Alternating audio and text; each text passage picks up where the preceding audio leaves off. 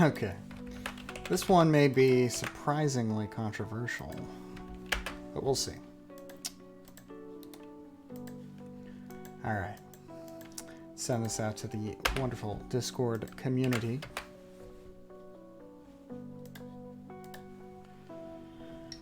Go from there. Maybe chat for a few minutes first, huh? Man. Long day, but it's good to be here. How you doing tonight, Pony Wings? What's going on, my friend? First one here. It's good to see you. What's going on in your world, Pony Wings? Spelled W-Y-N-G. Ninja Physics asks the question, of course, that many people are asking. Does Canada really matter? And I'm here to tell you that it does. I really think it does. Cut my ex off today. Having a great time right on, Pony Wings. No, on Saturday night. Oh. Glad to hear that you're, having a healthy relationship. Right? I glared at him today when he tried to talk to me. Ooh, damn. Wait, where's this? Are you like, some kind of high schooler who breaks up with their BF or GF, and then you got to see him at lunch every day or something? In high school, LMAO, yeah. Well, you should, Pony Wings, I love you, but, we don't want any under 18s in the chat here, all right? Jambo, welcome. Good to see you, buddy. Third in the chat, indeed. You're a senior. Okay, well, right on. Congrats.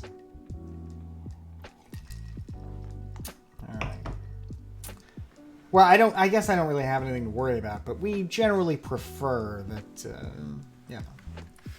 I don't want any under 18s in the chat if we can help it.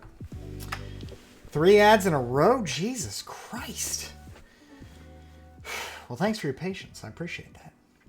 Matt Cawthon says, rereading through the history of the early stages of the war in Donbass. Pretty wild stuff. I think Sari here is, if I remember from our chat, really into Russia, really into what's going on over there, and you may enjoy talking to Sari sometime in the chat, even.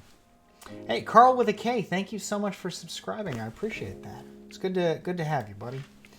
Carl with a K. Now, you wouldn't happen to be Carl Smith, would you? Out of curiosity, from the Twitter. Just a thought, maybe. All right. Hey, thank you so much, Jambo, for subscribing. I do appreciate that, buddy. Good to have you. And, hey, just got a new job shipping in. Right on. Where are you working?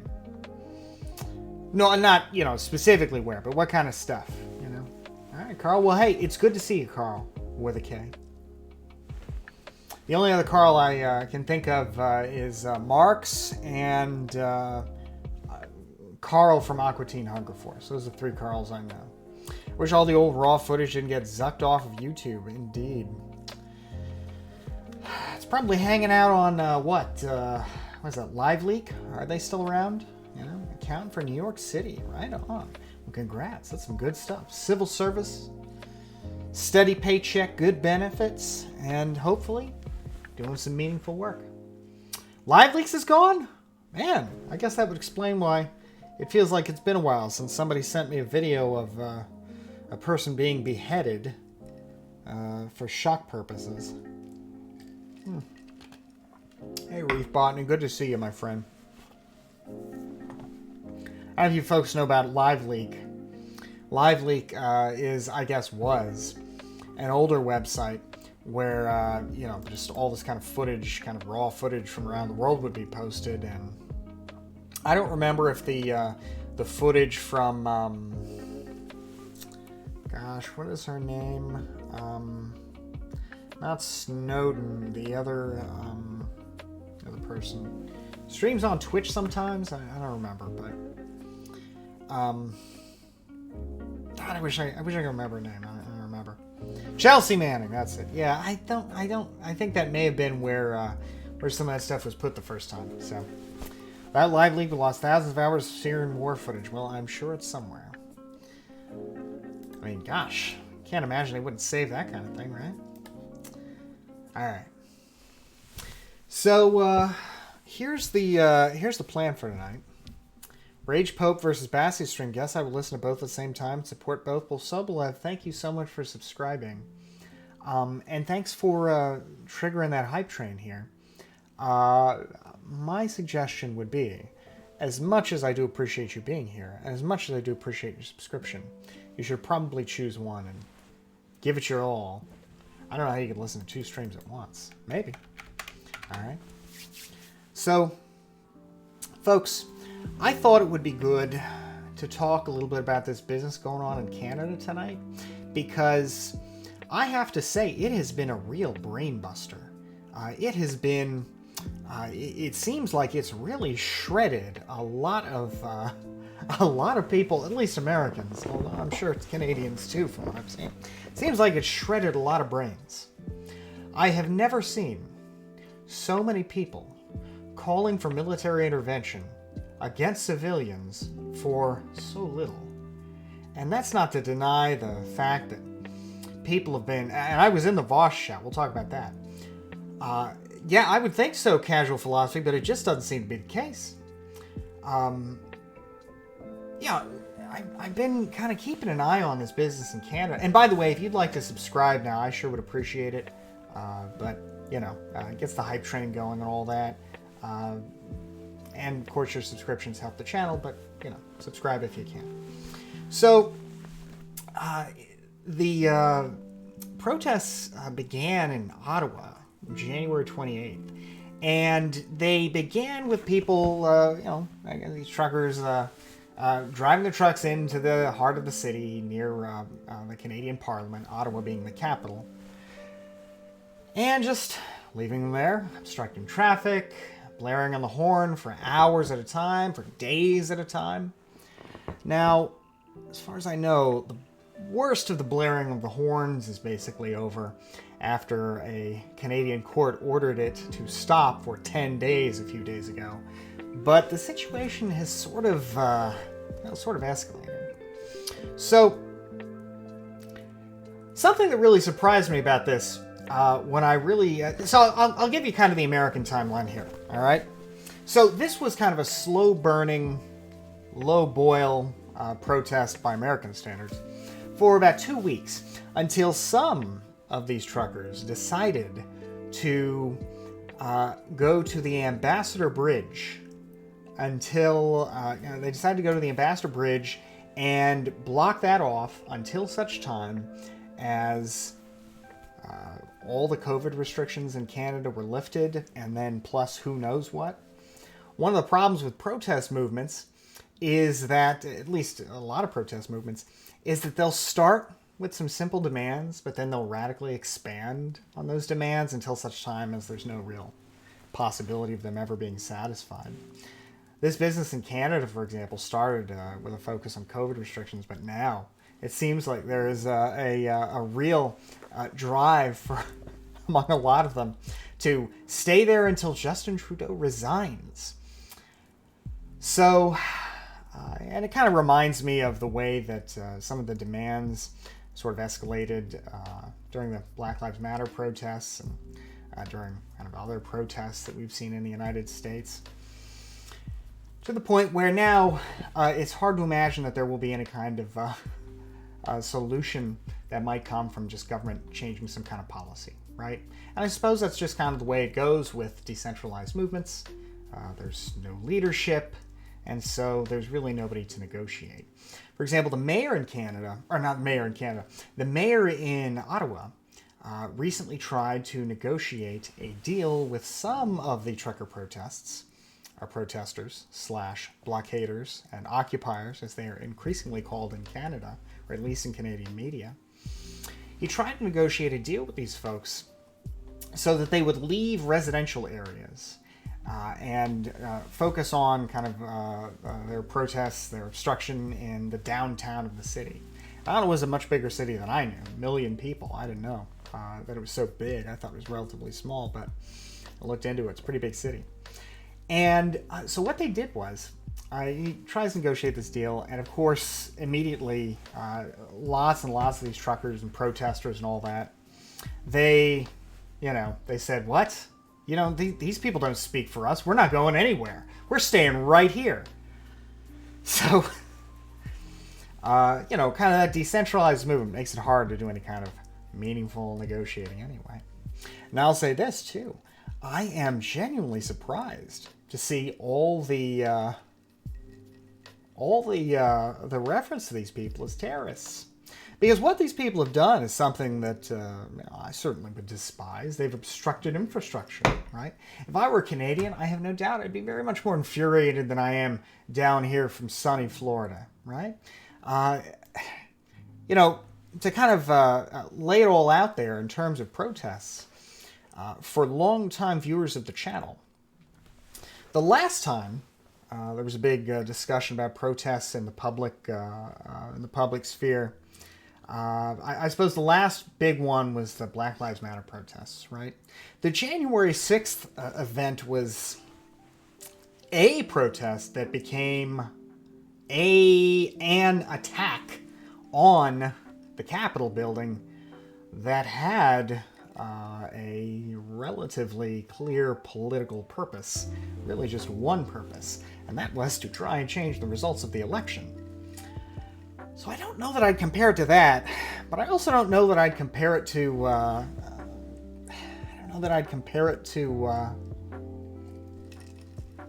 wouldn't say it's a neat comparison with the Black Lives Matter protests, but I guess to put it in American context, that's the closest I can come to. So, when Prime Remedy says negotiating with terrorists is always a great idea, I mean, man, I always feel a little funny calling the January 6th rioters terrorists, although, I mean, the use of physical force to create political change, or rather physical violence to create political change, certainly qualifies, right? Now, some of the protesters in other parts of Canada had guns, and I have no doubt that some of the ones in Ottawa probably have guns, right? Whereas you might imagine it doesn't mean so much to me in an American context, but, nevertheless. There have been counter-protests. They've grown in size as well. A lot of people have been with their camera phones. Why am I saying camera phones? What a boomer thing to say. With their phones in hand, a lot of folks have been kind of confronting the protesters / blockaders and recording their confrontations. There's been very little violence, all things considered. Certainly far less than is in a comparable American situation. There have been 7 injuries, no deaths. Hopefully there will be no more injuries and no more deaths, although given recent developments that may not be the case. So, now to give you kind of the American timeline here. In terms that are, I suppose, interesting beyond Canada, the real change was about 1 week ago. 1 week ago.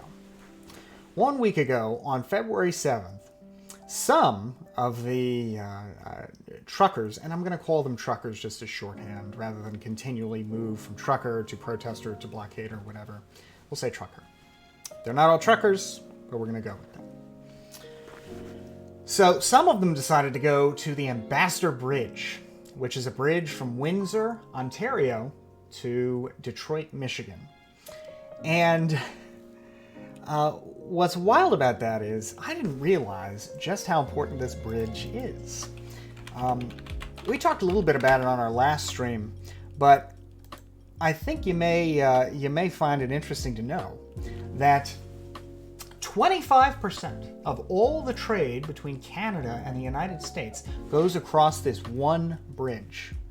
25% of it goes across this one bridge. This bridge is privately owned, which surprised the hell out of me. There's a picture of it if you're curious. A privately owned bridge, 25% of our trade goes over it.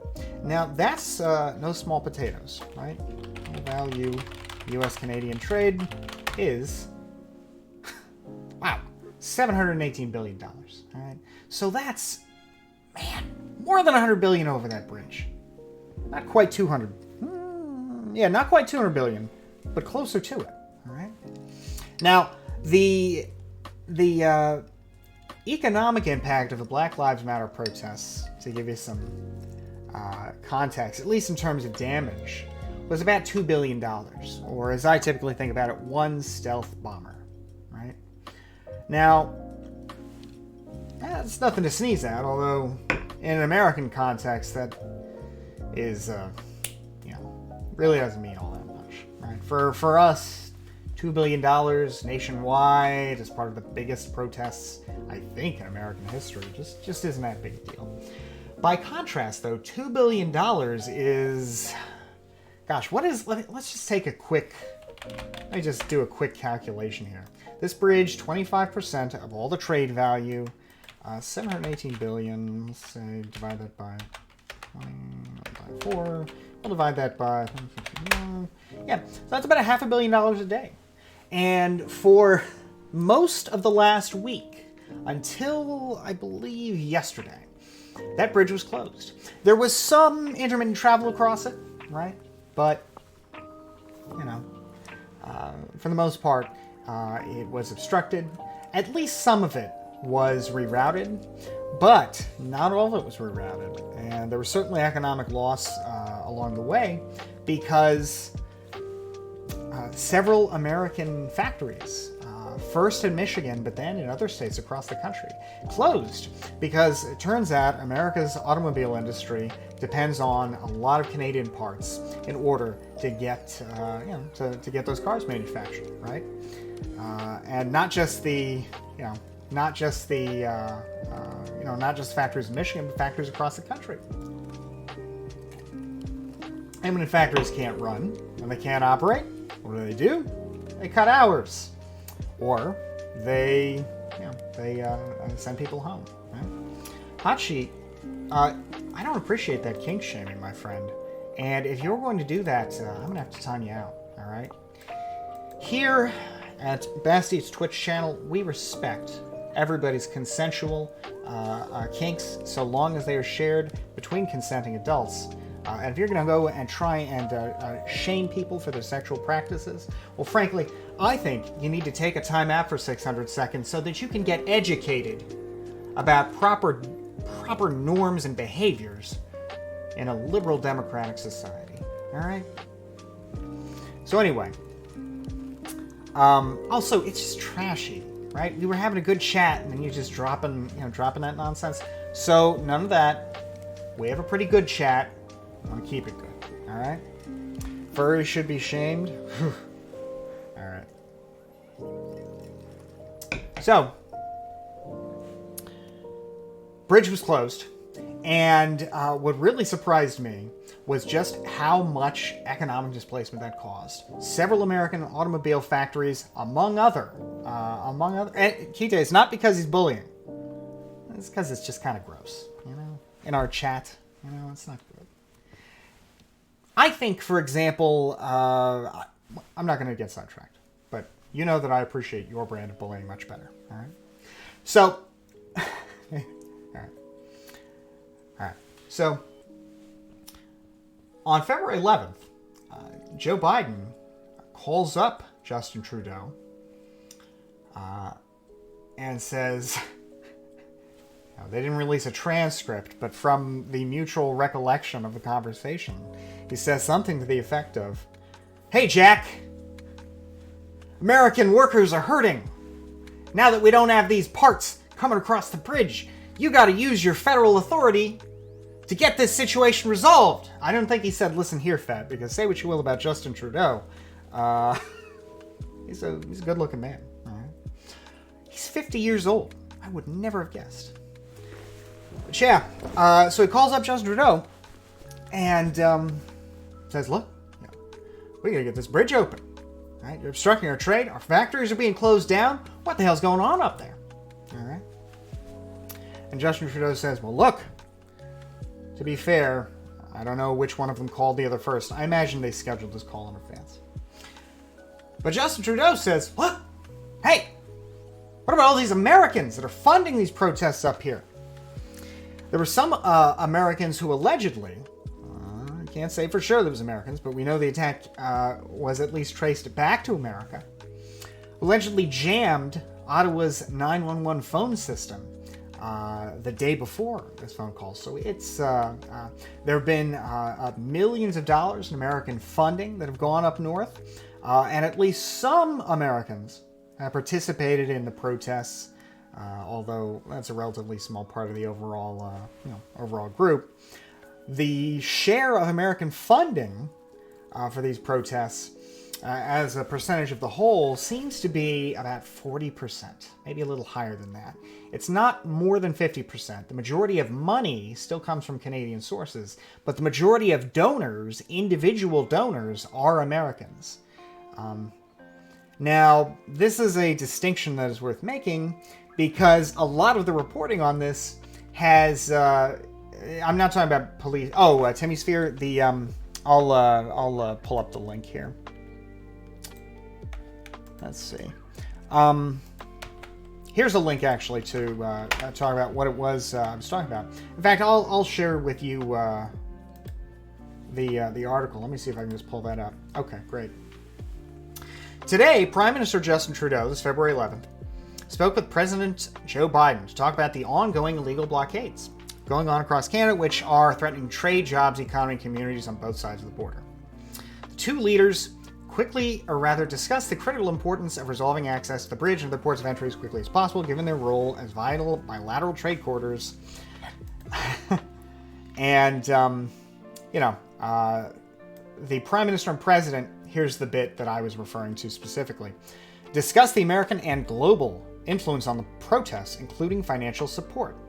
The Prime Minister expressed concern that the flooding of Ottawa's 911 phone lines yesterday originated in the United States. All right.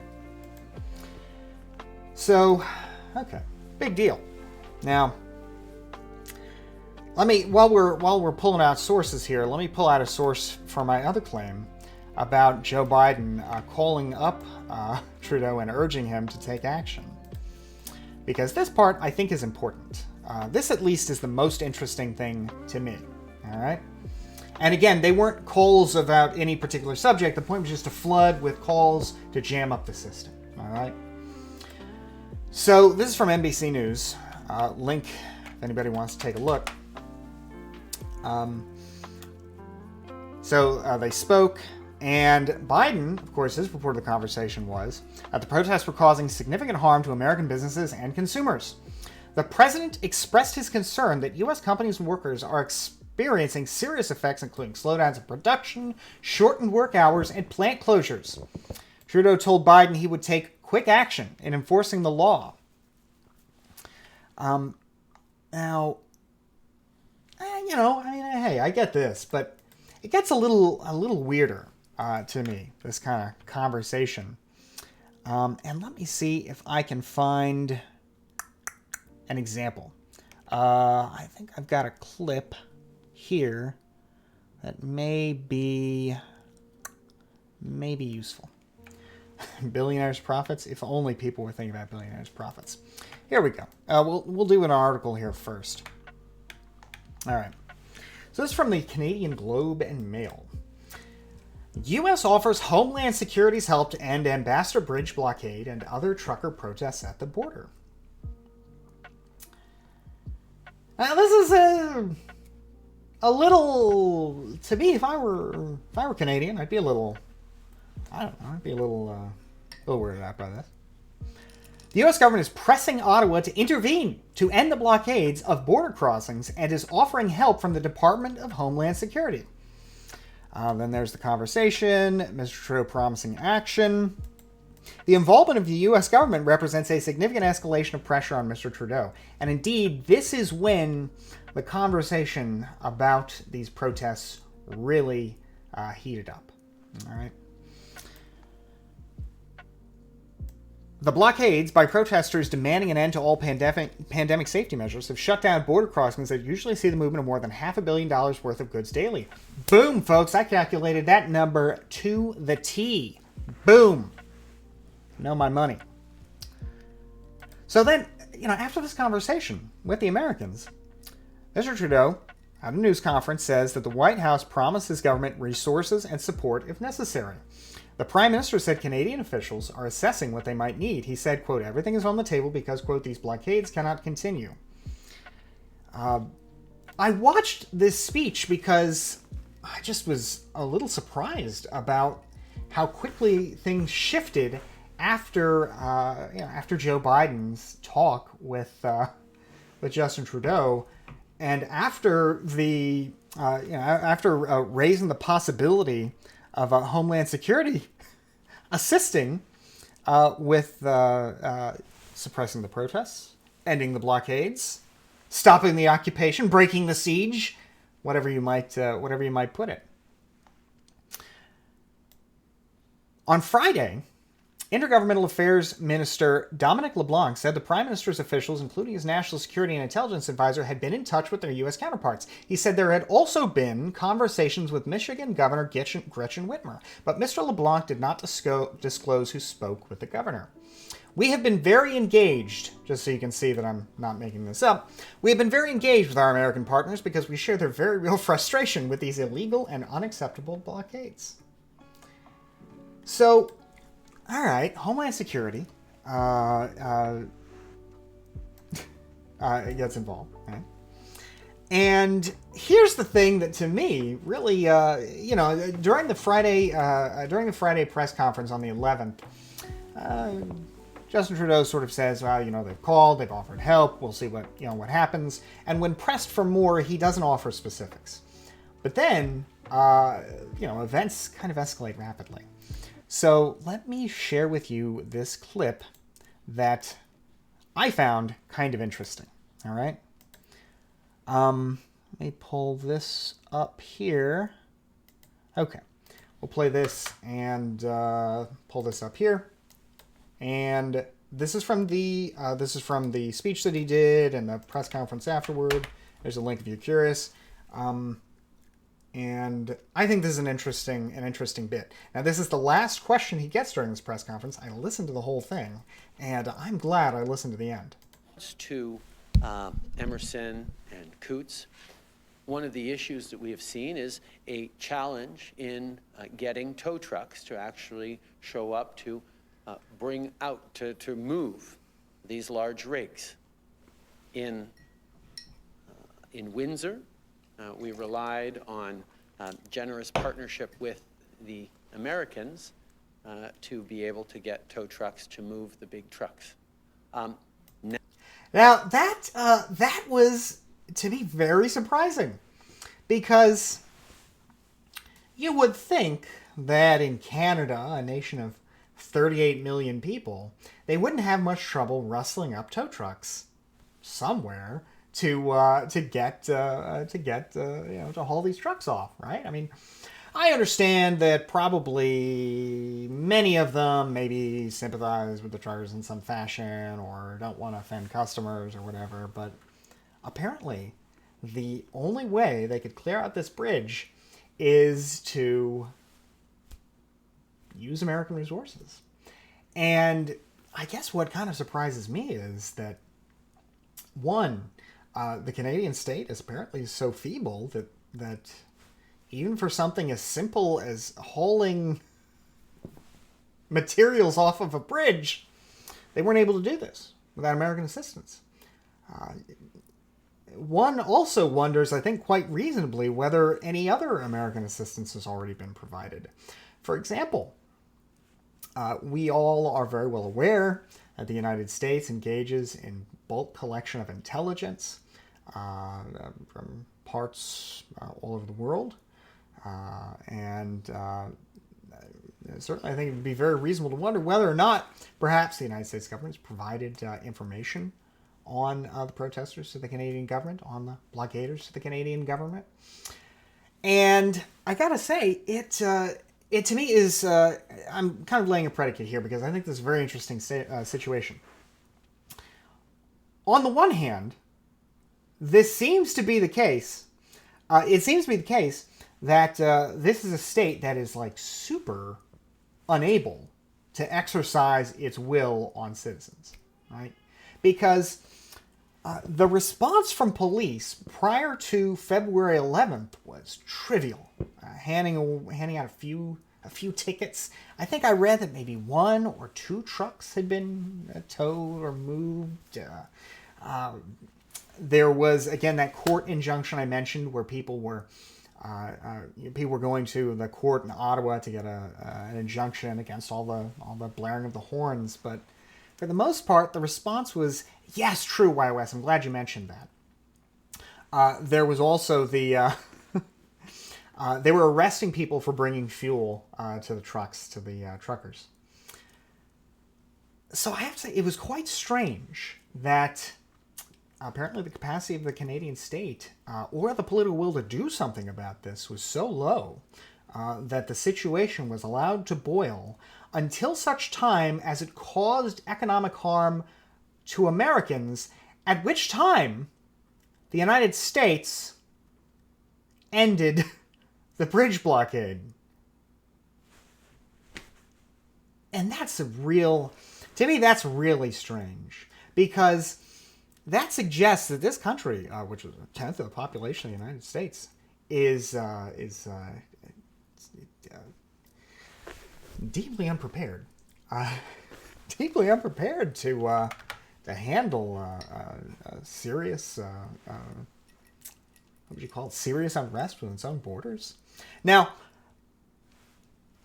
I was saying this earlier. I didn't quite finish this point. I don't like protesters generally. I don't generally like any of them. Many of them stink. I mean, it's not like protesters are typically coming from the highest, best washed echelons of society. They got all these beards, criminal records, tattoos.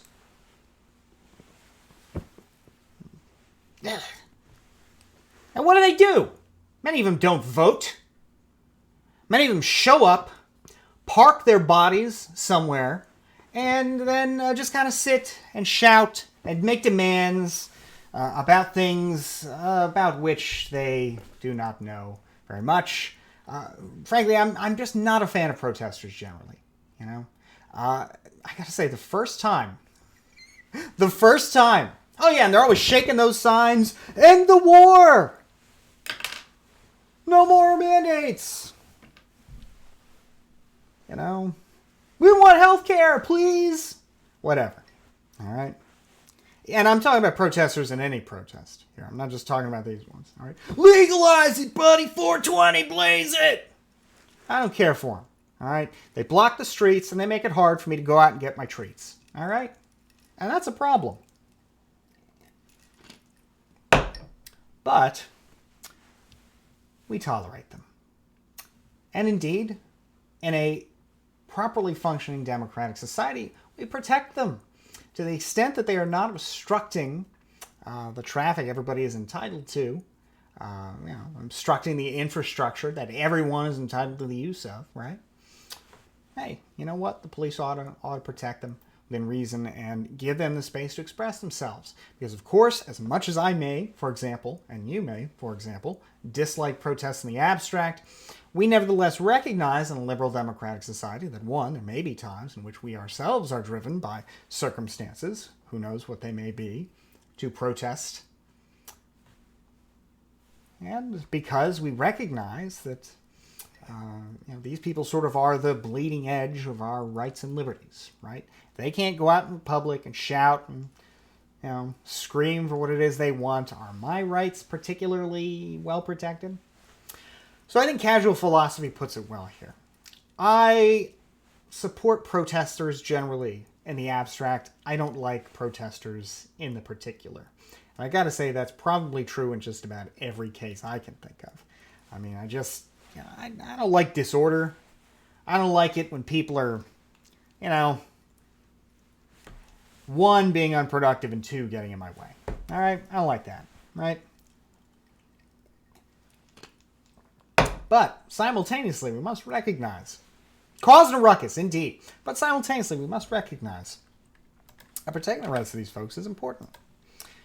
And we must recognize that, I think we must recognize, I shouldn't say we must as if there's some moral obligation, but I think it's a good thing. I think it's good practice to recognize that, like with every cause, like with every, movement, right? It is unwise and probably unfair to color the entire movement by the fringes of that movement, right? So, for example, some of you may remember when we were doing the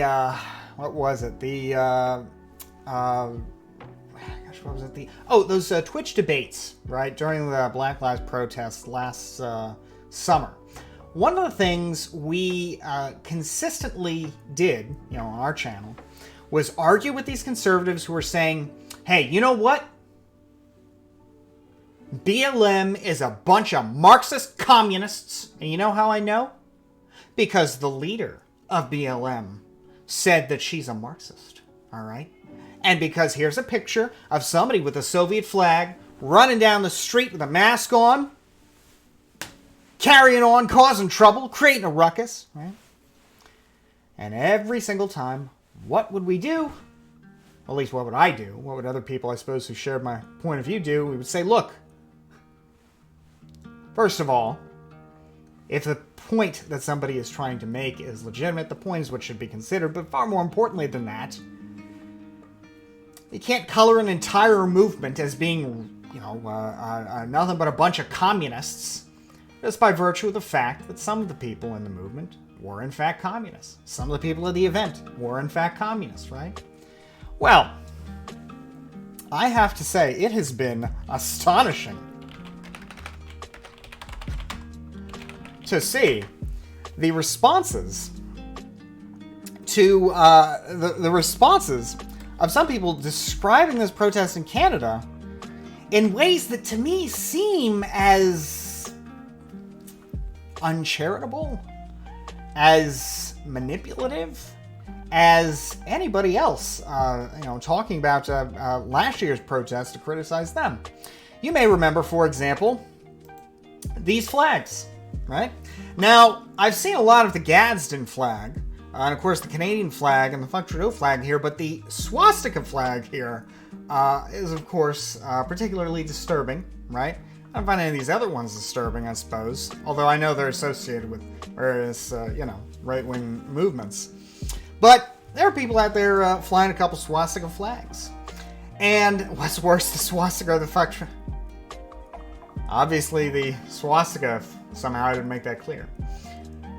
And what has astonished me is that now, in so much of the discussion about these protests, blockades, whatever, the same argument is made. Didn't you see these flags? Didn't you see these flags? These people are a bunch of white supremacists, white nationalists, right-wing terrorists. And this proves it. I mean, you don't have those flags at a normal protest. Those flags at a normal event. And I have to say, it reminds me very much of the kind of insane lack of charitability to kind of a movement or a protest as a whole. And we'll talk about the Emergency Act. I look forward to seeing what any Canadians in chat think about it. But, yeah, it was just unreal. And I have to say, I feel like you would think, name and shame already, lots of different people. You would think that people would kind of have the same point of view. Look, anytime you have a protest, anytime you have a movement, you're going to have a lot of people. Well, I'm not thinking of anybody in particular, not thinking of anybody in particular. I've seen, lots of reporting to this effect, lots of comments to this effect. I don't have anybody in particular here. So, where was I? Yeah, same comments, right? Same kind of comments, just coloring the entire protest, the entire cause by the fringe. And especially given the degree of, what would you call it? Double, what would you call agent provocateur activity that we saw last year? For example, do any of you guys remember the, let me see, umbrella guy? Let me see if I can find this clip here. And you guys remember this clip? Okay. At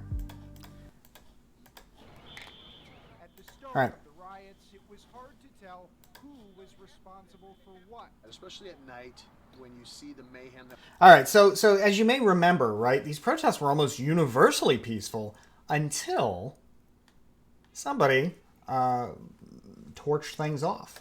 Of the AutoZone across from the 3rd Precinct.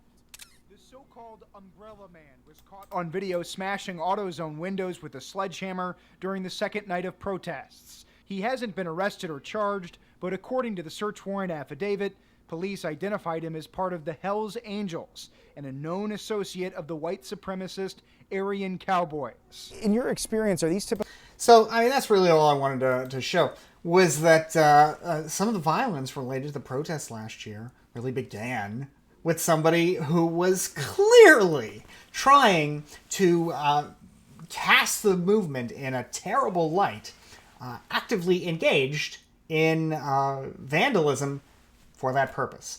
And later on, this person was found, and it was confirmed that yes, they were indeed, as white supremacists as white supremacist gets. So to see so many people kind of jump to this conclusion that yeah, well, we've seen some of these flags here, they must be. I mean, jeez Louise. You'd think that between the fact that we generally don't judge an entire movement by its fringe, and between the fact that we also must know that here in the 21st century, people are certainly not above that kind of thing, of trying to make the optics for something they disagree with look as terrible as possible. We'll talk about Vosh here too as well, Minor Grant. We're getting to that. I'm trying to kind of build up to the position here. I know it's taken me a while, but it's an interesting subject. So I'm surprised by that. All right. Surprised by the reporting and discussion of the issue, which again, as problematic as it's been in terms of obstructing trade and traffic, 7 injuries, 8,000 people. I mean, mostly in Ottawa. This is some mostly, again, by any American context, we would view this as some small-scale stuff. And yet the President of the United States calls and says, hey, Jack, you shut my factories down. You got to resolve this. The Department of Homeland Security calls up and says, we're ready and willing to provide aid. The governor of Michigan says, hey, you know what? We got to open this bridge back up because our factories are being closed. And apparently the White House has been still mostly in Ottawa, still mostly in Ontario, but there's some in other provinces. But we're talking in generalities here to kind of tell the story.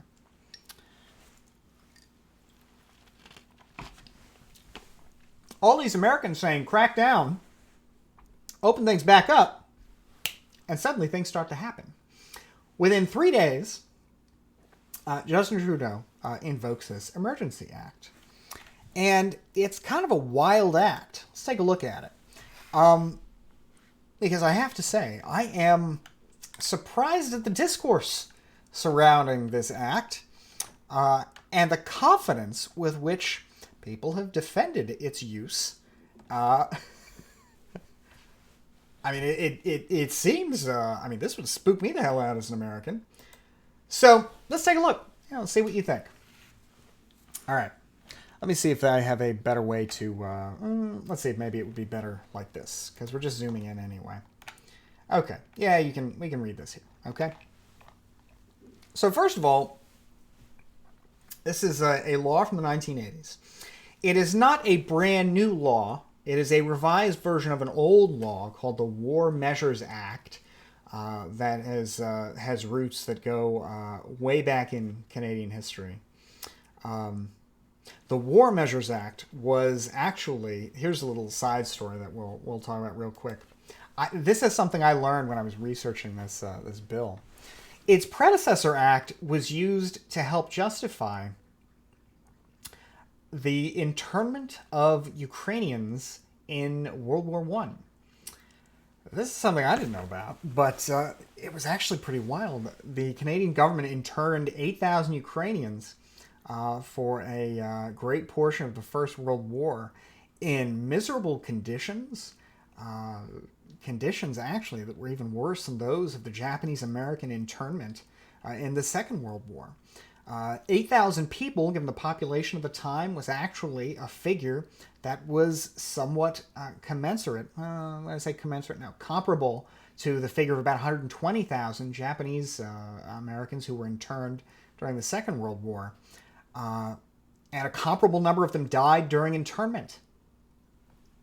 It was wild. I had never heard of this. It was because during World War I, Canada was at war with Austria-Hungary. Austria-Hungary had a large population of what I believe then were called Ruthenians, but which we today acknowledge are Ukrainians. And Ukraine at the time had been split between Austria-Hungary and the Russian Empire. Mostly in the Russian Empire, but partly in Austria-Hungary. It was wild stuff. And the law authorizing that was the War Measures Act that came prior to the Emergencies Act. The Emergencies Act came about in the 1980s in response to Canada's then new constitution. And that new constitution is called the Canadian Charter of Rights and Freedoms, right?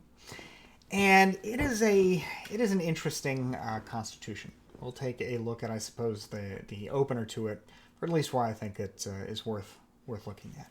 All right, but first we're going to take a look at this Emergencies Act. All right. The reason, though, that this goes back to 1988 is that the Charter of Rights and Freedoms came about in the early 1980s, and this was meant to kind of update the War Measures Act to fit with the Charter of Rights and Freedoms. All right. Now, there's a preamble. Now, I'm no Canadian legal expert, so I'm going to tell you right now, right here, that no Canadian legal expert, but Canada's system of law is not unlike the system of law in the United States. So when it comes to reading statutes, there's some similarity, right? There's some comparable reading there, all right? So I'm not rendering any kind of legal advice here, but generally speaking, preamble clauses are not really operative.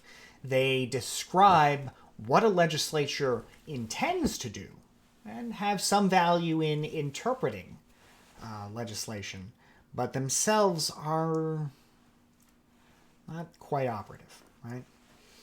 So, for example, the New York Times posted that this Emergency Act suspends certain civil liberties in Canada.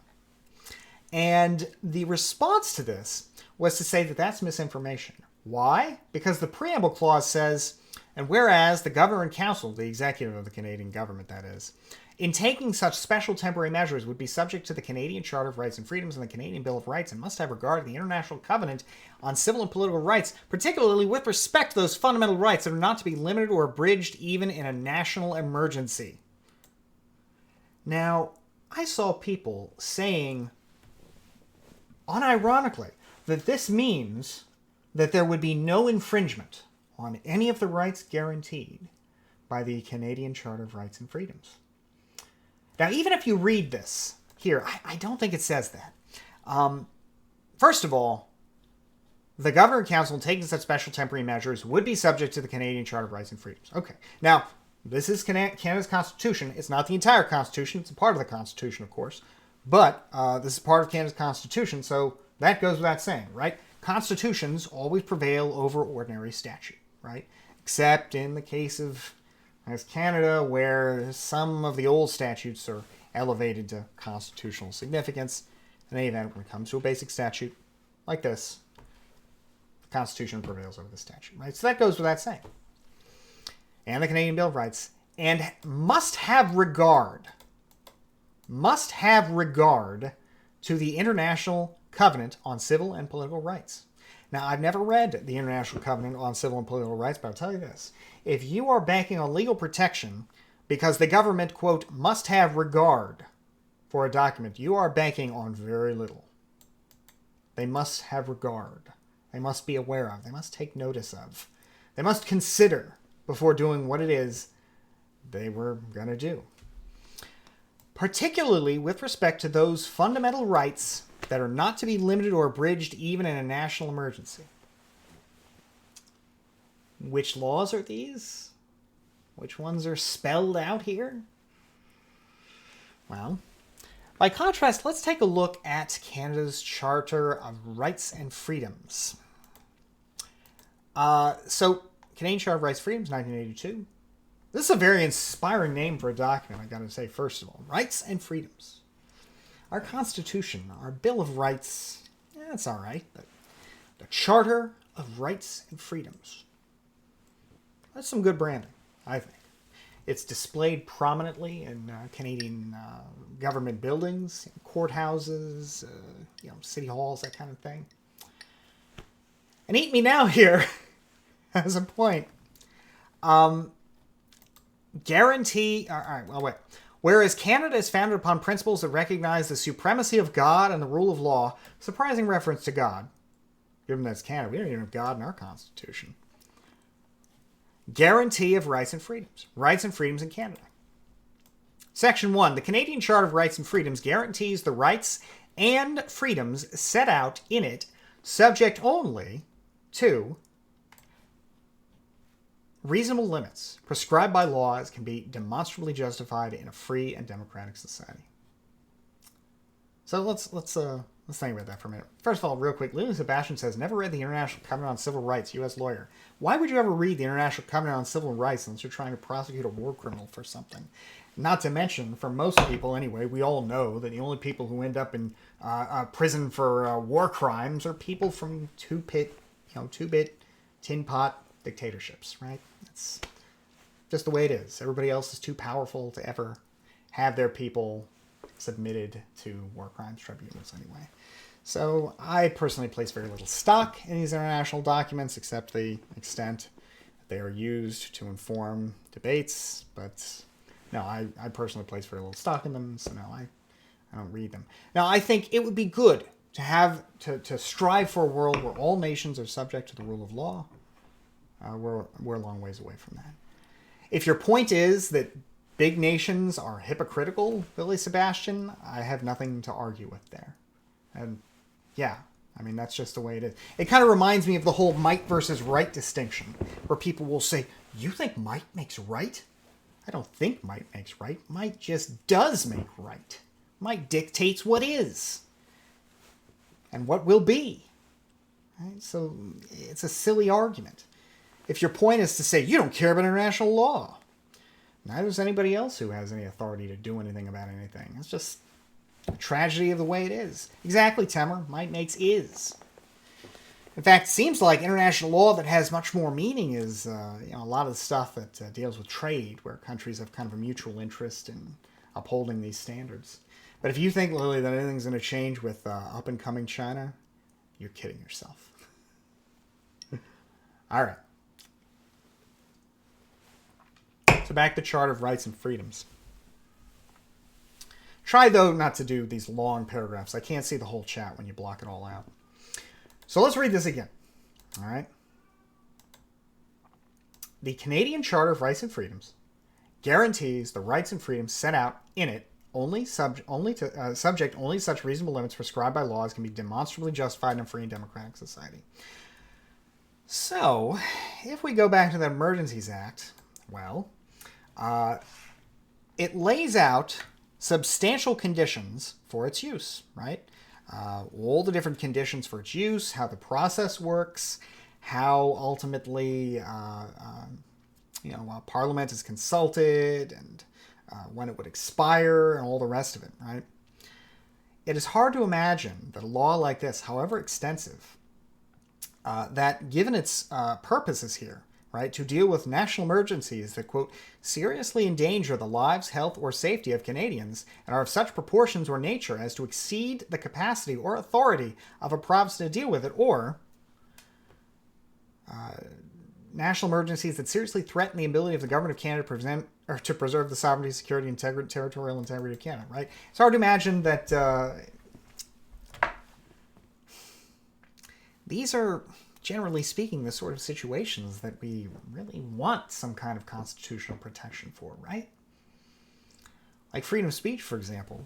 The fire in a crowded theater case that everybody wrongly cites to is nevertheless an interesting case here in the United States because it involved people arguing against the draft in World War I, right? And these Americans arguing against the draft in the United States in World War I. They were arrested. They were charged with violating, I forget the name of the act, but in essence, they were viewed as helping the enemy, threatening the war effort, threatening the country and its national security, right?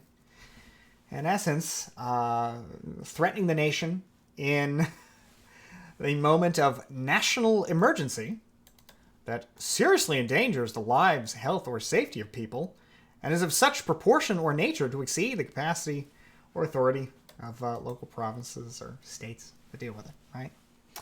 Seriously threatens the ability of the government to preserve sovereignty and security, right? A lot of the things that we might imagine in American history, at least, are,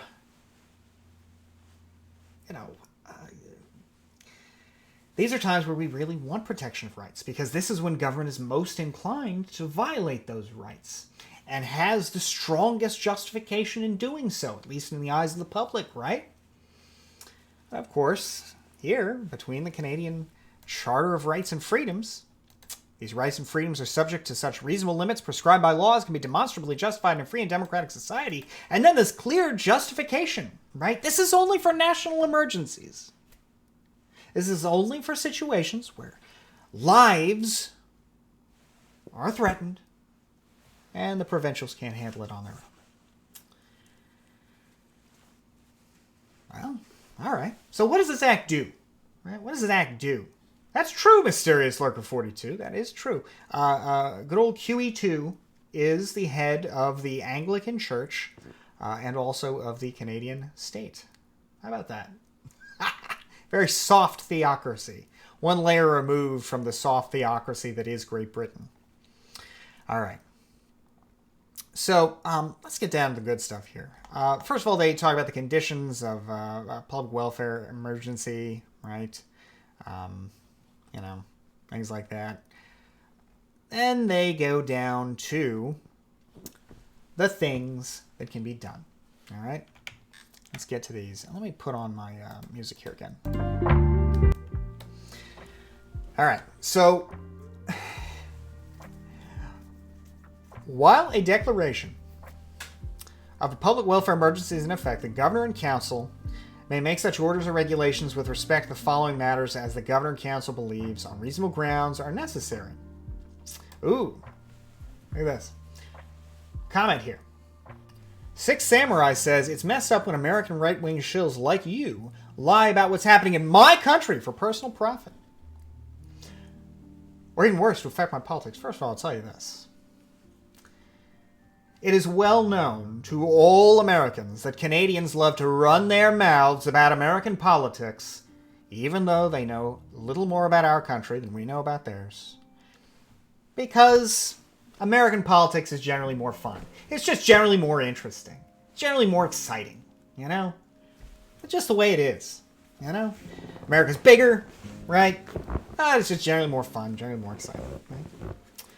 But that said, I think a lot of Canadians also labor under a certain delusion that they live in a society that is isolated or different from the United States in a very meaningful way. And I don't think that's true. Six Samurai says, more Americans at this protest than Canadians. If you could give me some proof of that, I would love it. I would love some proof that there are more Americans at this protest than Canadians. Because we know, as we said earlier, that there are lots of American dollars there, but we want to, we want some source there of, more American individuals. All right. So anyway, yeah. But you can send me whatever the article is where they found this stuff, something like that. All right. So back to this rule. All right. I will interview them myself. Oh, right on. Okay. While a declaration. And just to be clear, we went over it. I provided the source, Anita Sarkeesian. There are more individual American funders, but more money is coming from Canadians. More American individual funders, more Canadian money. Violet Press says, what? We're not an American vassal state. I have to say, it's quite strange that 3 days after the president calls, the prime minister clears the bridge using American resources to do it. But it's neither here nor there. Canadian independence is not our subject tonight, although we'll get into that. Right now we're talking about this Emergency Act. While a declaration of a public welfare emergency is in effect, the Governor and Council may make such orders and regulations with respect to the following matters as the Governor and Council believes in reasonable grounds are necessary for dealing with the emergency. The regulation or prohibition of travel to, from, or within any specified area where necessary for the protection of health and safety of individuals. Seems to be a real restriction on freedom of movement. Right? The evacuation of persons. And the removal of personal property from any specified area and the making of arrangements for the adequate care and protection of persons and property. That's not too big a deal. The requisition, use, or disposition of property. A little bit of a bigger deal, right? But again, you know. Now this one, to me, Part D, Section 8.1D, is where it really gets weird. The Canadian government can order the authorization of or direction to any person or any person of a class of persons to render essential services of a type that that person or person of that class is competent to provide, and the provision of reasonable compensation in respect of services so rendered. So you may remember from that clip that I played that Prime Minister Trudeau was saying, hey, this is tough. You know, we can't get people to go tow these trucks away. Well, later on in the press conference, he says, but now we'll have the authority to order our tow truck drivers to do it themselves, right? We won't need those American tow trucks anymore. We can have, we can just order our tow truck drivers to do it. Regulation and distribution of availability of essential goods, services, and resources. Six Samurai here is saying, it's messed up to ask tow truck drivers to deal with that because there are children in these trucks. So just to be clear, Six Samurai, the end result is that the reticence of Canadians to deal with this means that now Americans are towing the trucks away. Hey, what are you talking about, buddy? All right. But here's what really gets weird. Yeah, Six Samurai, this law authorizes the government to order private people to deal with violence. All right. But here we go now. The government can impose on summary conviction of a fine not exceeding $500 or imprisonment not exceeding 6 months or both that fine or imprisonment, or on indictment of a fine not exceeding $5,000 or imprisonment not exceeding 5 years or both that fine and imprisonment. Now you might be saying, conviction, right? Well, that word summary is important, right? Summary conviction. What is a summary conviction? What is a summary conviction? Anybody in the chat know what a summary conviction is? Summary conviction?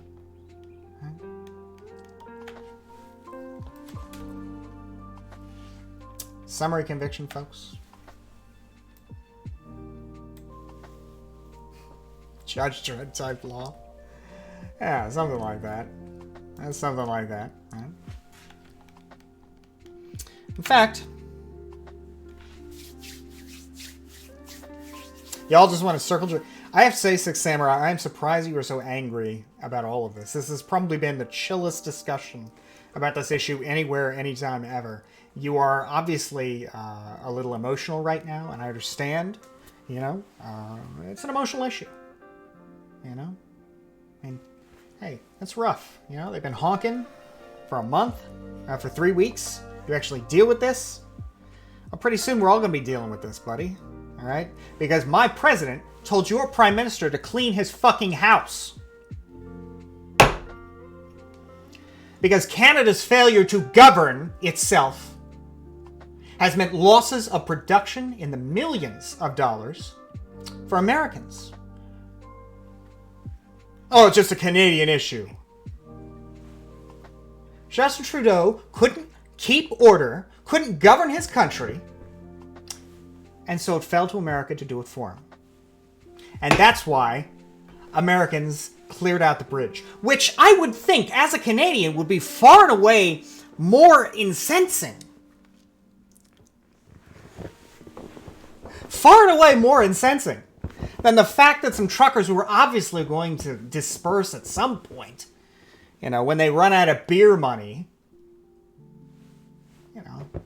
leave and go home. But in any event, summary conviction. Summary conviction.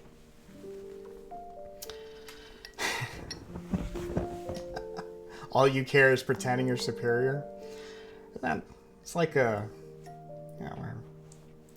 having fun here on our Twitch stream. All right.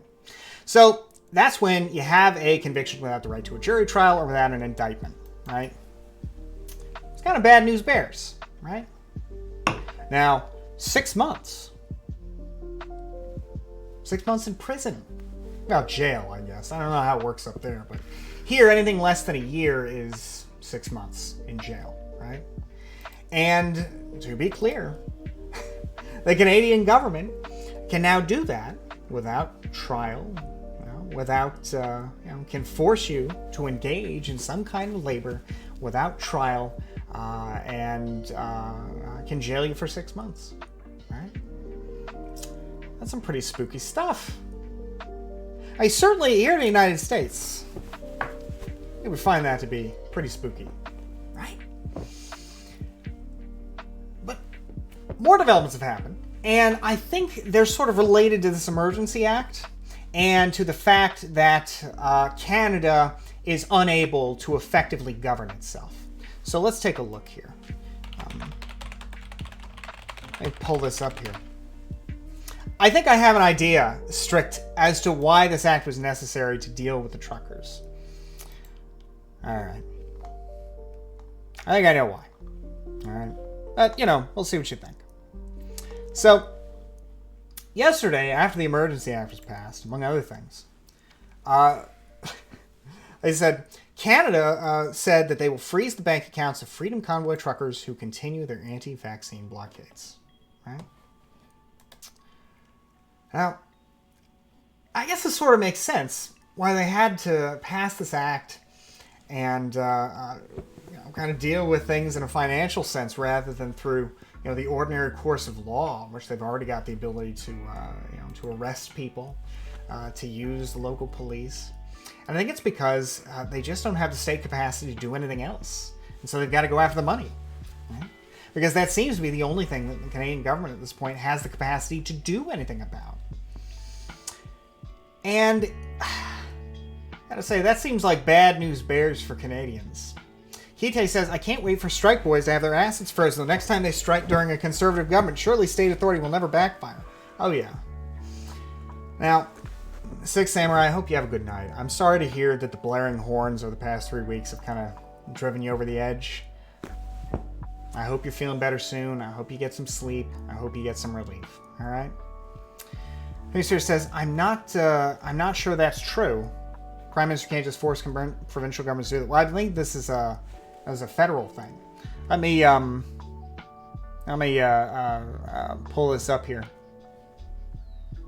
Yeah, this was said during the press conference too. Let me pull this up. All right. I got to resize these articles a bit to try and avoid the ads. All right. Oh, prior to the invocation of the Emergency Act. Oh, no, I'm talking about just the money stuff. But that's the other thing. Yeah, they couldn't use the federal police in that fashion, but they do still have the local police, right? All right. So, anyway. The Canadian government has warned that it will freeze the bank accounts and suspend the vehicle insurance of truckers who continue to form blockades as the country declares a national emergency. It's about following the money. It's about stopping the financing of these illegal blockades. We are today serving notice that if your truck is being used, your corporate accounts will be frozen. The insurance on your vehicle will be suspended. Adding at another point in the conference that personal finances will be included in the order. Okay. Spooky stuff, right? It's like that protest no one ever heard of. Well, we'll talk about that. So, it seems like a reflection of kind of inability to go after, after these folks with the police, to tow their trucks away, to clear out, right? And that's unfortunate for a few reasons.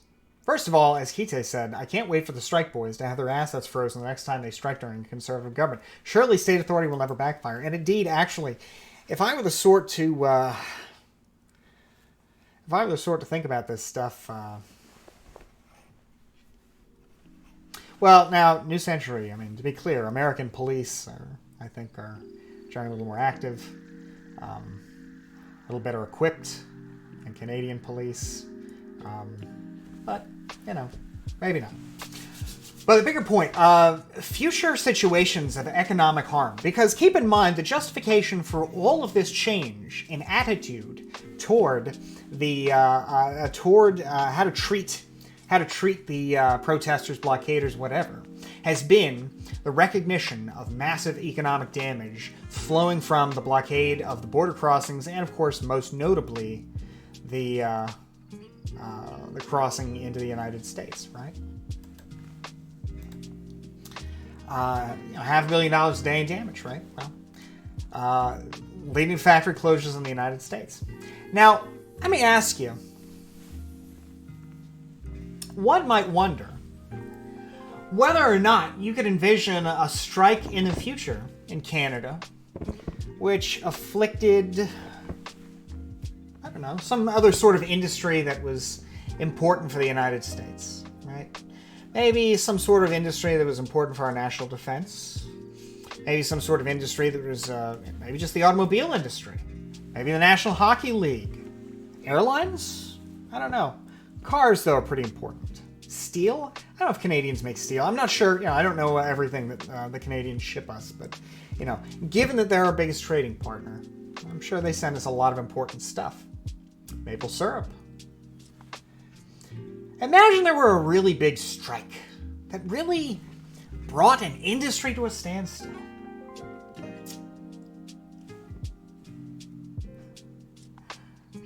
And then suppose that the strike went beyond just hurting the business at issue, right? Started to hurt American producers down the line. Right? Maybe there's a conservative government in Canada this time around. Maybe there's a Republican government here in the United States. Is it really so hard to imagine that the precedent has been set? That massive economic damage is a threat to national security on both sides?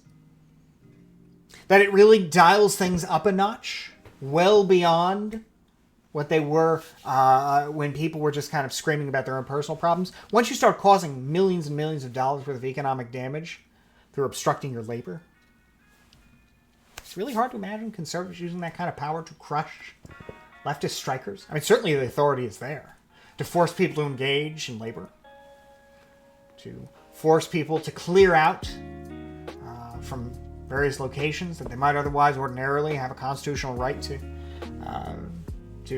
be at, to protest at. Right? I mean, after all you really have to do under the preamble, which is not binding, but which expresses the sense of Parliament, all you really have to do is recognize they're subject to the Canadian Charter of Rights and Freedoms, which itself, of course, guarantees rights and freedoms subject only to reasonable limits prescribed by law that can be justifiably demonstrated in a free and democratic society. Honestly, yes, it is hard, says Timmy Spear. Unless it was a majority government, which is super hard to believe, they'd be forced to get the votes of the House of Commons. They would shut that down. Would they? Like to work more. I'm not sure that's true. Let me see here. Let me pull something up here. All right. So this kind of surprised me. All right. When I learned about this today, let me pull this up here.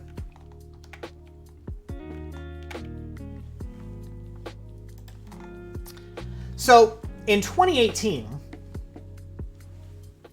there was a strike among Canadian postal workers.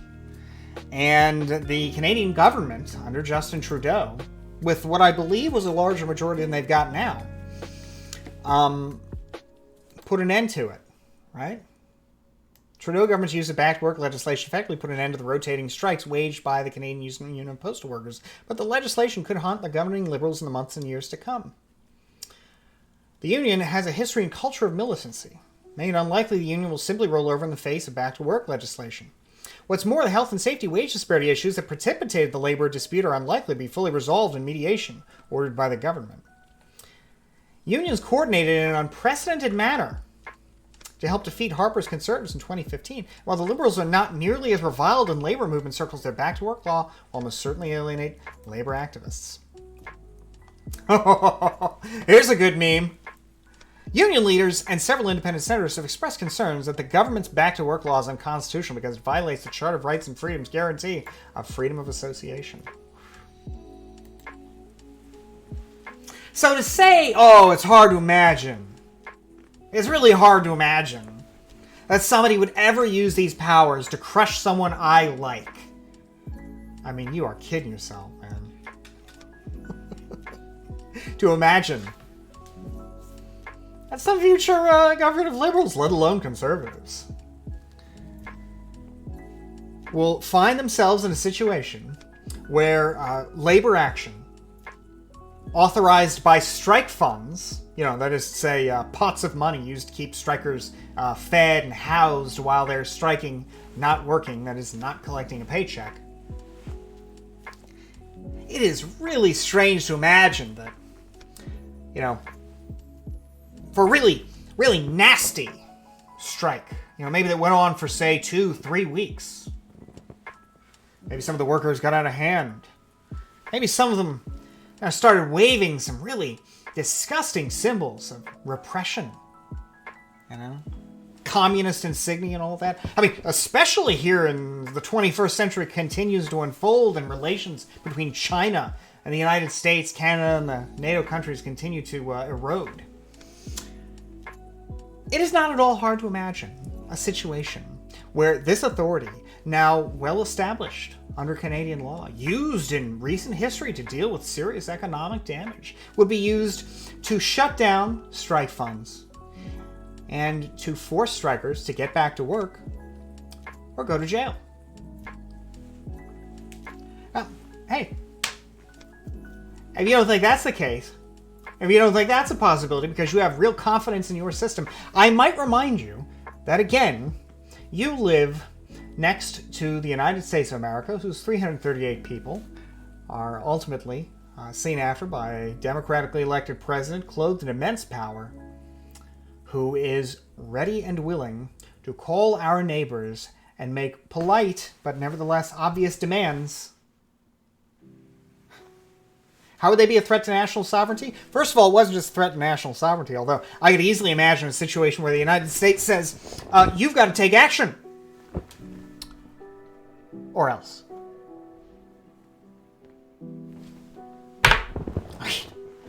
At that point, it seems like whatever we've made a threat about would be a question, a threat to national sovereignty, would it not? I mean, really? That seems like that would be a pretty credible threat to national sovereignty, wouldn't it? Right? And of course, no thank you, Americans, says Vile Press. Of course. Hey, I'm not saying we should do this. That would be the abrogation of the rights of a democratic country. And yet, have we not seen a rise in authoritarian measures all over the world? Now imagine you've got a president who's already dealing with inflation, a president who's already dealing with fuel prices, shortages of goods, and who's now dealing with an even worse amount of this because of the actions of labor in Canada. Is it really hard to imagine that that president calls up and says very politely but firmly, hey, you better freeze those strike funds and tell those people to get the fuck back to work. Because I'll tell you, if you don't, we may have to take other actions, to deal with the problems that you're causing for us. If you're not going to, for example, thanks, hon. if you're, for example, not going to take action against these strikes, which we believe and have good intelligence on, are obviously tied to foreign interests. Well, we might have to look at our tariffs again. Might have to take a look at our import qualifications, our Buy American rules, all these other things that the American president has huge authority over and doesn't even have to go to Congress for. I would be very spooked, personally, if I were Canadian and I had a government that was both small enough to have to really take into consideration the opinion of my neighbor with respect to my actions, and yet powerful enough to, to come up with any pretext to deprive me of important individual rights, freeze my bank accounts, and jail me. And you may say violent press in America is a real threat to sovereignty. Well,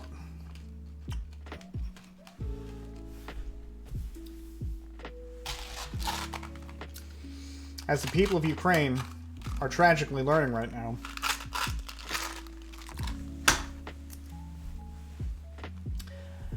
there is no substitute for the power to turn back your larger neighbor at the end of the day. Especially as democratic norms around the world continue to erode, especially as appreciation for America's role in an international system erodes here in this country. Even Joe Biden has maintained a lot of the America First tariffs of Donald Trump. This kind of America alone attitude will be awful for the United States, but will also be awful for our neighbors. So to be clear, I'm not at all advocating for any of this. I'm not advocating for tariffs or the annexation of Canada. I'm not advocating for any kind of violence or any kind of forced American involvement there. But what is the day of the rake? What is this? People keep saying this. I have to... Oh, is this a reference to Canada? Yes, I see. The day of the rake, yes. I'm not saying any of this is good. Don't misunderstand me. I would much prefer a liberal international order like the one that we really were building in the 1990s, where, hey, look, big countries still, exercise their power as they see fit, but nevertheless tie themselves down with some restrictions, respect some norms. This is the Day of the Rake meme. The darkest day of horror the Leaf has ever known. So anyway, I guess I would say this. I find these protests to be very much worth following and very important for us as Americans for a few reasons. One, it seems to me to be relatively clear that the turning point in terms of how the Canadian federal government was dealing with these protests was a bridge blockade that very quickly resulted in the phone lines from the White House being, quote, burned up, with White House outreach, as one Canadian reporter put it. The domestic dispute escalated, drew in American interest and extreme American pressure, as well as the offer of American resources to resolve it. Right? So that's one thing. It's an interesting issue because it already has drawn in the American government at the highest levels, and it has done so by using agencies who are already not enough accountable here in the United States, like the Department of Homeland Security, as constituent entities, but who have no accountability in Canada. They can do as they like. And when I say accountability, I mean there are no limits under American law. Well, at least I'm aware of. Maybe there are some limits I'm not aware of here, but generally speaking, when it comes to, for example, what the CIA can do in the United States as opposed to what it can do outside of the United States, those are very different limits. So it's spooky stuff in that respect. Intervening in another country's politics. Ooh, let's take a look at the proclamation here. I'll read this in a second. All right, and then, but let me finish this point. Second, it's kind of spooky on an individual level, because if you're looking at, I'm sure that was part of Violent Press, but I just don't think that was, I don't think so. I mean, you know, you may read into it differently than I do, but that just doesn't seem to be the seminal event. The seminal event seems to be the bridge that drew in the attention from the United States government that immediately started pressing action from the federal government in Canada. Specifically calling in the United States, or rather specifically calling on the Canadian government to use federal authority. What are we about to read but the embodiment of that federal authority, right? So, that's the one concern, though. American involvement in a democratic country, right? Because, again, whatever you think of the protests, nobody in America, or nobody in Canada voted for Joe Biden, presumably. And yet, you know, this guy's very much involved in your domestic politics now. So that's one interest. Eat me now. I'm waiting with bated breath to read it. Point 2. Serious threat to individual freedoms, right? Serious threat to individual freedoms. Freezing of accounts, seizure of property, forced labor. That's some spooky stuff. And if it happens in Canada, there's no reason to imagine it wouldn't happen in other democratic countries, including the United States, to the extent that we don't have constitutional norms preventing it. For example, financial crackdowns are already a big tool of America's foreign policy. I don't donate to domestic terrorists. Yeah, you don't yet, Violent Press. But I will tell you right now, if people obstructing highways in a set of demonstrations, blockades, whatever, that have caused 7 injuries and no deaths are now to be called domestic terrorists, you may find yourself having been accused of donating to domestic terrorists yet. I mean, that's a pretty low bar, all right? I mean, I think you've got to at least exhibit some lethal intent, right? Yeah, I read the Memorandum of Understanding, but not only is the Memorandum of Understanding, like everything else about this decentralized movement, not something you can really ascribe to all of them, that itself is the kind of confused nonsense that, again, often comes out of protests. This is like, for example, let me see if I can find the program here. First of all, thank you so much for the raid, Rage Pope. I really do appreciate that. That was so kind of you. Thank you so much. And last username, thank you for subscribing as well. For everybody here, please do check out our Twitter and our Discord community. Please do give me a follow on Twitter. I really do appreciate it. It helps us grow the channel, and that helps us get some great content going. So thank you so much for being here. I mean, you folks may remember, for example, the 10-point program of the in fact, let me see. BLM 10-point program. I think they co-opted the old 10-point program from the Black Panthers. Gosh, I'm not sure if it's still on the website here. Yeah, a lot of like demands that were made, I think, to express a political point, but which in practice nobody really thinks are tangibly going to happen. For example, point 8. All black people should be released from the many jails and prisons that they are held in because they have not received a fair and impartial trial. Point 10, we want land, bread, housing, education, clothing, justice, and peace. Point 5, we want education that exposes the true nature of this decadent American society. I mean, nobody thinks, like, you know, this stuff is ever going to happen, you know? That all people are just going to be released.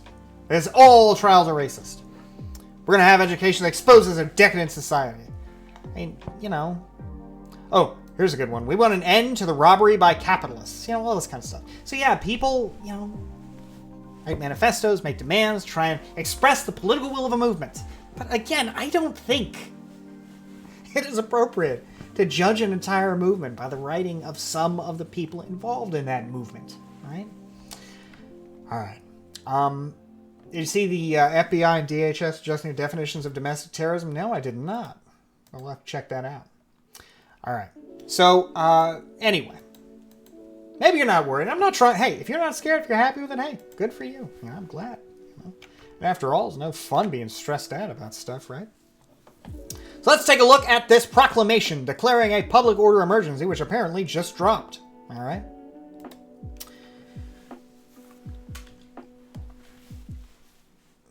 It's our NAFTA pin, which, who's the person I was reading about that was talking about freezing the bank accounts? And she was saying, gosh, what is her name? Krista Freeland?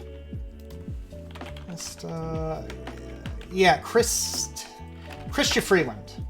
Yeah, Minister of Finance. She was talking about freezing bank accounts, right? And one of the justifications she cited for freezing the bank accounts and taking other kinds of economic action were Canada's NAFTA obligations. I have to say, I think if Americans were told, we're going to freeze your bank accounts because we got responsibilities to our NAFTA treaty partners, people would flip the fuck out. And look, to be clear, I have tried to say more than once on tonight's stream, and generally through my entire online career, trade is a blessed thing, and you have no more right to obstruct my trade with another individual than you have to, frankly, to do violence against me. Right? But nevertheless, the blocking of trade is not itself the end-all be-all in terms of thinking about, what the response of the state should be, right? But there are some potential upsides, even if, the protesters are violently crushed. But we'll talk about those at the end. Proclamation declaring a public order emergency. Well, let's read it. Proclamation declaring a public order. Should we have some music here? Is there some? I don't want to make a clown thing of it. I'm not going to put any special music on. I kind of want to though. All right, I kind of want to. All right, never mind. All right, I'm all right. I'm not gonna do the Ram Ranch. I already heard about that. All right. Let me. I think this will be. I think this will be fitting. All right. Proclamation declaring a public order emergency.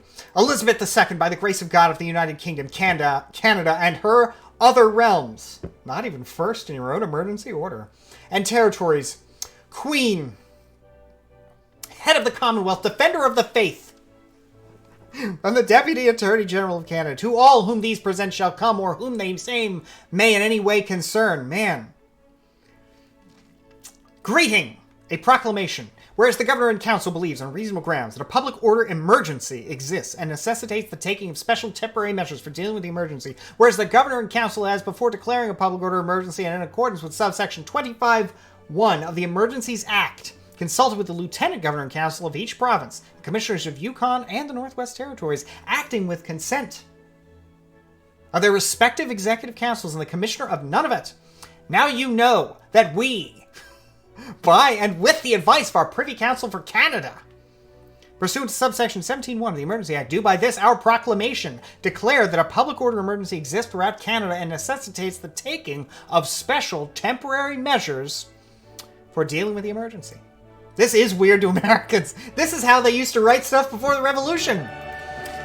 And we do specify the emergency as constituted of the continuing blockades by both persons and motor vehicles as occurring at various locations throughout Canada, the continuing threats to oppose measures to remove the blockades, including by force, with blockades are being carried on in conjunction with activities that are directed in support of the threat or use of acts of serious violence against persons or property, including critical infrastructure, for the purpose of achieving a political or ideological objective within Canada. The adverse effects on the Canadian economy recovering from the impact of the pandemic known as the coronavirus disease and threats to its economic security resulting from the impact of blockades. Team Vosh or Team Reason? Little column A, little column B. Including trade corridors, the adverse effects. Alright, I'm gonna turn off the rejoice bit here. Because it's just a little too much. It's hard to focus. Alright. The adverse effects resulting from the impact of the blockades on Canada's relationship with its trading partners, including the United States, I like the special mention, that are detrimental to the interests of Canada. The breakdown in the distribution chain and availability of essential goods, services, and resources caused by existing blockades, and the risk that this breakdown will continue as blockades continue and increase in number, and the potential for an increase in the level of unrest and violence that would further threaten the safety and security of Canadians. Now, am I mistaken?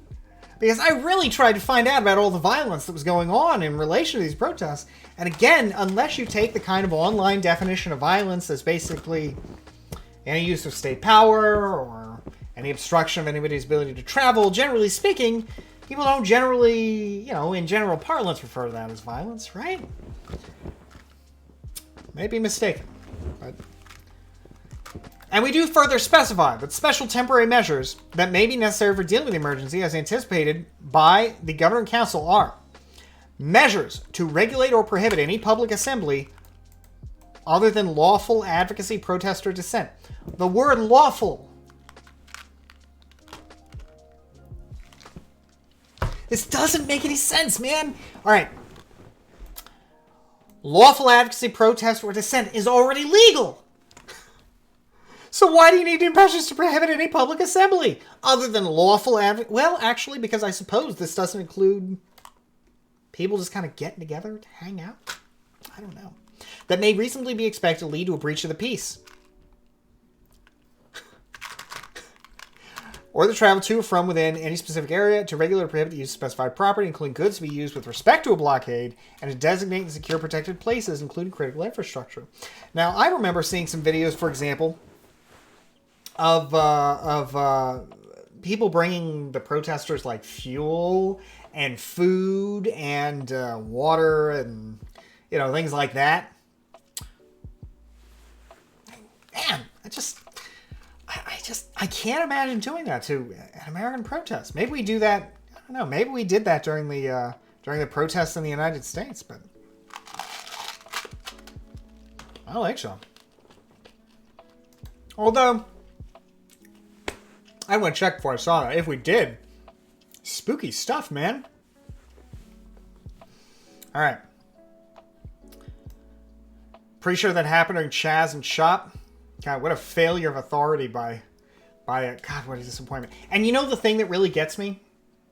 The thing that really gets me is that President Trump seemed to really drag his feet in responding to the breakdown in law and order across the country.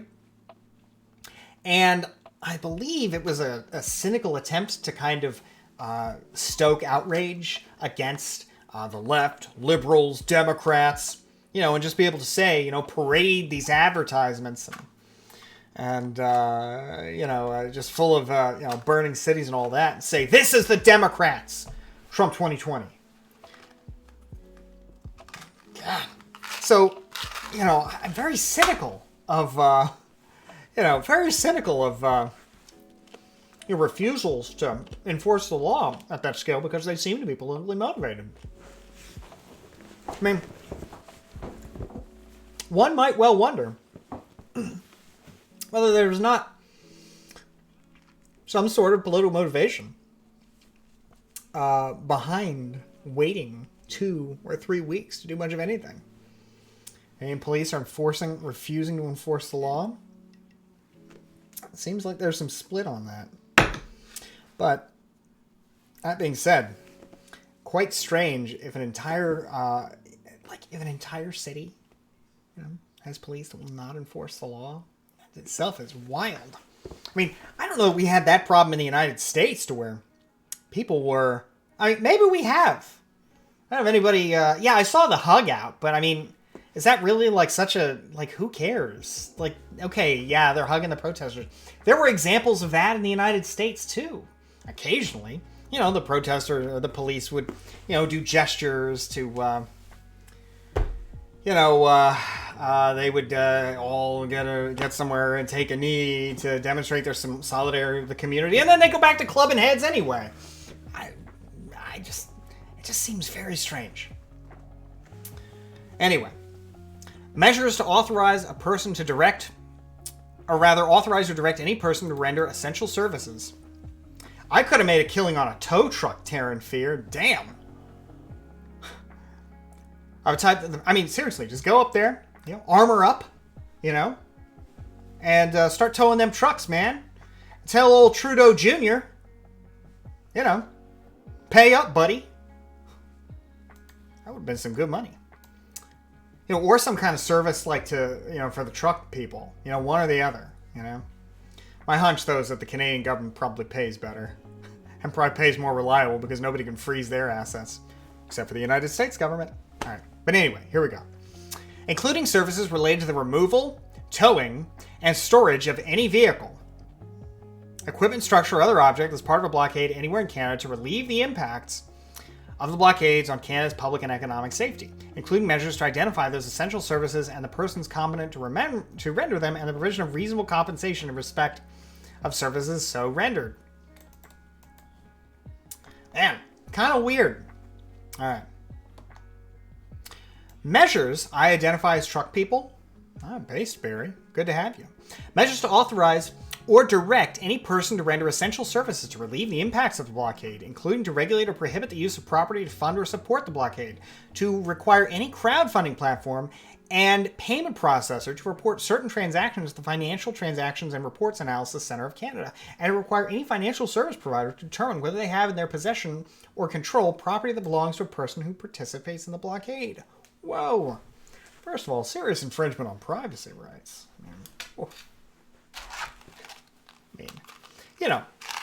If we view money as a form of political expression,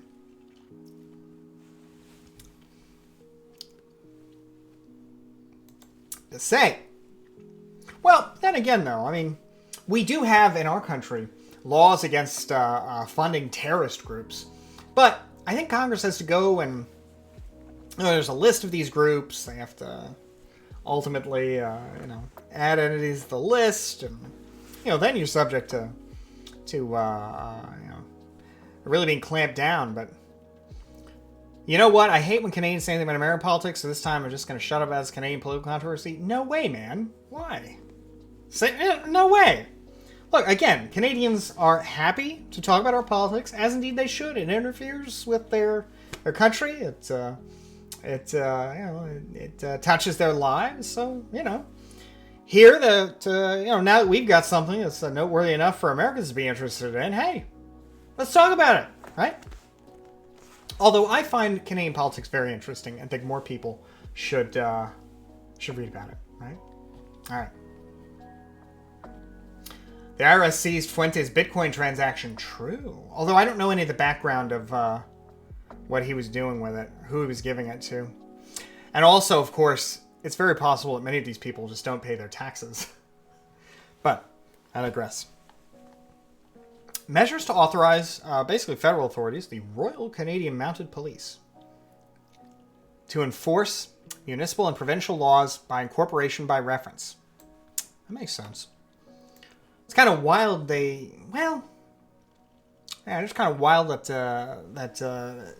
it was kind of wild that the discussion was such prior to the Emergency Act that, it was basically like either, okay, the local police or the military. Like, whoa, just in terms of people, people talking about, who needs to deal with these protests right now.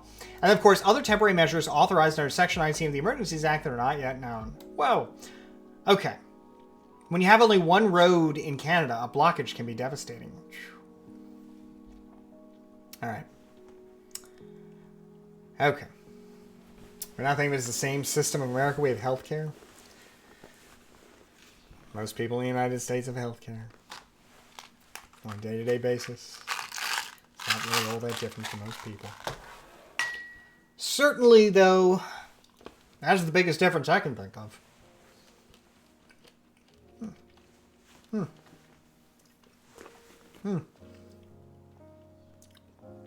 That is a good question, though. I'm quite curious about that, Sergeant Lana, because last year, I think it was last year, I don't think it was the year before, last year, Yeah, more than 2 political parties, but, you know, only 2 of them ever win. And the other one only serves as a foil on one of the other parties. But it's a healthy multi-party system. Maybe Jack Layton will rise out of his grave and really seize the reins of power. He almost did one time. Otherwise, I don't know that I'd say that Canada's a meaningful multi-party system just yet.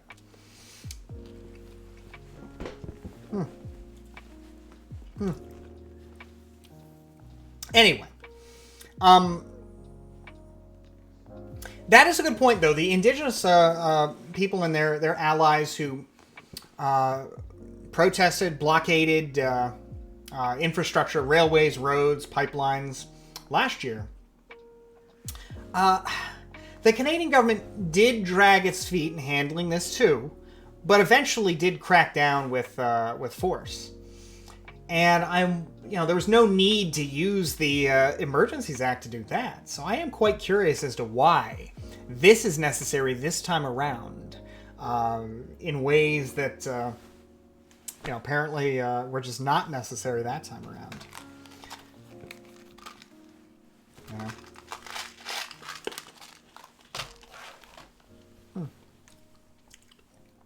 Oh, the provinces cracked down last year. Right on. Maybe this is just all a result of, I don't know, problem with Ottawa. Okay. So anyway, you said there was a part 2.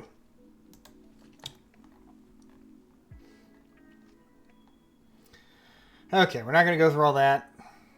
Oh, I thought you said there was a part 2. This is the same thing. Yeah, okay.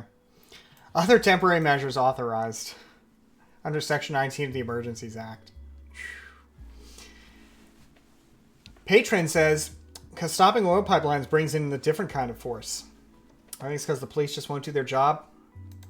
I have to say, if it is really the case that Canada is policed by police who will not do their job, won't do it half-heartedly, they won't need to be kind of asked to really get tough, but who just won't do their job. I mean, that's wild, man.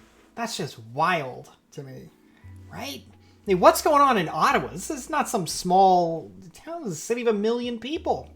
And apparently the police just are not at all interested in enforcing the law. I saw the police chief resign. Apparently, though, his resignation was very... let's read it here. Ottawa police chief.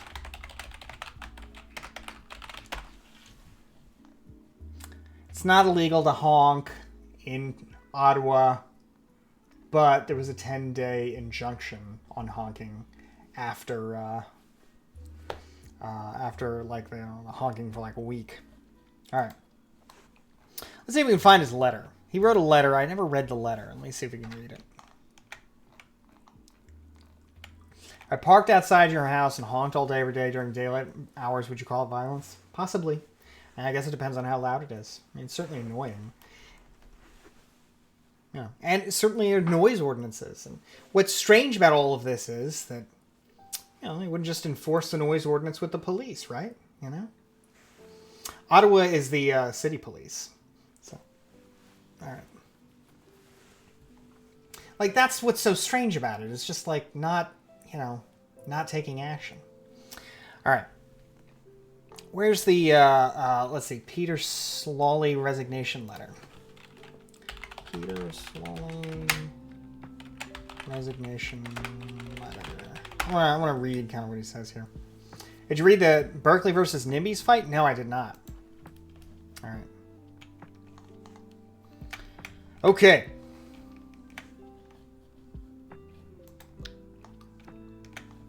All right, so this is the guy, Peter Slawley. I know Zell would, but that's a different issue. That's the issue of no duty to protect, right? That's generally speaking, the police don't just refrain from doing their job. All right. Peter Slawley has resigned as Ottawa's police chief and publicly announced his resignation. In his letter, he said that he was proud of his ability to overhaul the force's culture to better reflect the diversity of the community we serve. He also said, oh, I saw that, Kim Jong-Rodman. Yeah, that was wild. He also said that he was leaving the force confident it can handle the protests. Since the onset of this demonstration, I've done everything possible to keep the city safe and put an end to this unprecedented and unforeseeable crisis. Oh, wow, Temmer.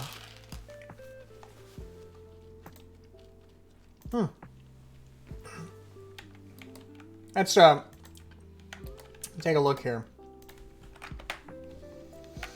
It is with a heavy heart that I have stepped down as the chief of the Ottawa Police. 2 years ago, I took on this role with a challenge to deliver change. Together, we brought forward a renewed focus on neighborhood policing, overhauled the Ottawa Police Service culture, and built a service that better reflects the diversity of the community we serve.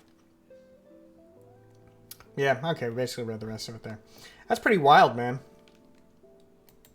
So maybe this fellow was just very restrained, you know? I don't know.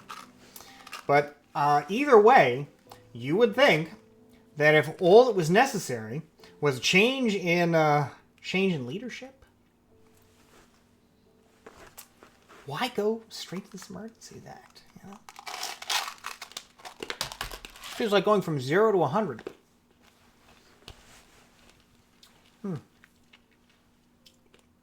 And that's why this stuff, to me, seems so dangerous. Right? These are powers that are not at all necessary to enforce the law as it already exists, and indeed as it was enforced as recently as last year. Even if in that situation people didn't act quickly enough, they nevertheless acted without needing to resort to these kinds of measures. Right?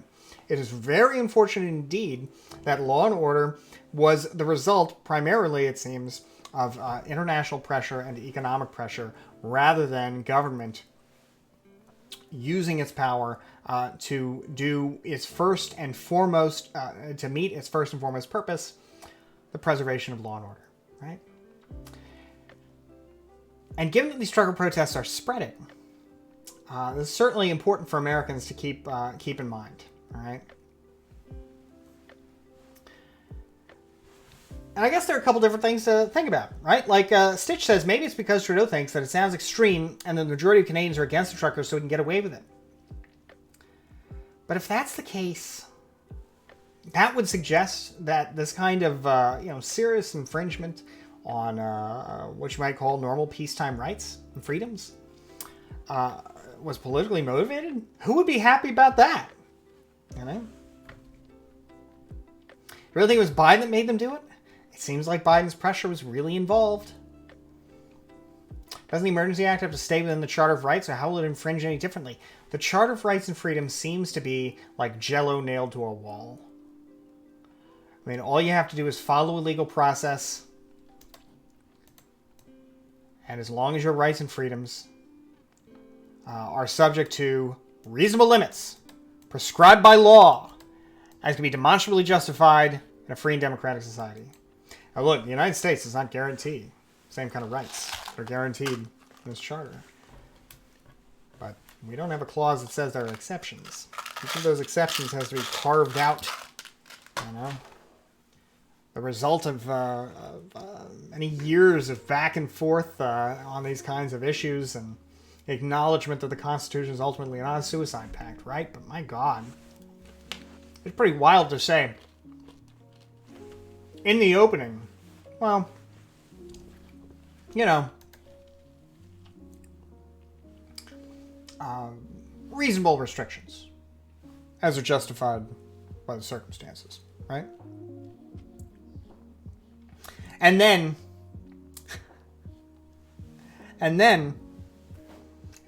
yeah, I did. I forget what it says, though. That was a while back thing. Oh, yeah.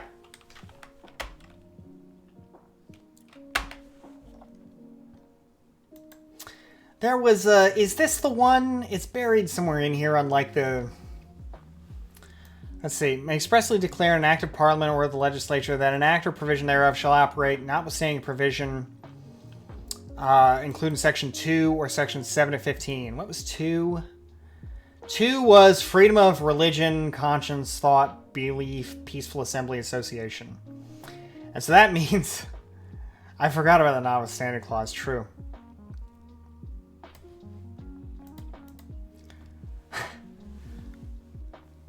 Act of Parliament or the legislature can say that all those speech rights are gone. Or 7 through 15. What's 7 through 15 say? Right to liberty, security, right to search and seizure, arbitrary detention or imprisonment, right to be informed of reasons for detention. All that stuff, right?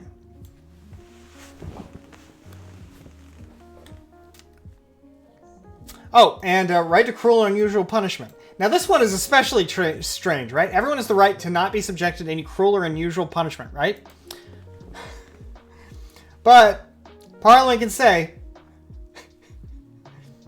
Parliament or the legislature of a province may expressly declare an act of Parliament or of the legislature, as the case may be, that an act or a provision thereof shall operate, notwithstanding a provision included in Section 2 or Section 7 and 50 of this Charter. That's wild, man. That was, just to be clear, that was 7 to 15, cruel, and, yeah, that's 12, man. That's right in there. What? Right to assistance of an interpreter. Why even carve this one out? You know? Why carve out 12?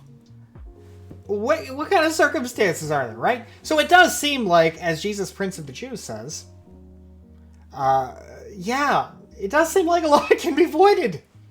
And what's strange is, it can even be voided by the province. Now, Cicero says that's totally for the French speakers. Maybe, but it sure doesn't say Quebec, owing to its unique culture and background. Not that that would really be, a just thing in a democratic society for one province, province to get a special card and all that. But in any event, that's just wild, Now, Kite makes a good point when she says, most countries in the world, including Canada, rely on a general liberal population keeping the government in check by a mass outrage if they violate rights. When swarms of authorities enable them, they will immediately take advantage of it. But I do think, even though we might say here on Twitch, all the rest of it, and all these other online platforms, hey, laws don't matter. All right, what matters is morality. Laws matter in terms of adding a glean of, authority, correctness, to an action by the state, right? When the law says you may do X or you may do Y, that does matter. Even if we might say in principle it shouldn't or doesn't, the idea of following the law, comporting with the law, complying with the law, hey, that's a value in a liberal democratic society. At least those are values that's a value in Canada and in the United States. Maybe even particularly more so in Canada. So the idea that, it's just the people, right? The laws don't matter. Well, many of the people are persuaded by the fact that an action is lawful or unlawful, right? And it just so happens to be the case that a lot of actions are indeed lawful under the Charter that otherwise wouldn't be. Now, a lot of people here mentioning the Oakes test.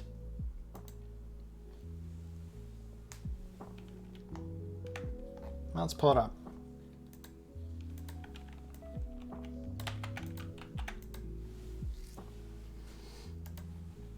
Okay, let's pull the Charter up. All right, there we go. Thanks, Dario. I appreciate that. It's good to have you. All right. Shouldn't be the Maple test. Maybe it's named after a judge or something. All right. So again, let's go back to part 2, right, of the fundamental freedoms, right? The first of the fundamental freedoms here. Everyone has the following fundamental freedoms: freedom of conscience and religion, freedom of thought, belief, opinion, and expression, including freedom of the press and other media of communication, freedom of peaceful assembly, and freedom of association, right? Now, the wording of that is a little vague. I mean, what does it mean to have freedom, compared to the wording of a law that says, Congress shall make no law, right? That's a command, a limitation, explicit on Congress, but it's neither here nor there. Let's just imagine that the intent is at least the same, all right? Freedom of thought, belief, opinion, and expression. And if we imagine freedom of expression to mean you can express yourself as you see fit, hey, all right. So what is this Oakes test? Let's see if we have the... we'll go through the whole thing. All right here. The Oakes test was created by the Supreme Court of Canada in the 1986 case of R.V. Oakes. The test interprets Section 1 of the Charter of Rights and Freedoms, which says rights are guaranteed, subject only to such reasonable limits as can be demonstrably justified in a free and democratic society. This means that the government must establish that the benefits of a law outweigh its negative impact, that is, its violation of a charter right. The government must establish that the benefits of a law outweigh its negative impact. I mean, I tell you, again, in the United States... Well, let me read the whole thing before I make the comparison. All right. R.V. Oakes. The police caught the accused Oakes with hashish oil and cash. Based that he was living his best life with narcotics and cash. They charged him with possession for the purpose of trafficking under the Narcotic Control Act. Drug laws, traditionally a great source of infringement on freedom on every side of the border. He claimed that the drugs were his own and he did not intend to sell them. At that time, under Section 8 of the Narcotics Control Act, anyone found with illegal drugs was presumed guilty of trafficking.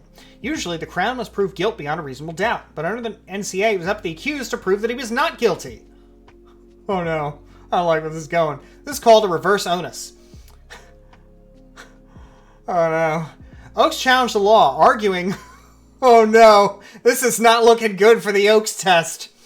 Oakes challenged the law, arguing that it violated the presumption of innocence guaranteed by Section 11D of the Charter. The Supreme Court found that this right had been violated. Then they had to consider whether the government could justify this violation using Section 1. Okay. Let me read Section 11. Let's read let's read this provision here. 11D. All right. Any person charged with an offense has the right to be presumed innocent until proven guilty according to law in a fair and public hearing by an independent and impartial tribunal. Nevertheless, the question is whether a law that says you must prove your innocence can comport with this. And the test is that the government must establish that the benefits of a law outweigh its negative impact. All right, so here's to hoping that the test was imposed and the Narcotics Control Act was smacked down. So that's what we're hoping for here. The court created a two-step balancing test to determine whether a government can justify a law which limits a charter right. Although I would think that the proper answer there would be no, you can't do this, right? But let's see. Yeah, we just read that part last username. The provincial override is wild. The federal override, it doesn't make sense to me, but at least it's like, okay, well, the federal government is, the Constitution is a federal document, federal government, whatever. But the provinces can't abrogate federal law, right? Well, they can.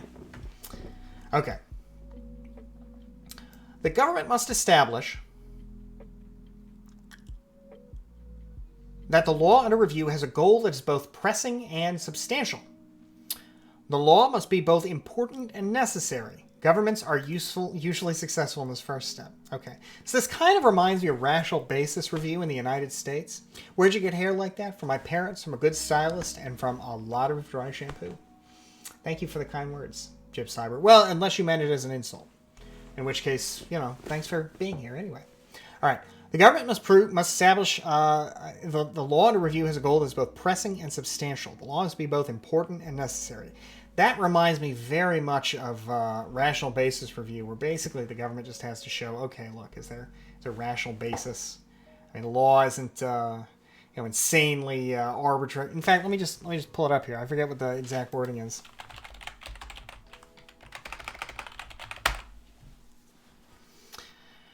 Okay. Yeah, rationally related to a legitimate government interest, whether real or hypothetical. All right, yeah, so means you almost never fail. Rational basis review. Okay. Yeah, I know Banner of Rome, but it's a little more than that. The court then conducts a proportionality analysis using 3 subtests. The government must first establish that the provision of law which limits a charter right is rationally connected to the law's purpose. I guess this is the little rational basis test, huh? If it is arbitrary or serves no logical purpose, it will not be the standard. Okay, so rationally related. All right. A provision must minimally impair a violated charter right. A provision that limits a charter right will be constitutional only if it impairs a charter right as little as possible or is within a range of reasonably supportable alternatives. Finally, thanks, Chip Cyber. The court examines the law's proportionate effects. Even if the government can satisfy the above steps, the effect of the provision on charter rights may be too high a price to pay for the advantage the provision would provide in advancing the law's purpose. Right. In Oakes itself, the court considered that combating the public health and safety risk created by narcotics was a pressing and substantial goal. However, the court ruled that a reverse onus, when accused is presumed guilty of drug trafficking unless he proves otherwise, was not rationally connected to this goal. The court found that it would be irrational to presume an intention to traffic narcotics when an accused only possessed a small amount of drugs. Having failed this first step, the court did not consider steps 2B or C, and the law was struck down, declared unconstitutional. Man, of all the grounds to strike it down on, man, it was not rationally related. Well, I'm glad they came to the right decision. But it is wild that that was the basis. I mean, if it is arbitrary or serves no logical purpose. I mean, you could come up with a pretty reasonably logical purpose for why somebody, carried a small amount of drugs as, trafficking, even if they don't have a lot of them on them. I mean, you may think that's unjust. You may think that's wrong to make that assumption. But say that it's illogical? Irrational? I don't know. All right. The Oakes test is employed every time the government tries to defend a restriction on the charter rights of Canadians. Some legislation has passed the test. For example, in R.V. Keekstra, the Supreme Court held that a law against hate speech was a reasonable and justifiable limit on Section 2B of the Charter, freedom of expression. This test provides a mechanism for the courts to balance, on the one hand, the government's ability to achieve its goals, and, on the other, the protection of individual rights. A balancing test is now considered a cornerstone of Canadian constitutional law. Man. All right. I'm going to read this. And then we're going to talk about, let's see. I'm going to pull up that case and read it, because I'm just kind of interested in that. Okay. All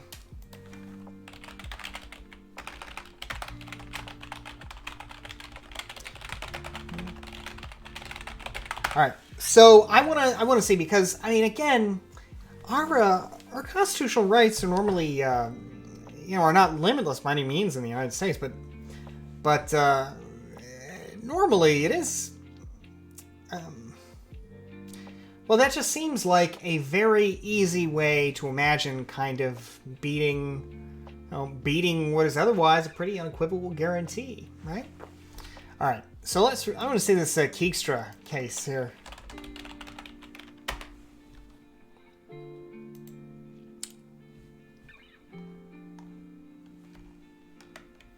All right, Keekstra, my favorite Nazi high school teacher. Right on. I think we do have an above a greater than average number of Canadians in here tonight. It's good to have you. Welcome. All right. Greater than, missed a word there? Which word did I miss? Okay. Let's see. All right, hate propaganda. All right, so there's a law against hate propaganda. All right. Man, this is a long case. Okay, we ain't reading all this. Holy macaroni. That's too long. Holy moly. Okay, we're not doing that. Too much. Too much. We are going to Wikipedia. Yeah, that is just way too long. We're going to Wikipedia. Alright. Okay. James Keekstra, acting leader of the Social Credit Party. Wow, okay. Died 2014. In 1984, he was charged with unlawfully promoting hatred against an identifiable group, the Jewish people, by communicating statements while teaching to students at Eckville High School.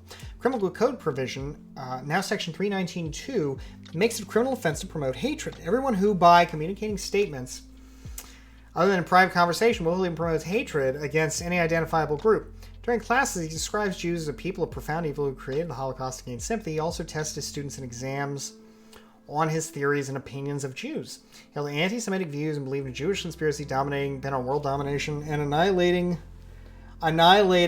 Christianity. He asserted that the current historical information being taught, and he's a high school teacher.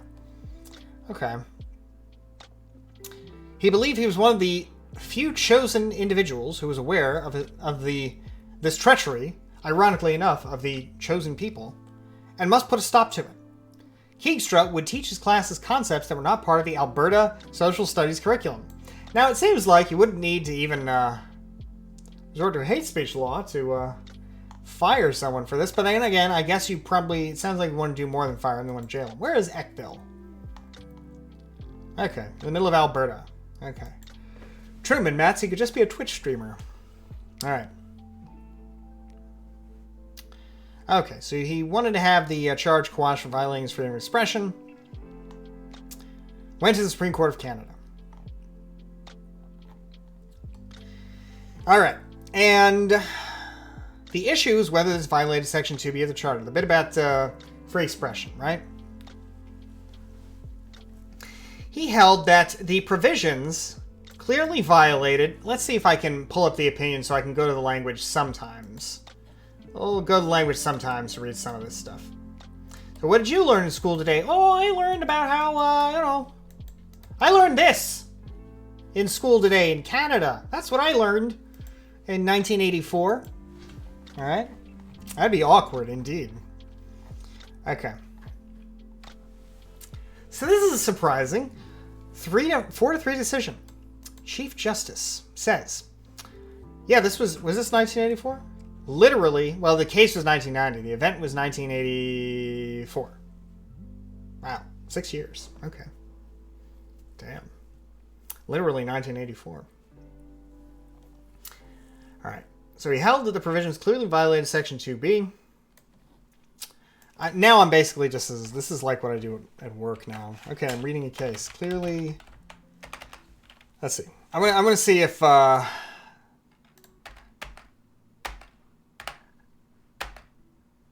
looking at the word clearly because I want to see if you know what. Actually, I'll just put this on the big screen. I want to see. I want to see what he said. Clearly violates.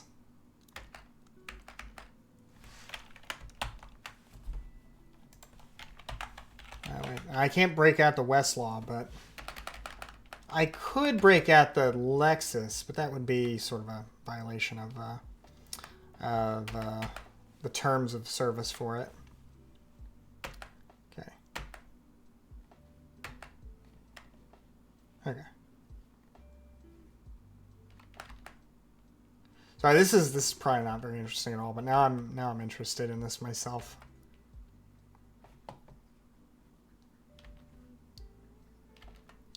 Violate. Okay. All right, forget it. We'll just go back to the wiki. All right. Freedom of expression within Section 2 would not be limited by Section 15 and Section 27, recognition of multiculturalism of the Charter. I'll go through it in a little bit. As the Chief Justice explained, using Sections 15 and 27 in this way would contradict the large and liberal interpretation given the freedom of expression in Irwin Toy, I guess another case. Moreover, Section 1 of the Charter is especially well suited to the task of balancing.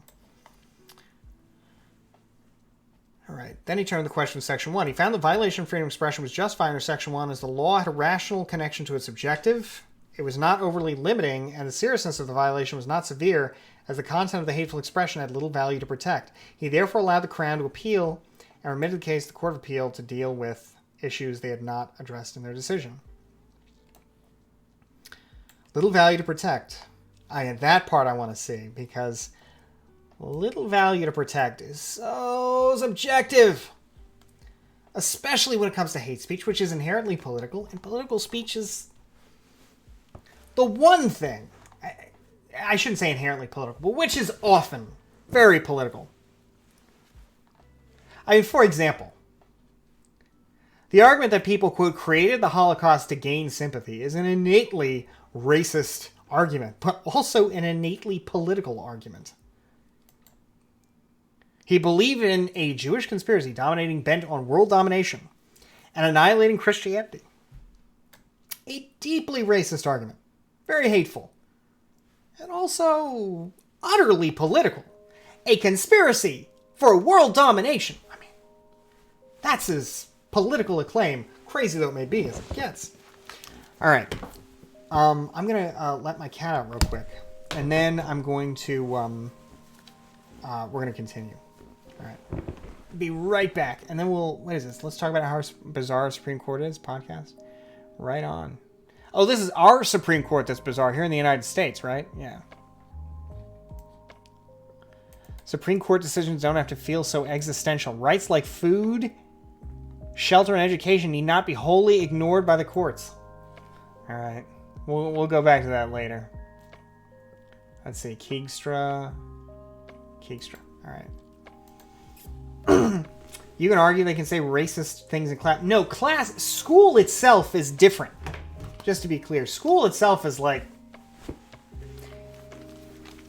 Teachers don't have freedom of expression. Not a neocon. What does that have to do with any of this, I count, Rich? Although, unless you're kind of referring to my Twitter. Look, ultimately, let me let my cat out, then I'll answer you, alright? Hey, buddy. Where you at? Come on.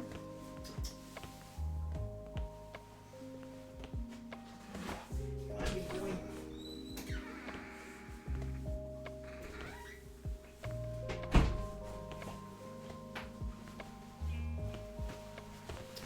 Okay. No, that's all right. Look, I don't consider myself to be a neocon, but many people I suppose would. Yeah, that's my orange boy I was letting out. Thanks for the emoji, Sublev. Look, liberty must be defended through force of arms, and sometimes that includes force of arms against threats to our freedom from overseas and at home. All right. And threats overseas, very well equipped. So we need aircraft carriers and soldiers and stealth bombers and intercontinental ballistic missiles. We should be actively engaged in the world, involved in the world.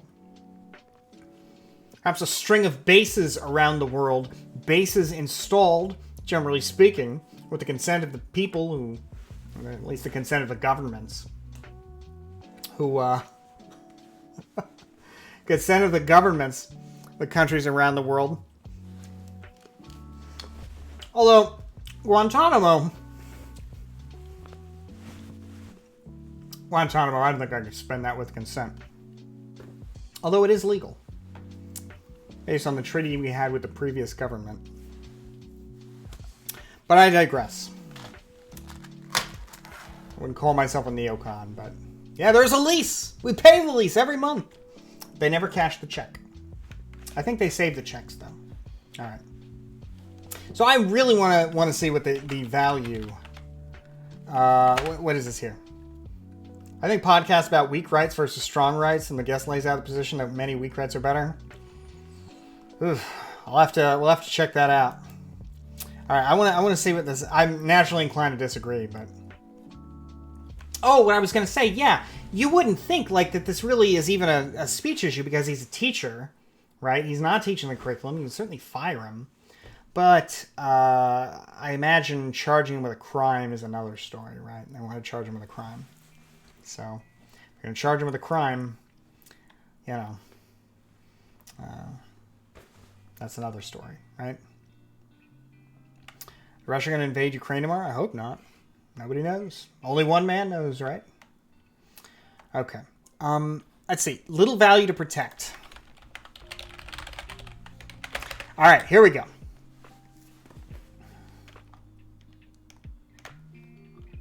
Ah, come on. little... All right. I'm going to turn the chat off for a minute so you can all read this with me. All right. Copy that in case we lose it here. Come on, man! All right.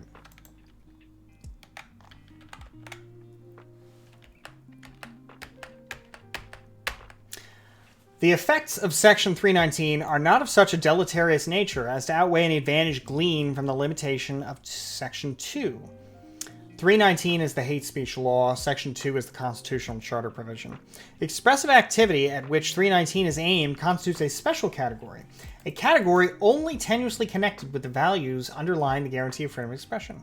Hate propaganda contributes little to the aspirations of Canadians or Canada in either the quest for truth, the promotion of individual self-development, or the protection and fostering of a vibrant democracy where the participation of all individuals is accepted and encouraged. Moreover, the narrowly drawn terms of 319 and its defenses prevent the prohibition of expression lying outside this narrow category. Consequently, the suppression of hate propaganda represents an impairment of this individual's freedom of expression, which is not of a most serious nature. This is the Keegstra case, if anybody wants to see. Oop, sorry. That's it. Little value. Well, no, that's one of the values that is often cited. Let me see if this goes to a statute. See if we can read this here. Willful promotion of hatred. All right, now, remember, the Keegstra case says... All right, now, I guess here's what I'm doing. This is now left the trucker protest stuff. I was going to review what Vosh said about it. Just for anybody who's interested, I have now lost interest in what Vosh said about it. But to kind of give you that point, he was saying that the truckers should be should not have their accounts frozen, not have their money frozen. The Emergencies Act is bad. There's all kinds of bad consequences that will flow from it for lefties and for individual freedom, and that instead the Canadian government should just use the military, which is probably required by the Emergency Act is probably required to do that, but that's how it should be used. The military should just crush the protests. Now, my position on this is, it seems to be the case that you could just repeal the vaccine mandate that people are protesting over, if indeed your choice is between declare a national emergency, send in the troops, repeal the mandate. Now, I don't know at this point that repealing the mandate would really make a difference. It might even just embolden people. But it seems like I would think that is the thing to try before sending in the troops, right? But that being said, that was his position on it. I was going to watch his video. He made a point that is interesting and that is worth thinking about, but which I think is, again, sort of limited by the mandate issue. No, the mandate in question is the one that says if you cross the border, And that being said, Canadian truckers crossing the border need to be vaccinated to get into the United States anyway, which is another rule I think we ought to scrap, but in any event. So it's questionable whether it would really make a difference if they did that at this point. But he was saying, hey, don't do soft stuff like freeze bank accounts, all right? We want the state to do hard stuff like send in troops, all right? Because we want people to see their rights being violated and to associate that with the state violating them, as opposed to, one day you can't log into your bank account, That doesn't really make people feel... the lash of state action. So in that sense, the troops are better. Now, again, it seems like the better thing would just be to, undo the mandates. But, because again,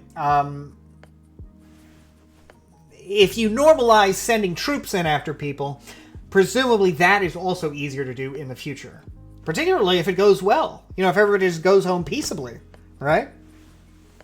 But anyway, so I thought it was kind of an interesting take, but I'm more interested in reading a Supreme Court case that nobody else is interested in, and so I'm going to do that instead. All right? So, I think Kita has a point. If the police are refusing to arrest people, it's already over. Probably. All right. I'm interested in it, though. All right. Let me just check something real quick here.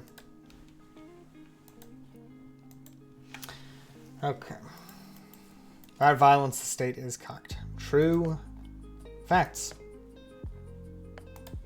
True facts. All right. Okay. So let's read this Keegstra case. We just bring the debate bros to talk the truckers? True. I gotta say, if... I don't know, but if the police apparently sympathize with the truckers, would troops not? I don't know. I don't know. All right. All right.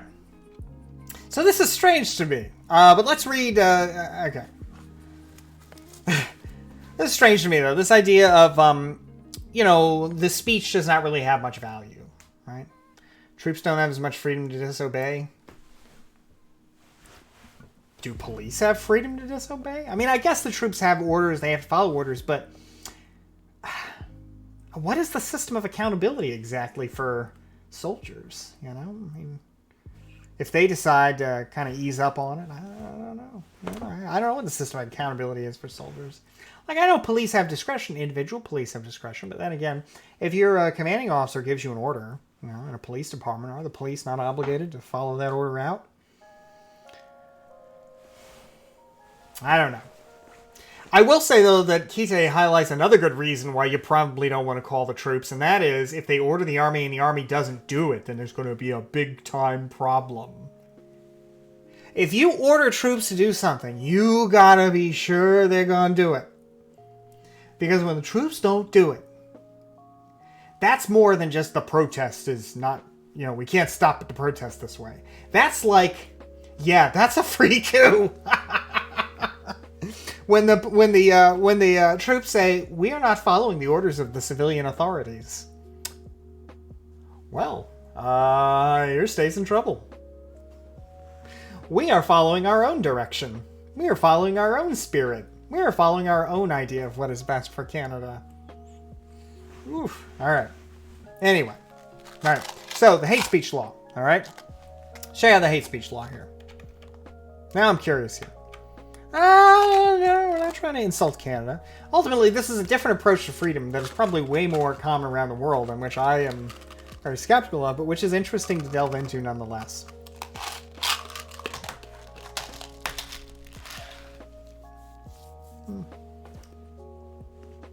You know, a lot of Canadian military and like 95% do not support the protest, so they'll do what they're told. Hey, if I were the government, I would hope so. I mean, I don't know. I would just be a little spooked. All right. You know, like that's a last resort, you'd think. You know, like I get why Vosh is saying what he's saying, but and that's another thing. Zelwood says you're mandated to take a vaccine, or 90% of truckers are vaccinated. That misses the point that you could be vaccinated and still oppose a mandate. I am vaccinated. I generally oppose mandates. The exceptions I carved out are things like when you're a government employee and the government says you got to get a mandate or you got to get vaccinated. It's like anywhere else. Any other employer has a right to demand that. But in any event, what is Destiny's take on this? If I were Destiny and this were my job instead of a hobby, I wouldn't have any take on this at all. And I would focus on watching Mr. Girl's video and reacting to that and Dr. K and that drama. Because that's where the real money's at. All right? The 147 people in here right now are the 147 people who are interested in this issue. That is the extent of the market share for this one. Or play League of Legends. Oh, the game seems miserable. All right. Hey, you know, you may think otherwise about the mandate, but my point is that, not to say even that my position is correct, though I do agree that my position is correct. It is to say that you could oppose a mandate and still be vaccinated, or be vaccinated and oppose it being required, right? So there's a little bit of a, you know, the Venn diagram there is not a circle, necessarily. All right. So let's see. What were we doing? We were looking at hate propaganda. 318, 319. Let's make sure. 319.2. Okay.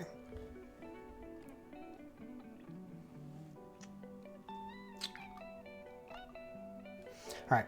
Everyone who, by communicating statements other than in private conversation, willfully promotes hatred against any identifiable group is guilty of an indictable offense and is liable to imprisonment for a term not exceeding 2 years, or an offense punishable on summary conviction. There's that summary conviction thing again. God, I really want to know what the contours of summary conviction are under Canadian law, because an offense punishable on summary conviction, i.e. no jury, man. We skip juries sometimes in small civil matters in the United States, but I don't know, there are matters, got a right to a jury trial in criminal matters. Alright. Yeah, right, BDL? Alright. Defenses. No person shall be convicted of an offense under subsection 2 if he establishes that the statements communicated were true. Okay, so if you find out about when you ban a chatter, is that a summary conviction?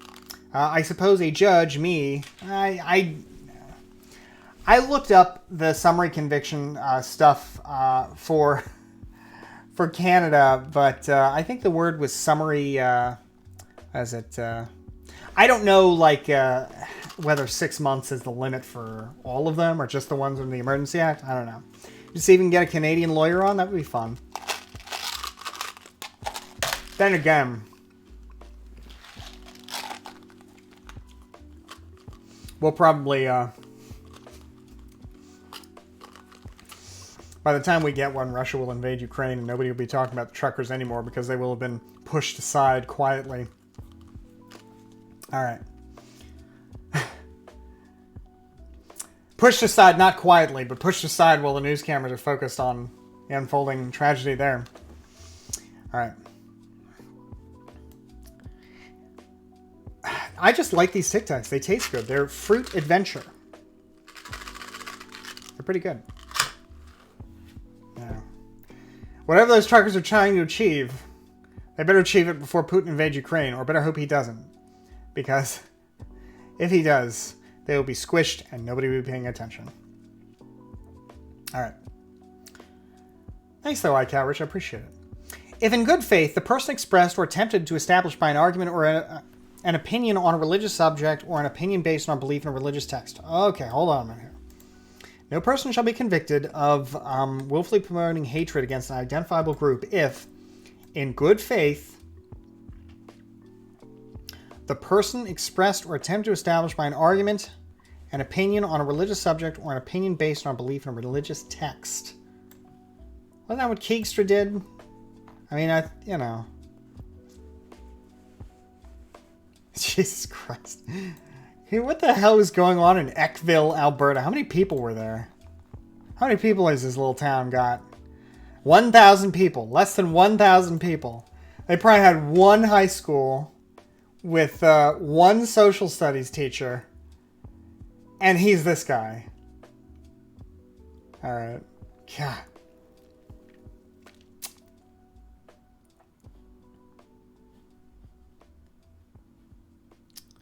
Okay. Yeah, Canada does do internal tariffs, which is kind of wild, but you know, we're not really going into that. This isn't Pick on Canada Day. This is try and understand this different approach to law day. But that's what it's become anyway. All right. If the statements... So that's kind of weird. I guess if you can tie it to a religious book, but that seems like too much of a get-out-of-jail-free card, right? In good faith, the person expressed or attempted to establish by an argument an opinion on a religious subject or an opinion based on belief in a religious text. Well, let's see if... Let's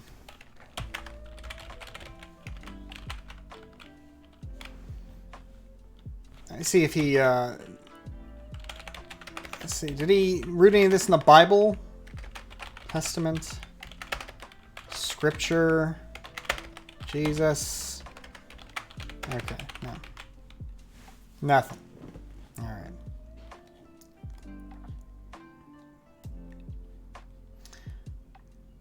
Well, what's weird is, what I understand, oh, major social media can't ban viewpoints. Yeah, that don't make sense. Yeah, that's terrible. I thought you were talking about schools can't teach things. And ultimately, the government does have to have an ability to shape the curriculum in its schools. But that's a different question than a freedom of expression issue.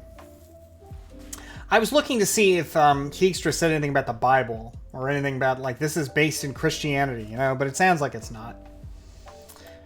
All right. If the statements were... Hey, thanks for that, Maple Monster. I appreciate it. It's good to have you. Man, that's why you Canadians are just such nice people. You Maple Monsters. Or maybe you're not even Canadian. If the statements were relevant to any subject of public interest, the discussion of which was for the public benefit, and if on reasonable grounds he believed them to be true. Man. The discussion of which was for the public benefit.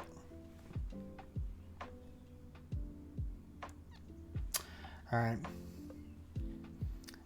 Milko Todek said, maybe this is what started this topic, but there's a Canadian pastor who has video taken down. Oh, man. I gotta check that out.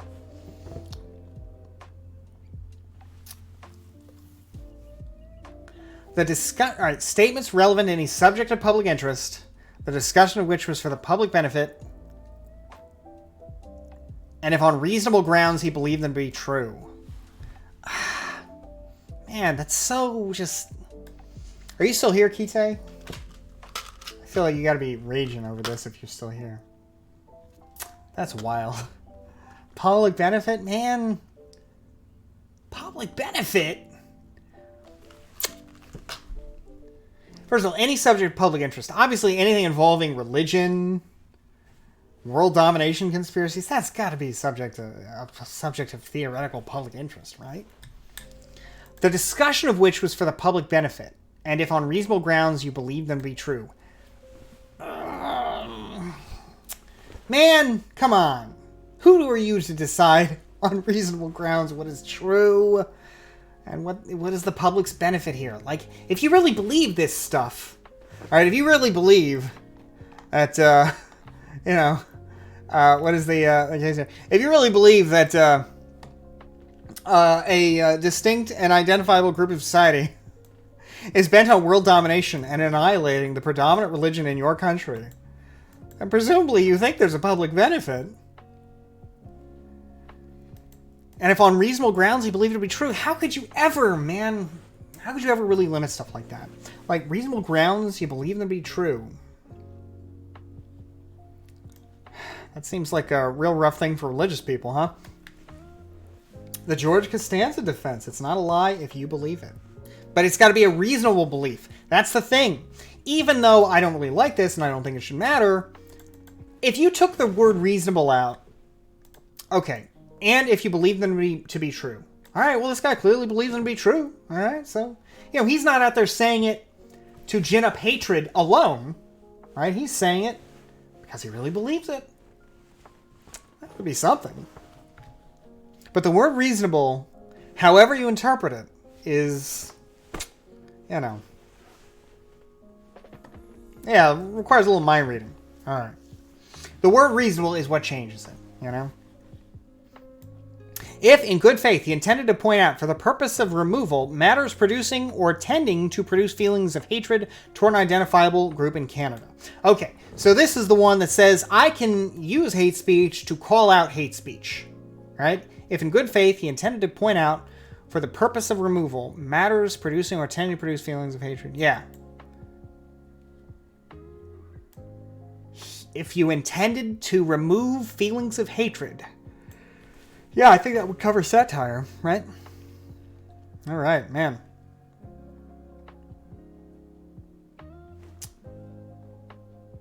Forfeiture. Where a person is convicted of an offense under 318. Ooh, advocating genocide. Let's see. You still call people TERFs? Well, I don't know. Let's see. All right. So this was amended in 2019. In this section, identifiable group means any section of the public distinguished by color, race, religion, national ethnic origin, age, sex, sexual orientation, gender identity or expression, or mental or physical disability. I don't know, man. I guess if everything's already limited to good faith and reasonableness, it doesn't really mean much, but gender identity or expression is pretty wide open, you know? You're saying... No, I'm not saying Canada sucks, man. I'm saying this law sucks. I'm not saying Canada sucks.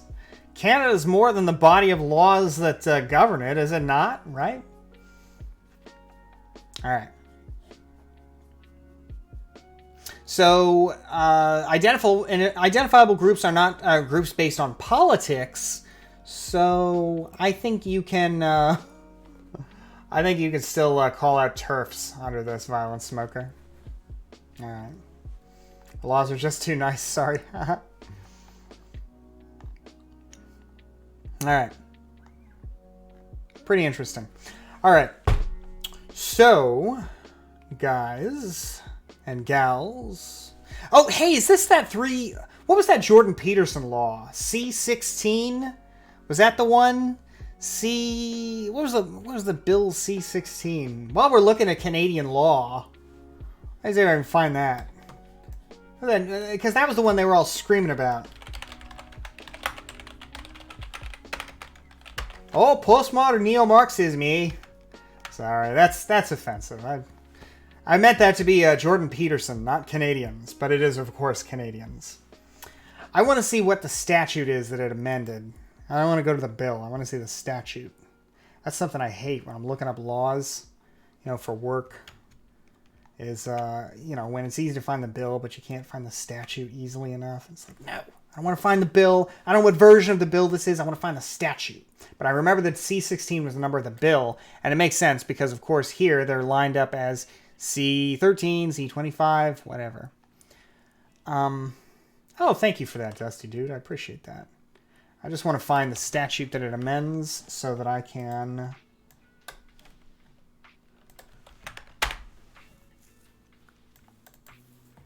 find the statute it amends, excuse me, so that I can, okay. Is this the... 2017, C-13. Oh, hey, maybe this is the... Oh, right on. Yeah, this is it. Okay. Well, where's the C-16 at? Oh, this is Bill C-16. Okay. What is C-13? Well, who can say? I suppose we'll never know. All right. Okay, yeah. All right, so yeah, it amended, it added this to it. So compelled speech? Okay, I don't think this, it doesn't seem like it does that. Yeah, I guess it would include dear gender. But dear gender is as valid a gender as any other, right? Can any of you make a consistent argument against that? I can't. Nor would I really care to, but I couldn't. Yeah, I don't know how it would compel speech. Are the Tic Tacs annoying?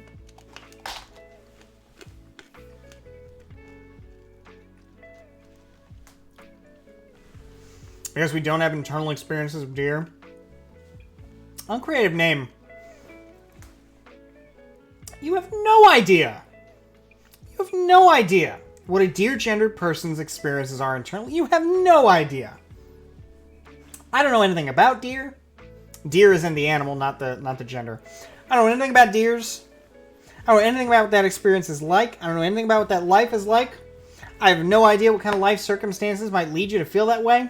But at the end of the day, gender is gender is gender. Keith Hayes is right. It doesn't matter what their internal experiences are. It only matters what they want externally expressed to you. Is there a line, though? No, there is no line. There is no line. But of course, because there is no line, that's why I wouldn't put it into law. I could never come up with a consistent line. How could you? But I guess I might put it into law in certain situations. It would just depend, I guess. But at the end of the day, the line is that, I can refuse to accept your gender for any reason I so choose, right? So the only reason that's a problem is if somehow the law gets in my way. You're free to come up with and define yourself as any gender you like, and I'm free to accept or reject it as I see fit for whatever reason I like. And together we can live together in harmony, right?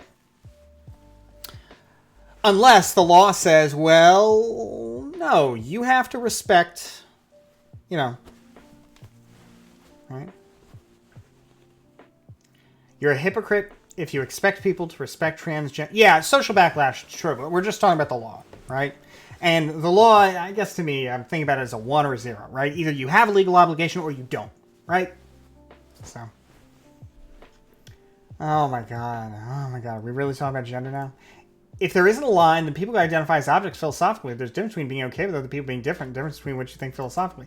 Well, you can think whatever you want philosophically, but the idea that somebody is wrong or somehow different, differently worth protection because they might call themselves square gender or deer gender or, whatever gender they come up with. I mean, you can make jokes about it as you see fit, but, well, not as you see fit. I guess ultimately as I might arbitrarily see fit to ban you. But, you make jokes about it, but the fact is, you direct your own life. You define yourself as you see fit. Right?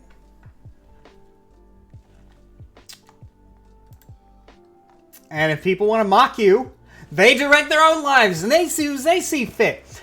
The only thing I would say is that with respect to the gender identity stuff, let's go with Respect here, who says, I identify as a chud, which is unfortunate because I only have helicopter jokes and slippery slope arguments to express myself.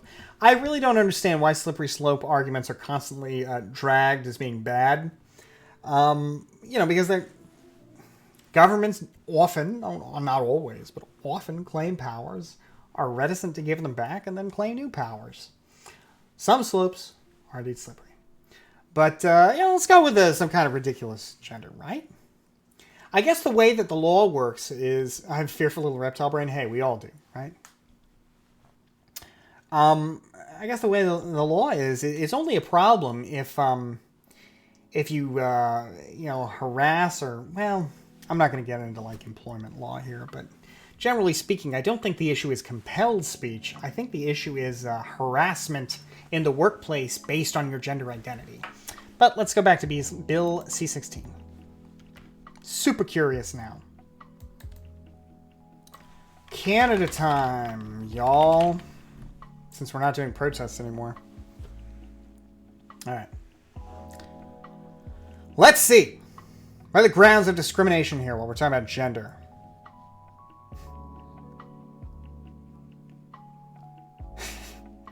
Alright. Please sing WAP again? No, you're looking for Ben Shapiro. Alright. It was a demonstration, not a protest. True. The purpose of the act is to extend the laws in Canada to give effect within the purview of matters come within the legislative authority of Parliament to the principle that all individuals should have an opportunity equal with other individuals to make for themselves the lives they are able and wish to have, and to have their needs accommodated consistent with their duties and obligations as members of society without being hindered in or prevented from doing so by discriminatory practices based on race, national ethnic origin, color, religion, age, sex, sexual orientation, gender identity or expression, marital status, family status, disability, or conviction for an offense for which a pardon has been granted or in respect of which a record suspension has been ordered. Wish I had a drink. For all the purposes of this act, prohibited grounds of race are all the ones there.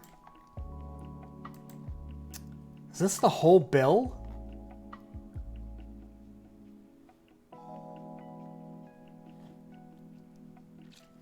Identifiable group means any section of the public distinguished by color, race, religion, national or ethnic origin, age, sex, sexual orientation, gender identity, or expression, mental, physical. Subparagraph 718.2 is replaced by the following. Evidence that the offense was motivated by bias, prejudice, or hate based on race, ethnic religion, or any similar thing. I can't believe Jordan Peterson made a name for himself off of this.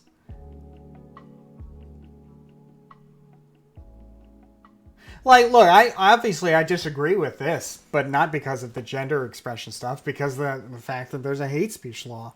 But given that there's already a hate speech law and all this does is add the category to it, there's already to the extent it's even a thing, I don't know that it is, that problem already exists, right? Religion? For example, religion. All right, look, hey, I know you all are probably a bunch of atheist Zoomers. But back before we came up with all these genders, what we used to do is we used to come up with religions, all right, to identify ourselves as. We'd come up with everything. All right? First, there were Christians, and they split up and became Catholics and Orthodox. And some Protestants, Coptics. You know, there's a Coptic Pope. There's a Catholic Pope, and there's a Coptic Pope. And then Mormons happen. And now there's a Mormon president who basically amounts to the Mormon Pope. And there's all these other religions. Jews, Muslims, Hindus, Zoroastrians, Scientologists. People come up with all of them. Right? And to the extent that Canadian law already requires you to respect them, already it is requiring you to respect categories that people just adopt that may have no basis in reality whatsoever. In fact, many of us would argue have no basis in reality whatsoever. But, you know, I mean, so literally nothing changed with this. Just one more category added here. That's wild. Man. I wonder what he... now I'm really curious about... God, such a scam. Ah, it's such a scam! I'm really curious about the compelled speech thing now. Alright, you guys wanna do some digging into some Jordan Peterson stuff? Wow, this is literally a Joe Rogan of Twitch now. I don't think I'm the Jordan or the Joe Rogan of Twitch now. We're having a little. It's just so dumb. Like all the problems he mentioned, whether they exist or not, they're already there by virtue of the existence of these categories. All this does is add another category. Most countries are just like Twitch. Vast swaths of vague laws they don't enforce a lot because people be angry, but they do sometimes just out of spite for someone who steps too far out of line. That's big true. It's big true. You know, I apologize for misleading you by asking you. When I said should we dig into, what I meant is I'm going to dig into, and you're welcome to join me.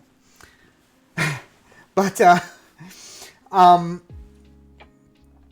yeah, that's wild, man. We have laws like that in the United States. I mean, there are laws that are no longer enforced, like laws against adultery, that are still on the books sometimes. They are enforced occasionally by the military, which has a law against adultery, but their argument against adultery is a little different than most. I think it is probably fair to say that while I still imagine it would be difficult to really criminalize, you can imagine adultery is a real threat to unit cohesion, right? Fighting ability. If you're distracted because you're fucking around on your wife and or husband, right? But, all right. But anyway, all right. What are you talking about, IO Fault? Jeez Louise. What the hell are you talking about? What the hell? All right. Okay. I don't believe he is so dumb to have misread this bill so poorly. It makes it hard to be charitable. Well, okay. Let's go back to the hate speech law and see what... what are the punishments for this? All right. Because presumably you gotta be arrested here at some point. Don't worry about it, your VIP invoked it. A bunch of new state laws, legislation targeted trans kids at the moment. Yeah. I haven't looked into them. I've heard about them, but... Let's see. As long as hate speech laws exist, can't you just look at the makeup of society and figure out what categories are worthy of protection? Just estimate the number of people who identify as such and such. So, like, what is the number that? Nah, it's all right. Hey, you know what? B-Del? A lot of people ask that question and don't get to the next step you got to. Oh, never mind. I thought about it. That would be super hard. Yeah. All right. I want to let's see.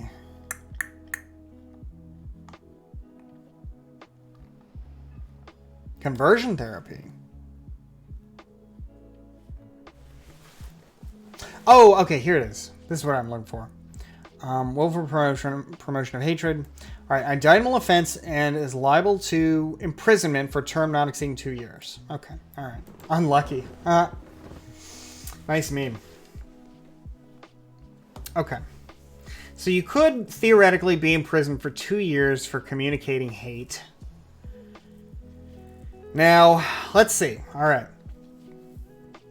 Now let's think about this in terms of gender. All right. Gender identity, and go through the defenses. No person shall be convicted of an offense under subsection 2 if he establishes that the statements communicated were true.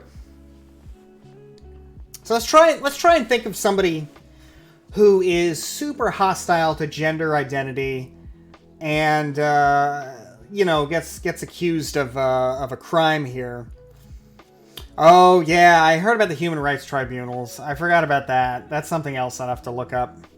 We'll look that up next. Maybe you can remind me if I forget. I forgot that Canada has a whole other thing. We'll go over it. We'll go over it after that. All right. So I just feel like the gender identity stuff would probably be pretty easy to get past, being convicted for here. Let's see.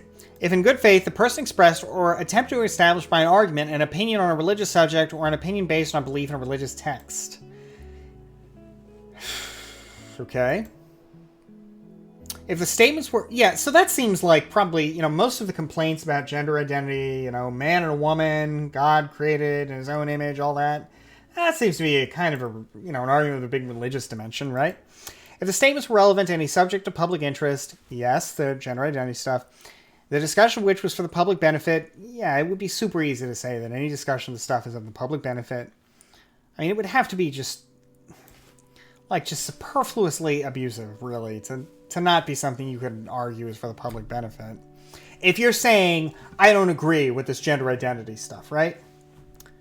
And if on reasonable grounds he believed them to be true. Yeah, it is not unreasonable to imagine that I know reasonable is a problem there. It qualifies things, but it is super easy to imagine somebody saying, look, no, there's two genders, man and woman, and that's it, right? Just compare that to the argument I just gave you, all right? Which is, yes, subjective individual experience and individual desire is the only thing that matters, all right? If you're a dear gender, you're a dear gender, and that's it, right? That's my position. That position also flies in the face of what? Like all of human history until 5 years ago? 10 years ago, maybe? So... You could make a lot of arguments about the gender identity stuff that are not at all hard to imagine fitting into these defenses. So I guess that's... Yeah, it's easy to imagine that probably nobody... I guess it's easy to see why nobody's been arrested under this the last time I saw. And, last time I checked. And why probably nobody ever will be, I think you'd have to just kind of... and again, I don't think this should be illegal, but I think you'd probably just really have to be... just like trolling or something, right? Even then, I don't know. It doesn't seem like it would compel people to speak and prohibit people from expressing their opinions about gender identity, Anyway. There's a panic over this stuff in California law, and I just got to say this stuff mostly applies to things like legal documents and celebrities running hate campaigns. Let's not pretend any offhand comment will be punished the same. I don't know about that. We've all heard of that country across the waves, Great Britain, where if you teach your dog to do a Nazi salute, they might jail you, right? That's unsavory stuff, but that's also insane that the police came out over that. In fact, the UK, I can't recall any other stories that come to mind, but I remember for a time I was addicted to reading stories about where the police would investigate hateful Facebook comments. And,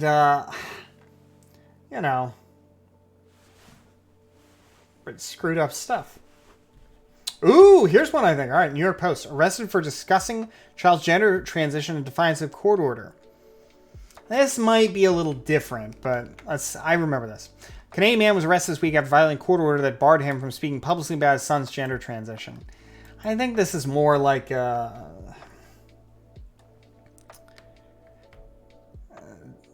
like, this is some real, I don't know, man. I don't know that I really like this kind of stuff, but this is a lot more traditional rights balancing. You know, like, well, you can't... Well, I don't know. Let's read it. The man whose identity is under a publication ban found in contempt of court and arrested Tuesday for calling his daughter, and publicly referring to... Oh, God. Was that really under... I don't think that was under the law here, though. I think that was for violating a court order that was probably intended to protect the child from abuse or something.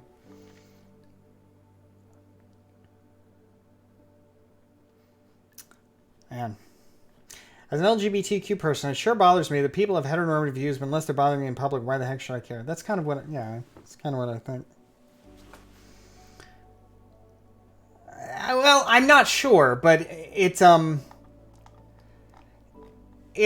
a little easier to imagine a court saying, you know, you can't, I don't know. I still don't know how I feel about that, though. The High Court ordered the dad not to stand in the way of 15-year-old's hormone therapy and try and better understand gender dysphoria. I think I read this case, actually. He was told to stop speaking in the media of this case and warned that his public attempts to undermine his child's wishes was a form of family violence. Ugh. God. Harassment is my freedom of speech and my rights being infringed upon. Respect, how can you say that and then not imagine somebody immediately saying, oh, hormones are my right for health and my rights are being infringed upon when I can't inject hormones into myself at age 15? Like, come on, man. I mean, I agree with your position that, you know, that his position is stupid, but, like, the free speech is pretty, at least his fundamental right, you know? At least his fundamental right is healthcare. So, I mean, yeah, they're in conflict. It's not like, oh yeah, easy law, you know, hard law, you know? No, I mean, these are two fundamental rights that are sort of in conflict here. Plus, there's a child involved, and the ability of children to consent to things is always complicated, as every discussion on Twitch inevitably gets into, right? It's sort of weird, though, Jerry Owens, because this isn't exactly, like... You know, also, I'm looking at the New York Post and the Post-Millennial, so who knows what kind of details are missing. But this seems like more of a child custody type issue than, you know, traditional free speech, you know, that kind of stuff. So, I don't know. It also doesn't look like this has anything to do with yeah, I'd have to look at the case, but it doesn't look like that C16 stuff, you know. But anyway, I'm not that well interested in child custody cases. I only know that they're a little different than, you know, traditional free expression cases. All right, folks. Quite interesting stuff tonight. Man, this Canadian stuff, you know. So, here's something I'm thinking about doing. Do you guys want to listen to that podcast about rights together? Anybody want to listen to that podcast about rights, weak rights and strong rights and all that? It might be interesting. I'm thinking we could listen to that while I play Europa Universalis. Right? Maybe that'd be fun. Because I got... he wants the whole Vosh community to flock to him. Oh, hey, you know what? Sure, that would gain a lot of viewers. Copium? Nobody's going to fight. Even fewer people will probably watch the EU4 than will watch the Canadian politics. But I want to play Europa Universalis 4, and I want to listen to this podcast, so why not do both, right? With y'all, right? Whose company I very much enjoy. God, I need a sub counter or to routinely remind people to subscribe to the channel because I don't do that very well. But one thing I never forget to remind you of is follow me on the Twitter. Twitter follows help me get guests. It's only $5, folks. Subscribe to the channel. It's $5. To say otherwise puts you at risk of arrest under my personal interpretation. As a Canadian thought leader of Bill C-16. All right. You'd rather give it to give? Well, fair enough. It's only $5, guys. Can you do Hearts of Iron? No, I'm going to play EU4 because actually I've been playing a campaign of EU4 and I'm almost done with it. I have 30 years left of the campaign. And I really want to finish it, but that requires a war with the Ottomans. I have to try and attack them several times in order to get them down to the smallest, to beat their score. I'm playing as Great Britain. I'm trying to beat the Ottoman score on the hardest mode, and unfortunately, they're still ahead of me by like 700 points. All right. Hey, thank you, Zelwood, for subscribing. I really appreciate that. Very kind of you, my friend. All right, Destiny's master plan to attract Vosh fans. Let's watch this real quick. Fuck, see, and if I wasn't playing League, I could have come out and give the good, like, contrary take to Vosh here, and his whole community would have flocked to me. He's spreading misinformation and making a judgment without knowing anything about the scenario. They keep accusing Vosh of spreading misinformation about the Canadian law, and it's like, I don't think so. But anyway. Okay, link me one article about this, and we can just read and have a better position. Okay.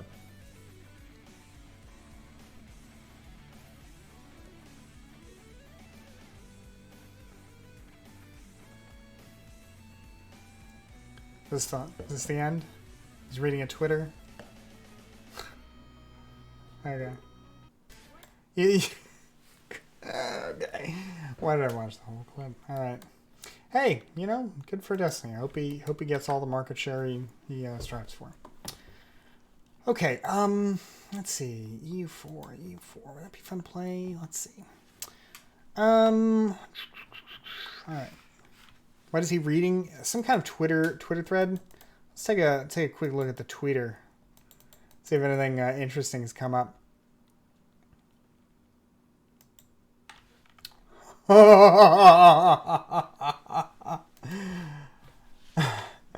right, his friend posted. All right, so after all the fighting with Vosh, the wait wasn't too long. Past the border crossing, shouldn't take too long to get there. I don't think Canada is this big. The rapid descent into Sam Hyde tier meta irony to avoid literally all criticism. That's pretty good. In fact, I think I'm going to save that one for future possibly use. That's good memes. I say that because I asked Vosh in his chat, hey, would you, get rid of the mandates before sending in the military if you're concerned with state power?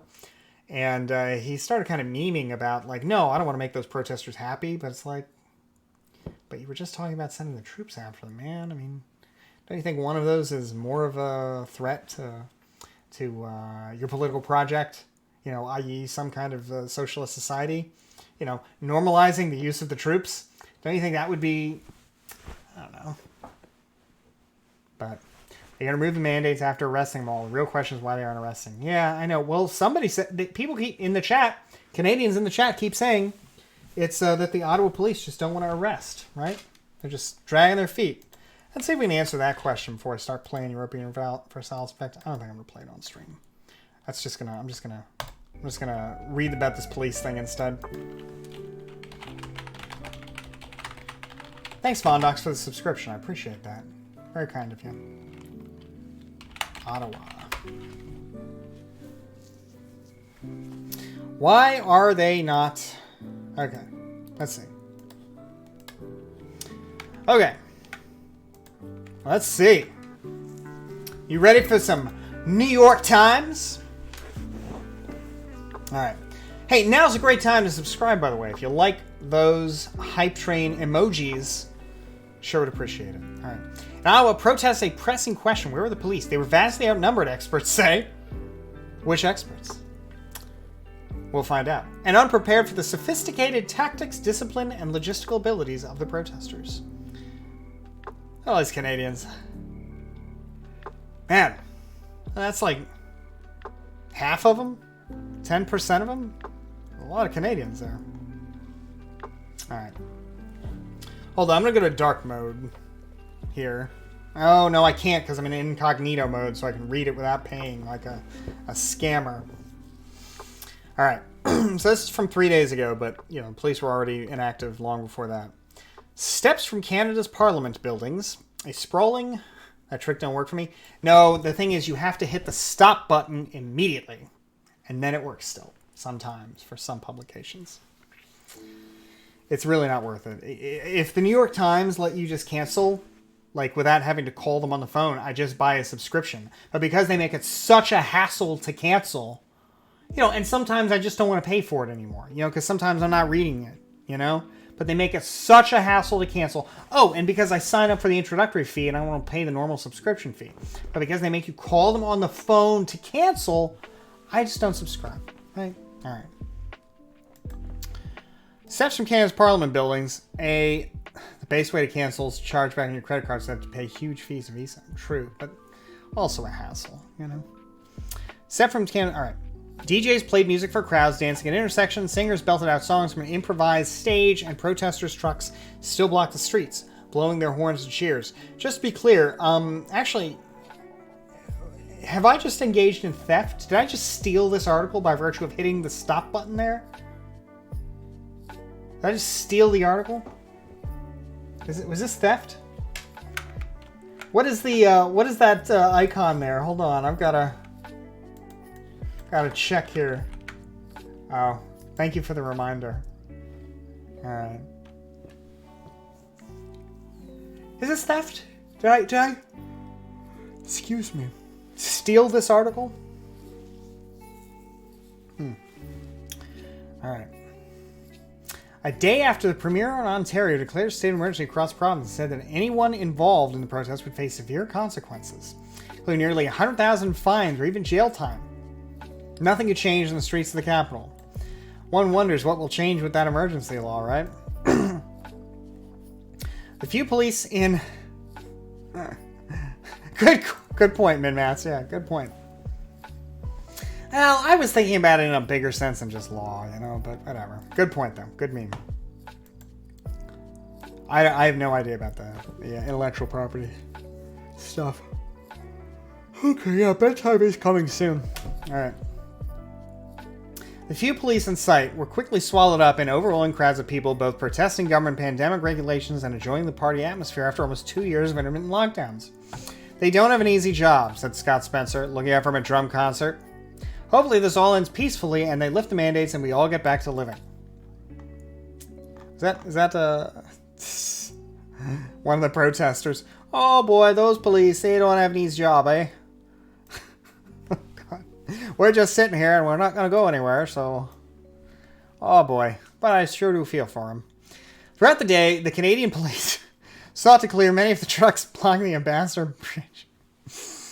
Ottawa's comparable police numbers to Edmonton. I believe I read that they only have 1,500 police officers, which is not many, really. For 1 million people.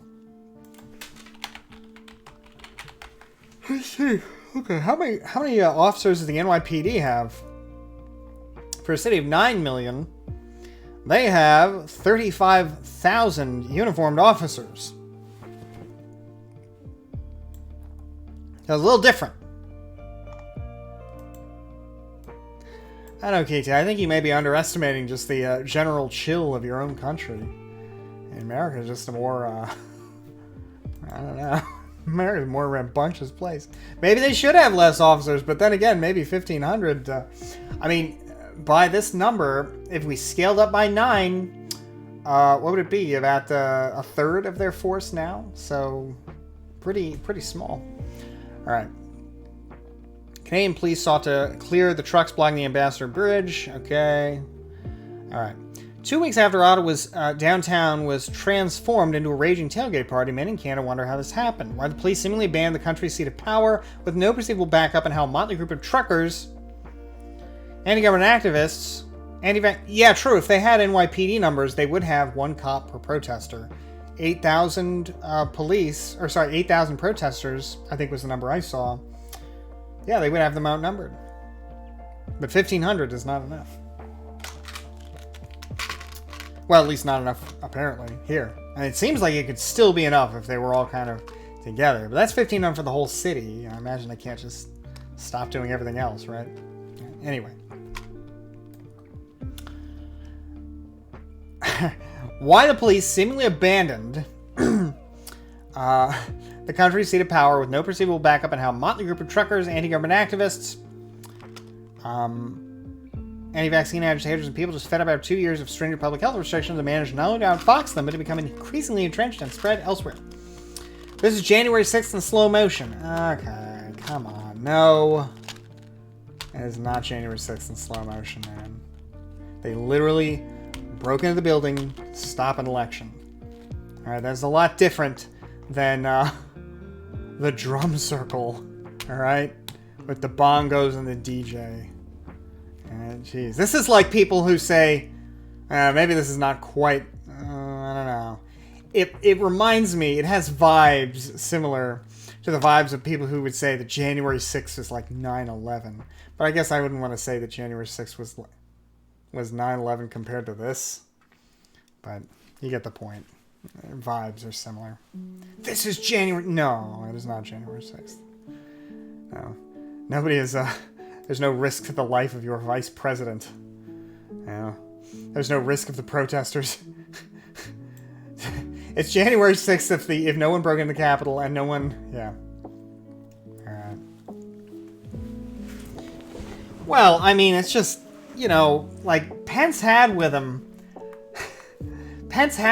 the materials that are necessary to launch a nuclear strike in the event the president is unavailable or is compromised somehow. I don't know. These guys are... I don't know. Yeah, Kite, actually, that's a good comparison. That's CNN's story that said that. True. If you're anti-mandate, we just think you're being childish. Mandates are part of being an adult. In some circumstances.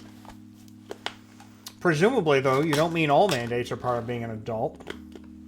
Only some mandates. In line with the government's constitutional authority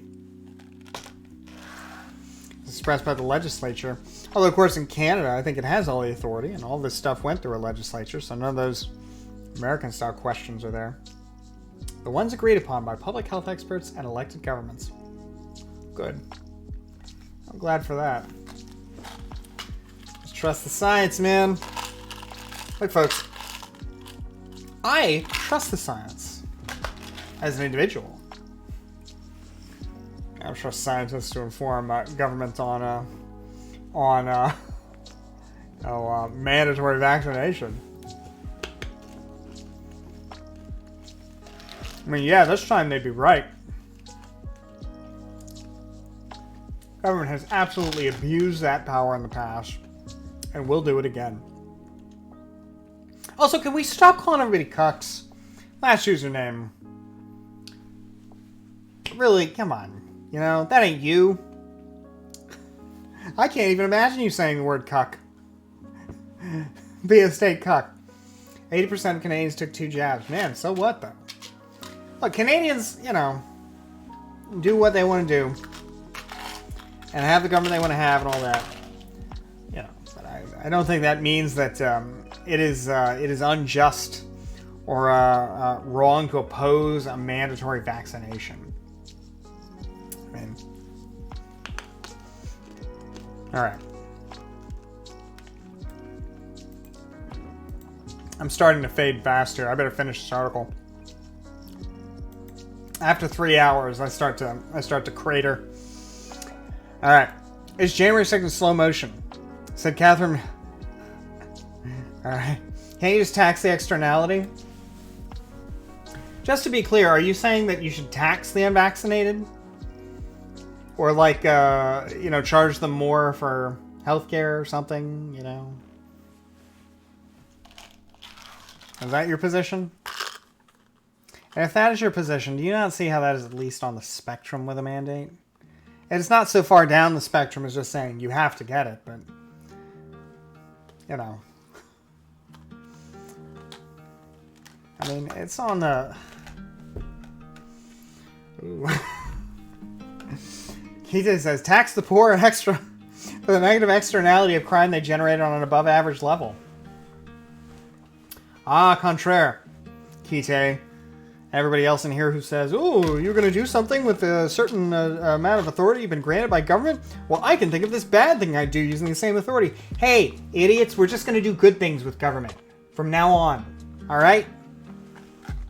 We're just going to do good things with government. We're only going to mandate the right things. All right? Under the right processes of law. We're not going to mandate bad things. All right? Is coercion a mandate, though?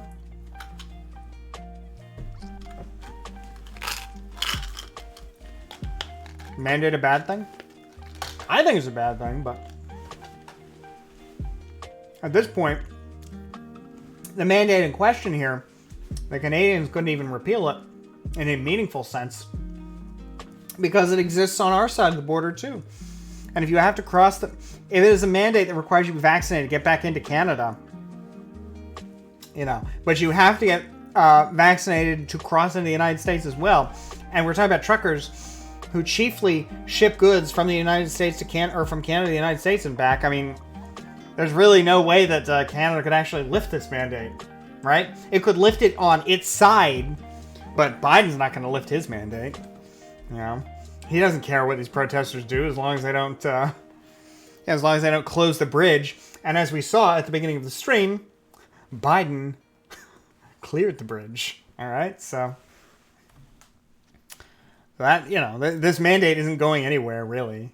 But yeah, I do think it's beyond the business of government to say you have to be, as a member of the general population, vaccinated for a disease that, generally speaking, in most cases, is not lethal and does not threaten society's existence or cohesion in any meaningful way, despite the fact that we all acknowledge the potential lethality of COVID, particularly among certain higher age cohorts.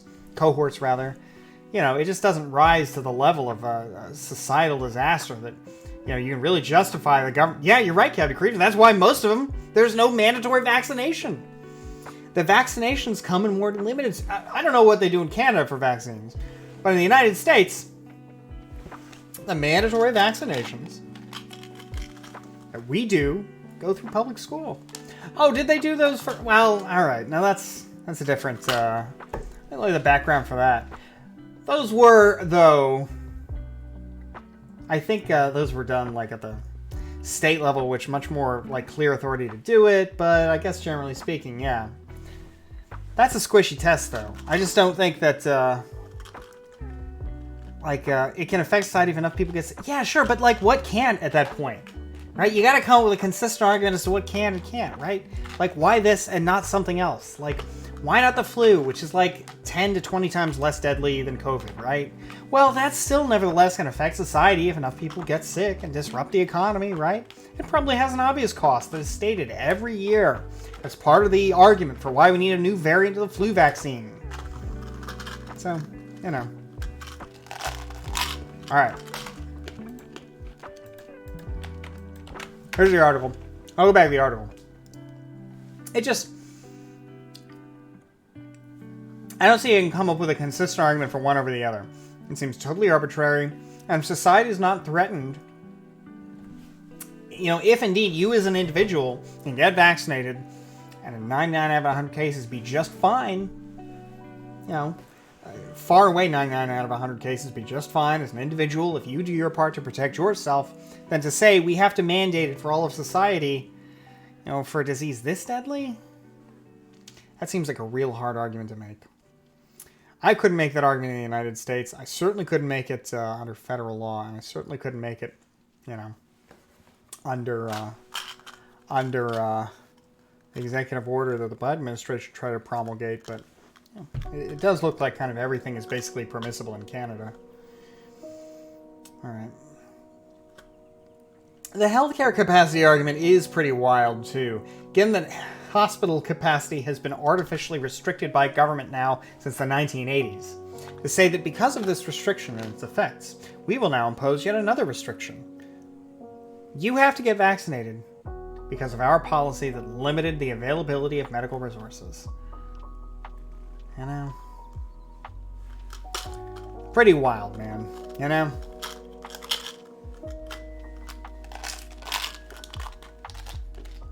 All right.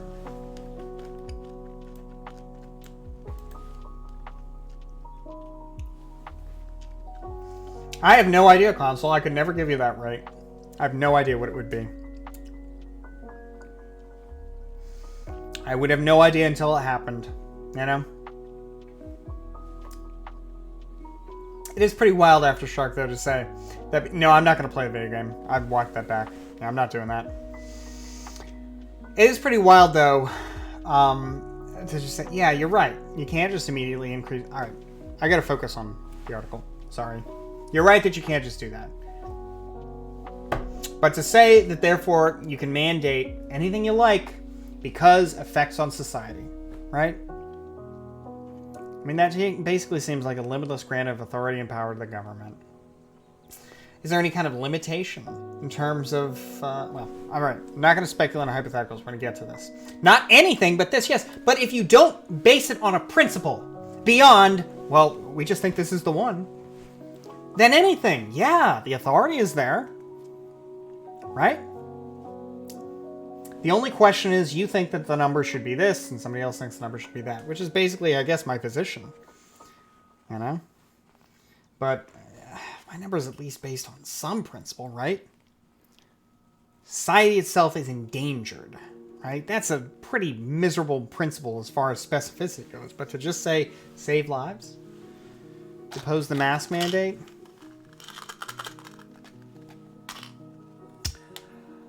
Early on... no. Now I certainly do. Early on I wouldn't have, because we didn't have enough information to really know about the really risk of the disease, and, you know, we didn't really have any other means of controlling it. You know, we didn't really have much at the start of COVID. And also, there was kind of, you know, there was some belief, and say, I wonder how many people haven't been updated that anything less than N95s don't really do it. It does something. I thought that the rule was that basically all masks do something, but most masks do very little compared to the N95, right? And it's not that they do nothing. It's just that they don't do all that much compared to the N95s. But they all do something, right? There you go, yeah. 15 minutes. 7 hours. Alright.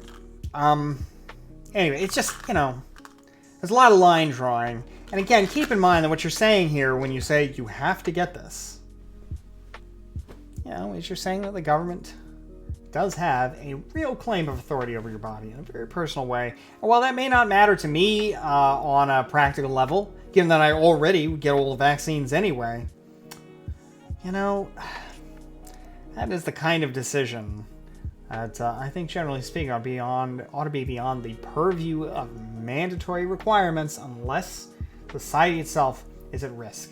You know, and society just at risk here. Even if it were, why couldn't you do less restrictive things? You know, why couldn't you say, for example, unvaccinated? Well, you know, you go to the hospital, but you know, you got to take a number behind somebody who's been vaccinated. You know, I know that's a tough thing to do practically, but if we're talking about infringements upon freedom, I mean, wouldn't it be a little easier, more of respect for individual choice? But I guess the problem there is that I don't know about what happened with you guys, but when I got vaccinated, they gave me a business card that said, you know, you got this vaccine on this date, okay. Yeah, and that was my vaccine, my proof of vaccination. That was basically it. You know. No, it's not Ban of Rome. All of society is just semi-arbitrary. Well, I guess it kind of is, actually. Semi-arbitrary line drawing that only comes down to rule utilitarian calculus. I don't think so, man. Because there are things that I will acknowledge.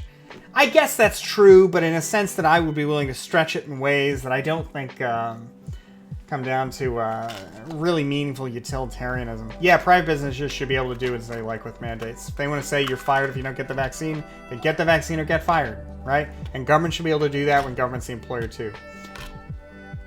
But when you, let's see, rule utilitarian calculus, yeah, I guess. I acknowledge that not having a mandate on a vaccine probably makes society worse, but I don't care, because I'm more interested in, you know, the freedom of the individual, unless the existence of society altogether is really at stake, you know? Plus, there's no such thing as utilitarianism. What do you mean there's no such thing as utilitarianism? You can convert all human behavior into, little elements of utility, and then just put them on a scale and weigh them. What's so hard about that? Alright, so we save 10 lives. Costs $80 trillion. Alright, how many dollars to utils? How many lives to utils? Alright, we just figure it out, and then we weigh on a scale, idiot. And that's how you do morality. Alright?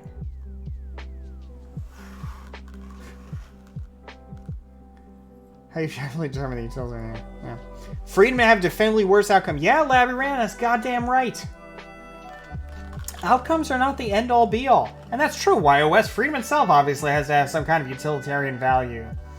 The underlying basis for that is presumably you think the benefit of restricting government long-term outweighs the short-term benefit. Look, here's the argument, all right? The argument is that as a good liberal, I recognize I'm pretty in on Destiny's idea that you need a minimum buy-in for society, one of them being vaccines. Minimum buy-in for society? No. What does that even mean? A minimum buy-in for society? Does that mean you follow the law? Well, why do any of us follow the law? Because we've all agreed to some kind of social contract? Because we've all agreed, well, we're going to live together in society, we're going to follow certain rules. No way, man. For a variety of reasons. None of which are, the social contract. Most of which sounds like something degrading Hassan would say. Yeah, Hassan is a piece of work there. Many of his arguments about liberalism, but no, as a good liberal, I recognize that ultimately what you and I believe are, what you believe is the good life and what I believe is the good life may be very different. And nevertheless, we have to live together and figure out, hey, how do we both live together in a society, right? While acknowledging that we may have very different ideas about how to live in that society. Well, one example might be that I can go get vaccinated. And if there's not a clear argument as to why nobody... Labyrinth, are you insane to say that nobody is forcing anyone to stay in North America? If that's what you mean. Do you think you can just get up and go and just leave the country? That's the other reason why contract theory, as far as social contracts, is insane. You can't just pick up and switch countries very easily most of the time. For some people, you never get the opportunity. You never have the resources to do it. You don't have the ability to get into another country because they have onerous requirements for citizenship or for job entry. You can say just move within a territory. You cannot say just move between national territories because it is just not that easy. And for many people, it is just not possible. Or when it is such that it is obstructed not by the difficulty in accruing resources, but also by just legal barriers, legal restrictions that say you can't live here. Right now, for example, I can't go to Japan because of the COVID restrictions. Maybe they're justified in some fashion, but this idea that I could just leave, just move, where am I going to move, man? Can't if you value your freedom more than the buy-in of society. What is society, anyway? The buy-in of society? Something that really astonishes me a lot, and something that really kind of blows my mind. Yeah, there's nowhere you can go. Go to the woods. That's insane, my friend. You are always subject to society's laws. There's no escaping the laws of the country. There's no just move and you may be free. You can't secede from society. And you can't leave society by going to another country because then you're just subject to another set of laws. The entire world is governed and will forever be governed. There is no escaping these governments. That does not make them legitimate. It does not mean they exist. Not to get into anarchism here, but, may as well do it now. There is no place you can go to escape government. It is everywhere, and it always will be. This idea that you can just consent... You can just consent. I don't consent to the laws of this country. Okay, leave. No. You cannot escape law. We really do live in a society. Indeed. There's no out. Your creep says, space, bro? Man, as soon as people can meaningfully get into space. The moon will be governed. Mars will be governed. It may take some time.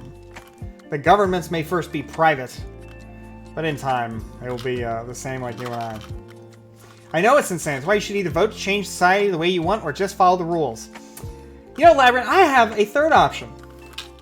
That third option is that while I accept the force of the state and the power of the state and the authority of the state in terms of the force that it has, that the state has no moral claim over me, no moral right to tell me what to do, and that I indeed have every moral right to go to hell and do anything I like, to take advantage of any ability to subvert and violate the law that I see fit. And while I, as an attorney, would never do that because I have sworn personally to uphold the law, in a moral sense, I as an individual precede this idea of my rights as an individual precede this idea of government and society, and I give them up to government, ultimately because I have to, because I don't have a choice, because government exists and takes them from me, whether I consent them or not, and because,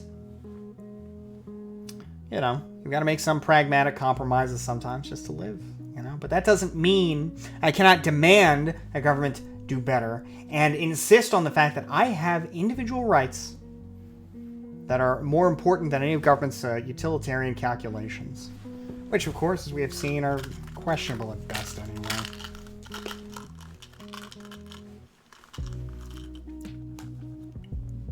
Alright. Okay, so why aren't the police arresting the truckers? Just moved to Mexico. Yeah, sure. Alright. I'm getting tired. I gotta finish this. Musk wants to govern on Mars to be direct democracy.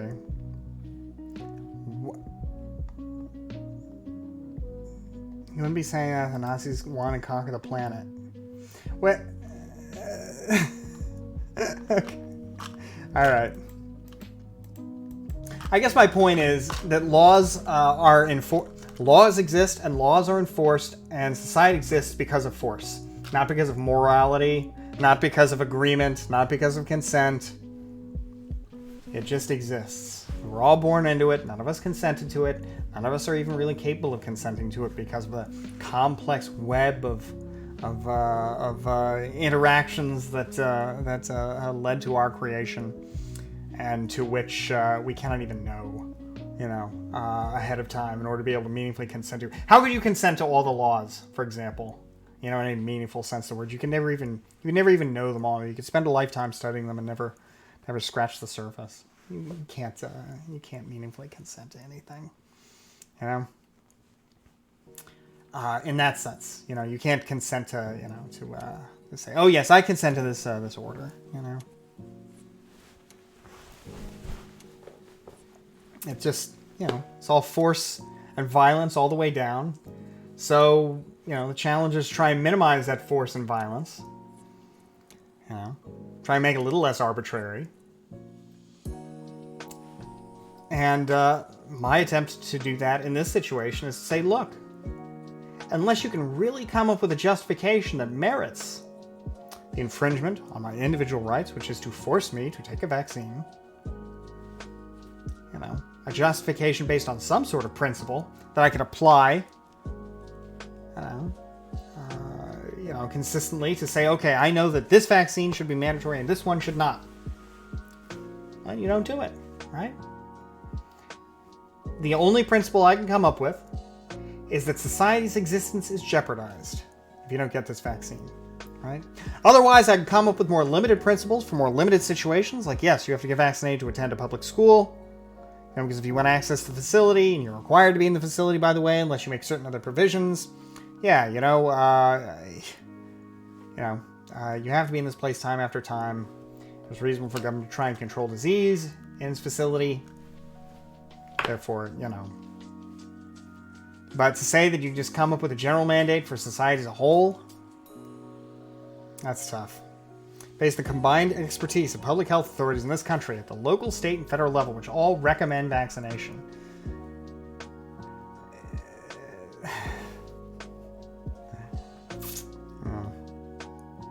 Combined expertise of public health authorities in this country at the local, state, and federal level, which all recommend. I guess really this is the fundamental difference, maybe, to tie everything up tonight, is that Canadians just trust their government a lot more. Captain Creep says, at a certain point, doesn't that count for something? Not at all, to me. To me, that makes the ultimate decision go down a little easier if the government already has a right to do it. But I don't see a right to do this. You know, Canada, you know, I ain't even talking about Canada at this point. I don't see a right for this to happen in, you know, for the federal government of the United States to do this. I don't really see a right for the states to do it. You know, again, given the disease at issue and the circumstances at issue, the ability of the individual to get the choice, and to say, well, the public health experts agree. Well, my God, I hope they're always right, and that they only force me to get good things.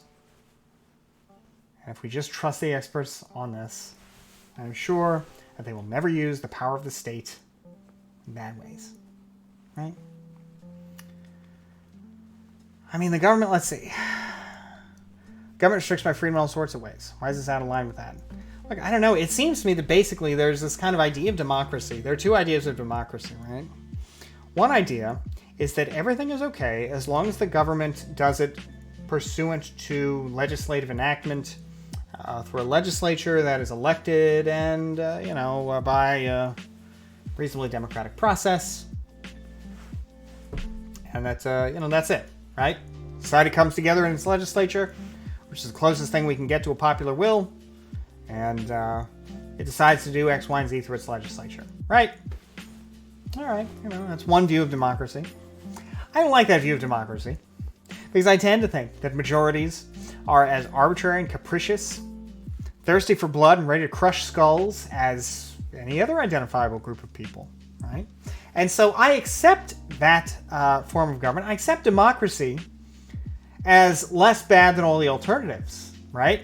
I accept government by democracy as less bad than any alternative yet conceived, but nevertheless believe that government ought to be constrained by some kind of constitution that limits what it can do in a meaningful way.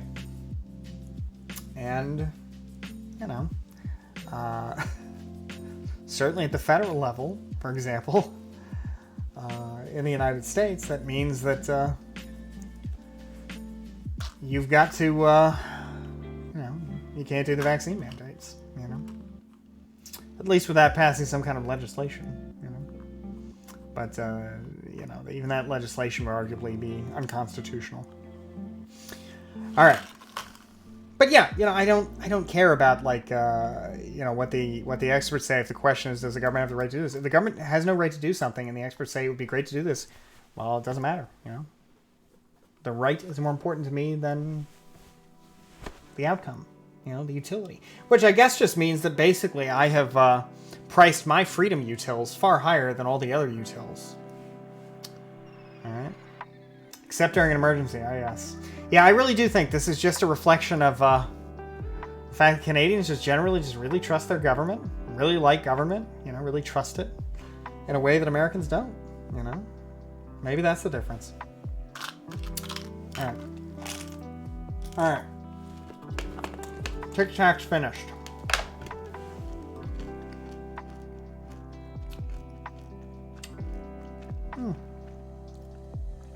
Reason Life, those were soldiers.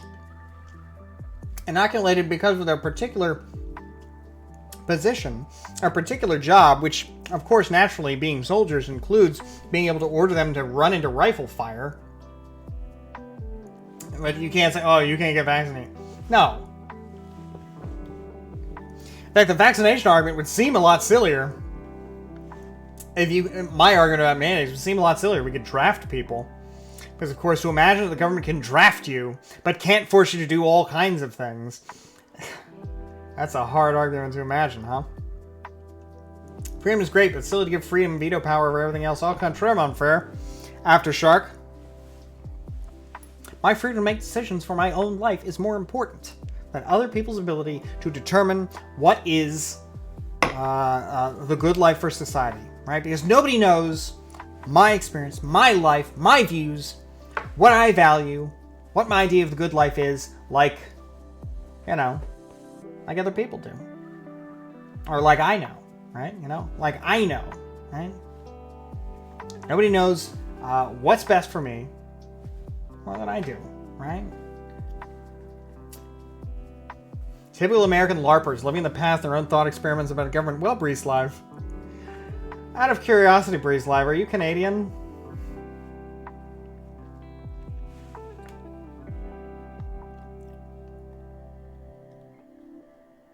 So the government draft everyone in the fight against COVID?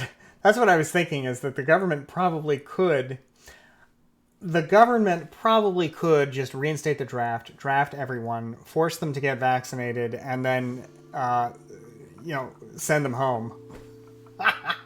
Well, Breeze Live, I understand dumping on the United States. I get that. I mean, if I were Canadian, I'd probably do it a lot too, given that you live next to a country that basically has the unilateral ability to destroy the entire world and, in fact, could start such a war, which would lead to your inevitable annihilation, along with the annihilation of every man, woman, and child on this continent. And you would have no representation in that process from start to finish in setting the military budget, determining the foreign policy priorities, all of that. You live probably within 100 miles of the federal government of the United States, and your fate is ultimately determined utterly and completely in very real ways, both subtle and gross, by that government, and yet you have no vote in that government. So the least you can do is complain about that government, and I get that. I get that. Alright. The answers will surface in a post-mortem, but initially, analysts link the police officers' hands-off approach to two opposing factors. Was that a canon? No! That was an argument that says it kind of sucks, it's kind of unfair to be so subject to this government and to have no say in it. But of course, I guess the only solution to that would be annexation, right? But, I'm not advocating it. Alright. The answers will surface in post-mortem, but initially analysts link the police officers' hands-off approach to two opposing factors.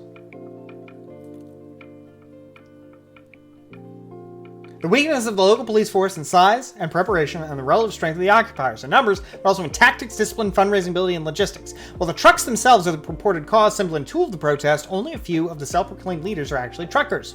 Some are, in fact, former police officers and army veterans. Army veterans? I think they're going to send the military after army veterans.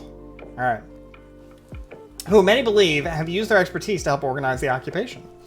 This is an entirely sophisticated level of demonstrators. Ottawa's now former police chief, Peter Slawley. Oh, stop, Breeze Live. Canada has better outcomes on some things and worse outcomes on others. You have good outcomes on things that are like life expectancy, and worse outcomes on things that are important, like GDP and number of nuclear weapons. So, fucking cares? Ooh, you live a few years longer in the worst part of your life. I have 25% more disposable income per capita. Costs and benefits, all right? Costs and benefits. You enjoy what you enjoy. I enjoy what I enjoy, all right? But to say one is objectively better than the other, I mean, you get to be 83. I will probably die at 79. Having snorted a lot more coke. I'm just kidding. I've never snorted coke.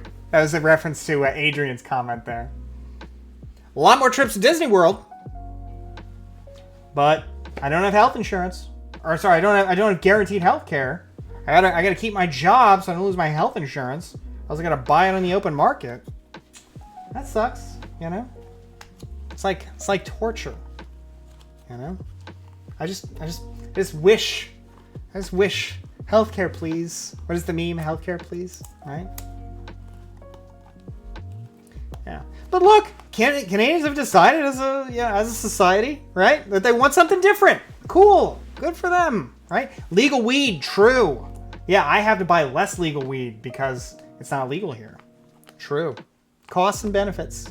Costs and pluses and minuses, right? All right.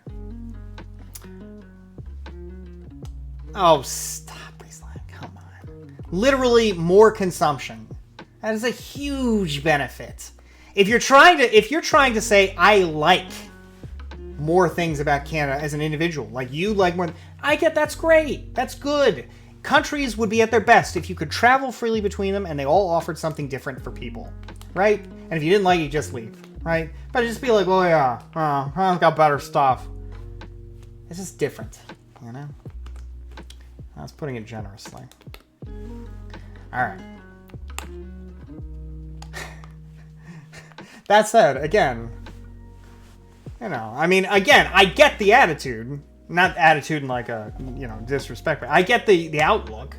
Because again, you know, like Canadians are hugely impacted by the United States and have no voice, no vote. That sucks, you know? And there's just no similar impact for us. You know, we're not really, you know. I mean, like we talked about at the beginning of the stream, I don't know if you were here, the minute that these protests impacted the United States, the president called up prime minister and, like, you know, cleared out the bridge, you know? So, yeah, it's just not the same. You know, there's certainly an imbalance there in terms of impact. And so I understand, you know, it'd be frustrating. God, I've been trying to read this article for 30 minutes and I keep reading chat. No more chat reading. All right? Sophisticated demonstrators and veterans. The trucks began roaring into the city on January 28th, spurred by new federal regulations requiring truckers crossing into Canada from the United States to be vaccinated against coronavirus. But the scope of their demands was more expansive, calling for removing all pandemic restrictions in Canada and called on Parliament to be dissolved. And, whoa, is that really? No way. In most countries. Oh, yeah, I saw. Yeah, I remember this. That's a good meme. Ha. True. Good meme. Well memed. Well memed. All right, I was reading the New York Times. Where's my New York Times article? All right. All right. Well, Kaiser Wilhelm, Canada has as much right to exist as any other country. City councilors briefed by the police were told to expect an exceptionally large convoy that would be disruptive and loud, but most likely temporary. The overall sentiment at the point was that it would just disappear. Said the trucks parked in tight groups along many streets downtown and never left. You know, I wonder if they pissed off Justin Trudeau, like, personally. Like, he was just like, oh, I can't sleep. These fucking truckers, man. I'm trying to sleep. They're screwing everything up. I can't get my, you know, whatever kind of coffee he likes or whatever. The police did not put down large concrete barriers to keep the trucks a safe distance from the legislature, nor did they incur that the downtown core would not be converted into a parking lot until days later. Crazy. It was only at that point that everyone understood how a 30,000-pound tractor-trailer a trucker may live in for days at a time while the job could be converted into a strategic tool of protest. Huge and movable, equipped with a heater and a bed, and with a built-in ear-shattering noisemaker. That is pretty wild. Ah, good meme. CBC special. If Rick came out of retirement... still such a good bit. Used to watch this every Canada Day. Oh, man. Alright, well, we'll have to check this out sometime. Okay. Alright. Good meme. Good reply meme. In some cases, the truckers removed their tires and bled their brake lines to make their trucks immovable. Oh. And some heavy-duty tow companies refused to work with the police to remove the trucks, as some have been threatened and others are sympathetic to the truckers who are their major clients. It was not just trucks were removable, the police were also greatly outnumbered and outflanked. It had to do with the failure of imagination. It was outside of our frame of experience because of that failure. Ottawa was a small city with about 1 million residents and has a police force to match with fewer than 1,500 officers. That's one officer. Hey, our calculations were again right. New York City is 3 times as many costs per capita. A week into the occupation, the police reported that they had moved their shifts around, managing to put 150 officers in the streets in the most affected neighborhoods. There were about 5,000 protesters at the time. We've got Tim Houston. Who's Tim Houston? They're stuck with ghouls in Congress. As far as Tim Houston, the Canadian politician, the Premier of Nova Scotia. Hey, I mean, I think it's cool that you guys have provinces. I mean, we were reading the Constitution the other, a few minutes ago, and like your provinces can like suspend provision of the Constitution if they want to. I mean, that's pretty cool. States can't do that. It's pretty based. If you like, get to set your own provincial agenda. I mean, hell, that'd be fun. I don't really know how it would work out, but... Well, I guess I do know how it would work out. It seems like probably if you did that, most provinces wouldn't really abuse that power, but one province might choose to abuse that power, if it would be politically advantageous for it to do so. Maybe. I don't know. Maybe that's how it would work. You know, like maybe they would decide, you know what? Yeah, everybody should be treated equally, but you know what? Maybe French should be like twice the size of English. You know? And like everybody's gotta post everything in the French. Or maybe something, I don't know, something like that might happen. I don't know though. I don't know. Yeah. And everybody's equal, but no wearing those jobs. Right? I don't know. Maybe something like that happen. All right. The mayor declared an emergency, and Chief Slawley requested an additional 1,800 police officers, but there were too few to handle the crowds. On Friday, Mr. Trudeau, whose name linked to a popular epithet has become the unofficial slogan of the occupation, written on knit. Oh, okay. Whose name linked to a popular epithet. All right. Kind of. I guess that was tasteful. I guess I knew what they were referring to. On the one hand, give more police officers. On the other hand, declare an emergency and freeze assets. Really makes you think. Well, we never talked about the upside of all this. All right, but we'll talk about that right after this article. All right, I guess it's almost done. All right. Over that time, money, much of it from the United States, is poured into the convoy. Organizers have done news conferences. Lawyers representing them in a class action lawsuit. And they got organized, saying street captains who reported to block captains. Well, that is organized. Together, they distribute food and supplies to sustain the protesters. Deliver diesel. As of last week, that was deemed a crime, and some people were arrested, but it continues unabated.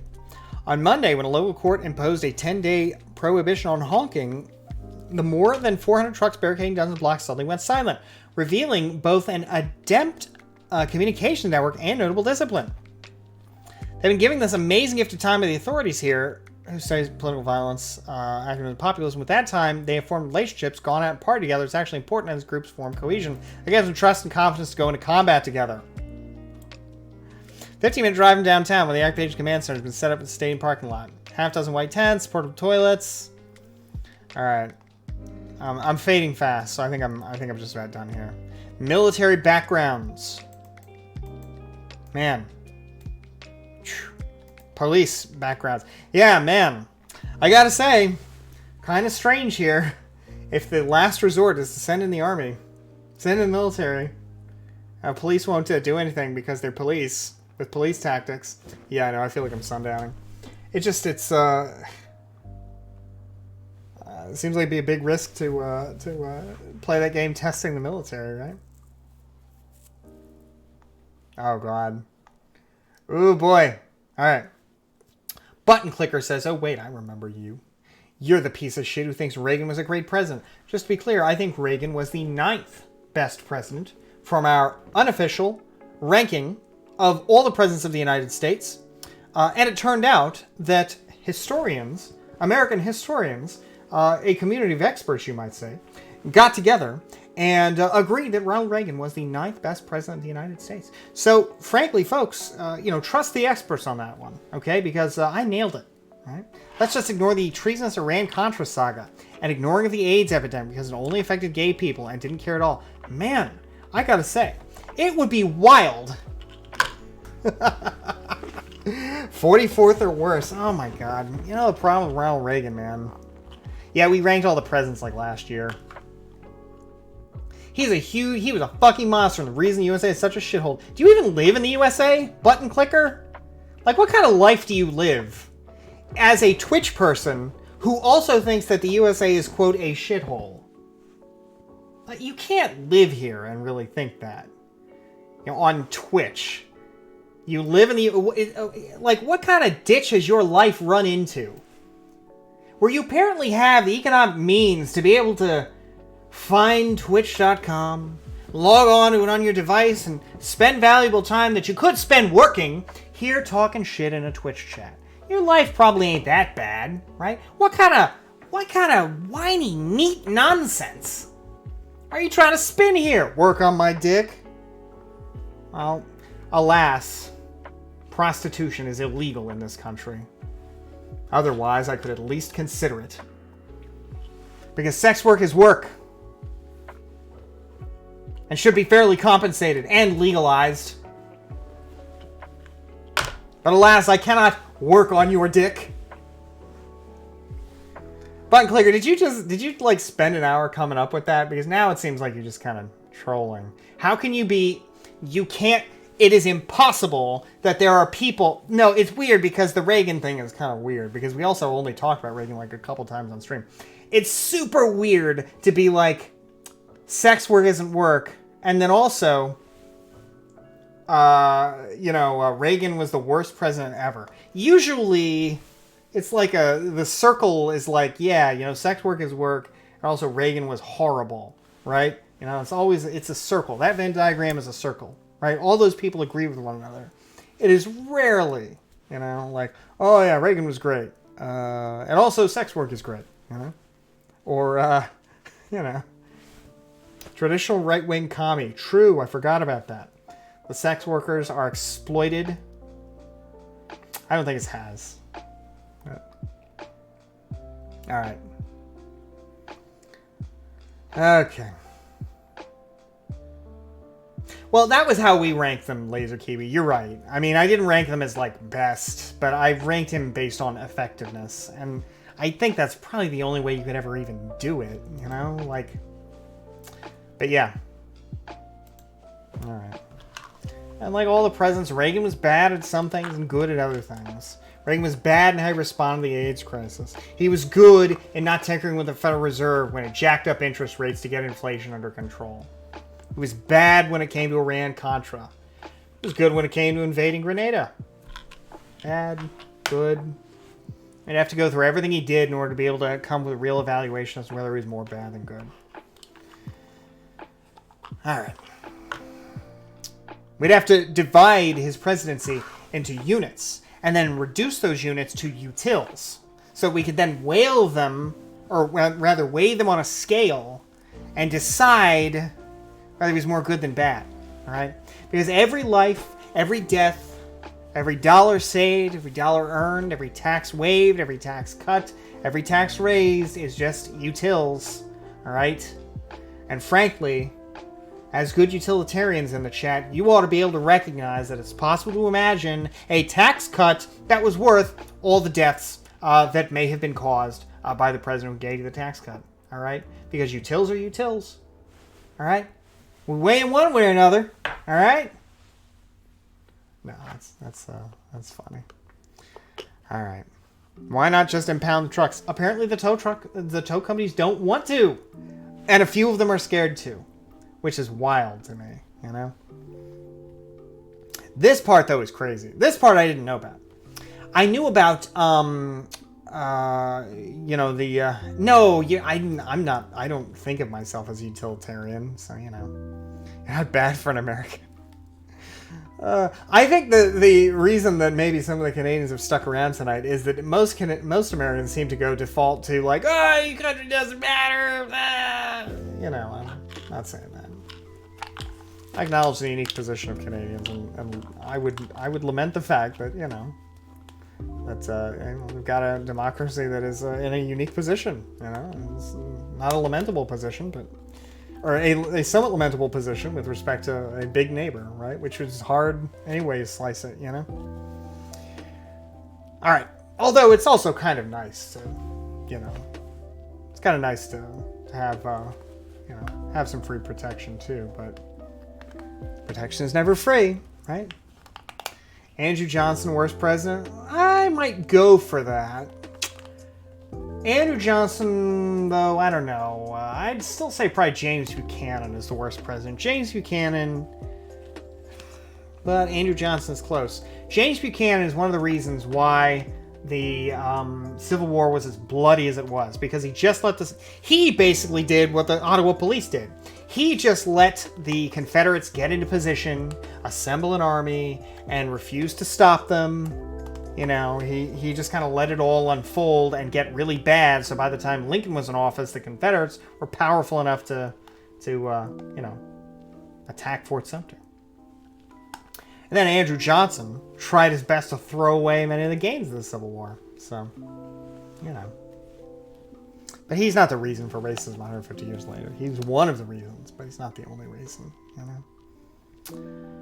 Although Katie has a point, you would think that the president who imprisoned all the Japanese Americans in World War II is at least a candidate for worst president. Instead, he's typically regarded as number 1 or number 2, maybe number 3. You would think, though, he'd be knocked a few pegs for imprisoning 120,000 people for years because of their ethnicity. You would think the fact that he did that, even arguably, it's been a while since I looked at the record, but he sort of knew that this isn't really a threat, you know, but felt politically pressured to do it. Pretty fucked. And I gotta say, I'm glad you mentioned that, because the people who honestly just, like, are seriously obsessed with Ronald Reagan, and then we'll talk about FDR, and be like, oh yeah, FDR was the best. He was the greatest president ever. I mean, history is complicated, guys. It's complicated, alright? It's complicated, alright? Alright. Tell me a Biden win.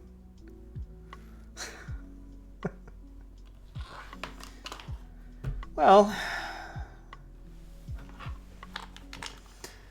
things stopped getting worse under, and they, you know, like they were getting worse under Trump. He was trying to shred our alliances overseas, destroy our international standing, impose new tariffs. And we don't have any new ones, right? We haven't further eviscerated our position overseas. Yeah.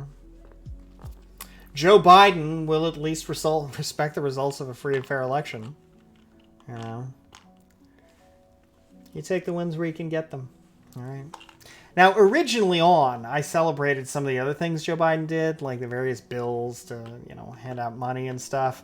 I don't really care about that kind of stuff that much, though. I'm more concerned about just like Biden does less bad stuff than Trump. That said, you know, he still hasn't really liberalized immigration very much. He's left most of the tariffs in place. He hasn't really launched any new ones. You know, he executed the disastrous withdrawal from Afghanistan. So, you know. And Abu Talib, you know, I would say that he's... a huge thing that Joe Biden has done, you know, in terms of, like, less bad. Way fewer people are getting vaporized by drones now. You know, I mean, damn. Nobody cares about any, though. Nobody cares about that at all. Like, it never comes up. You know? Never comes up. Except on Twitter, occasionally, the account that says... Or the account, what has Joe Biden done, will occasionally talk about it, and people say, fuck that. You know, I don't care about that. You know. He did just decide to escalate the war in Yemen, too, so he's going to get roasted for that soon enough once... you know, most people focus on that. Yeah, child tax credit was good. As far as federal programs go, that seems like, you know, one of the better ways to do it. You know, one of the better ways to hand out money. If you're going to hand out money, that seems like a way to do it. All right.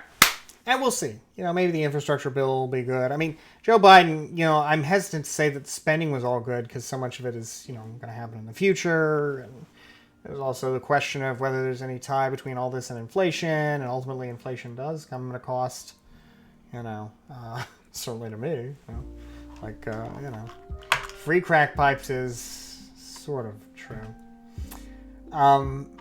But yeah, generally speaking, most Americans would probably find the big spending bills that Joe Biden got through to be good, you know, so student loan forgiveness, good luck.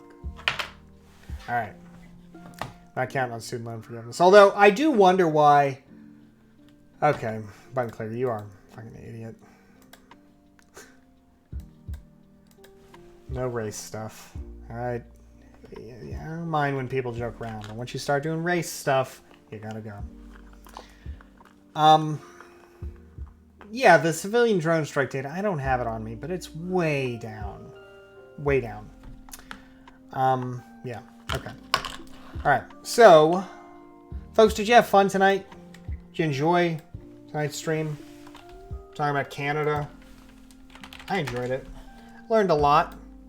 Really gotta stop doing these streams at like, you know, really gotta stop doing these streams at like, you know, late at night so that I can have some of the best of my day here to share with you all. I feel like I had about 30 good minutes and then it's just been the slow slide to sleep. But I still had fun. Thank you to everybody who subscribed.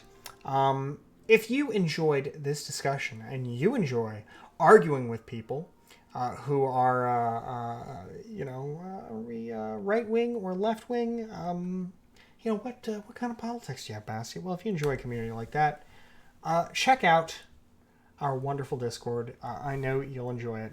And, of course, my Twitter. My Twitter, folks. Oh, right on, Zerx. I'm glad you learned about the Oaks test. Even though I was obviously very skeptical of all this, I tried to give it at least a fair hearing so you could also see and decide what you think on your own. And so hopefully it was useful in that sense. You know, hopefully my position did not keep you from, you know, being able to form your own conclusions too, right? Okay, the Twitter. If you're not following the Twitter yet, you really got to follow the Twitter. We have incredible content here on Twitter. You don't believe me? Let's take a look at some of the incredible content I have on Twitter, all right? Take a look, folks. Some of my incredible award-winning tweets. If you find a job you love, you'll never work again. Canada needs this guy right here, huh? Because I'll tell you, oh, we forgot to talk about the benefits, right? Suppose the police and the military really do come in and crush these protesters and destroy their trucks and scatter them to the winds. Well, that will probably mean that it'll be a long time before anybody ever dares to obstruct infrastructure again. And as a good free trading neoliberal shill, hey, that ain't so bad. All right. All right. YouTube recommendations. Israel Pal. I do not have anything to say about Israel Palestine. Very little to say. It's so like complex to learn in exchange for such little reward. All right. Thanks to Twitter, I learned about the Onion Futures Act. That's true. The federal government prevents you from trading in onion futures. Not even a free country anymore. It's a scam. Hasn't been a free country since the Onion Futures Act of 1957. Let's see, I had another really great meme here. Right here. Here's a good one. Quick tip for living your best life. Anything your regular trash pickup won't take, just dump it into the ocean. The ocean covers 70% of our planet. It's big enough to absorb all of humanity's sins. To say otherwise is just arrogance beyond measure. All right? So, definitely follow the Twitter. All right? Great content. And so that leaves us to the end of tonight. Now, we've been rating other political channels lately. Do you think, let's see, what are you saying? Do you think Ukraine will be invaded? I don't know, man. I sure hope not, but I really don't know, you know? All right. Oh, Pushko. Well, it's good to have you. I'm glad you're here. You know. Let's see.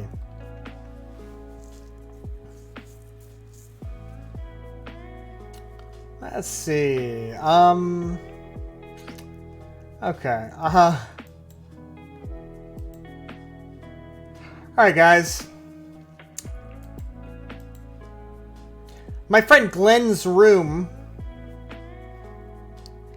is currently cooking chicken francesi in New York City. Would you guys like to get a look at life in the Big Apple? Like to get a look at life in the Big Apple with Glenn's room? See if there's any other small just chatting streamers.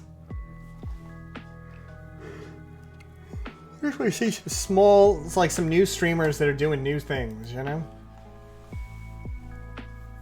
Been a while since I did that. Alright. A Lil LA drinking stream.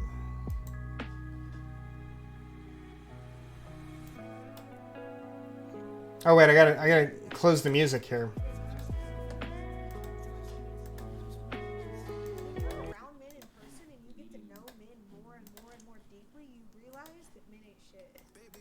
Ooh, did you hear that? Men ain't shit. Thank you, dog. Hey, she's got braces. The only bitch that never did me wrong is my dog. So the only bitch that never did me wrong is my dog. True, I never did yogurt. Give me some time. Give me some. No, I would never. Tonight I am not rating anybody political ever. But thanks for letting me know. Yourself? I know, for real. All you really need is yourself. Like, that's some shit we need to get into our head. Yeah, self-love is the best love. Once you work on that. Sounds like we won't be getting universal health care anytime Imagine soon. you take a few months with no man, no woman, and you just work on yourself. Chef's so, like, kiss. away from everybody for a month. It is detrimental. Yourself in the gym. Look, that's what I need. Me, myself, and I. Nobody else. My stream, the gym, the beach. Boom. Those are my keys to thrive. To have the best mental health in the world, right there. Did you say Man, music? I'm sold. Did you say music? I'm just watching. This is just random Twitch streamers here. Let's say drinking stream. I drank a rum shot like a week ago, and I've been paying the consequences. My name is Sydney. I currently live in Honolulu. CJ, you in the toilet? Denny, you want to do something when I get back to you? Alright, okay. Like, let's go to fucking... Let's see what else is going on here on West Twitch. Side. I want to go to West Side. All right, Yeah, good. West Side. I don't know your house. Okay, alright. We're done with that. Hi guys, I'm better now. Hi guys, I'm better now. Oh, I was like, what the fuck? You were just recently throw up drunk and look like this now? Yeah, last night I was throw up drunk. Which is, again, like, that's also the first time I've thrown up while drunk and so fucking long. So fucking drunk. I like this music. Oh, no, it was last night. Go read the... Cute cat. Where do I find that, Kaden? How do I find that? What's with the vaping? Where's Everybody vapes these days. Why? Why is everybody vaping these days, man? Alright, Breland. A cute picture. Go to your mod view on the left. I like the music. Vibing. That's what it's called. Vibing. I'm just gonna burn through channels here until oh wow, online advice show. I think this is where we gotta go. Working under pressure. Some of my curricular activities are playing football. I was a part of the esports club for 3 years, and I currently have an internship for an esports team. So basically, right, I have a degree that is worthless. Welcome to the club. Welcome to the club, Chief. Yep, and I'm $40,000 in debt. $40,000? That's it? Yep. Oh, that's easy. You can make $40,000 in a year if you work 2 jobs. You'll be fine. $40,000 is nothing to be in debt. That's like piss water money. It's nothing. True. Oh. No, let me tell you, Dollar General, bro. Yeah, Dollar General. 25. $25 an hour is pretty good. You mean $25,000 a year? Yep, basically. You can hustle. You can work 2 jobs. Canadian, if you just hustle and suffer for 1 year, That's you in can Canada, pay all your right? debt Saskatoon? off. Being in debt $40,000 is nothing. It's nothing. It's piss money.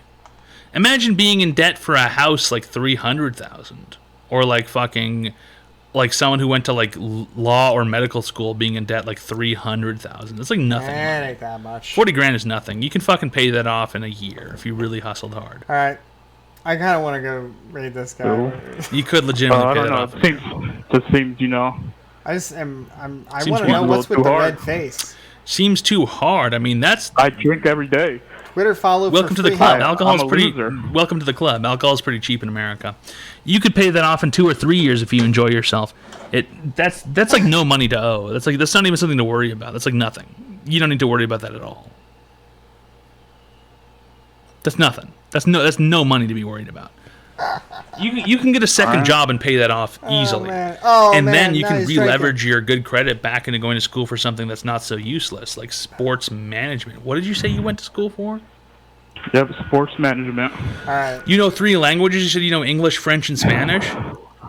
Yep. How come you're not working as a translator for somebody? Because I lied. Oh, so you don't actually know that? No, I don't. I'm a fucking loser. No, okay, no problem. It's called All right. marketing. Marketing is just lying itself. Oh, that's so good. All right, we're gonna go rate this guy. okay. There's no shame in marketing yourself properly. Okay. All right. You should Everybody continue left. to market Too bad, yourself but in a good way for people. We're gonna visit this guy. No one's ever gonna ask you whether or not you can actually speak French or Spanish when you go to a job So interview. good. It's just marketing. It's just marketing. No guys. big deal. You can go out and probably find a ton of jobs where you have. Folks, thank you so much for being here. It was so much fun. I hope you have a wonderful night. I'll talk to you again soon. Thanks for joining me for this impromptu stream. Again, be sure to give us a follow, join the Discord, join the Twitter, and yeah, we'll stream again soon. Hope you have a great night. Take care.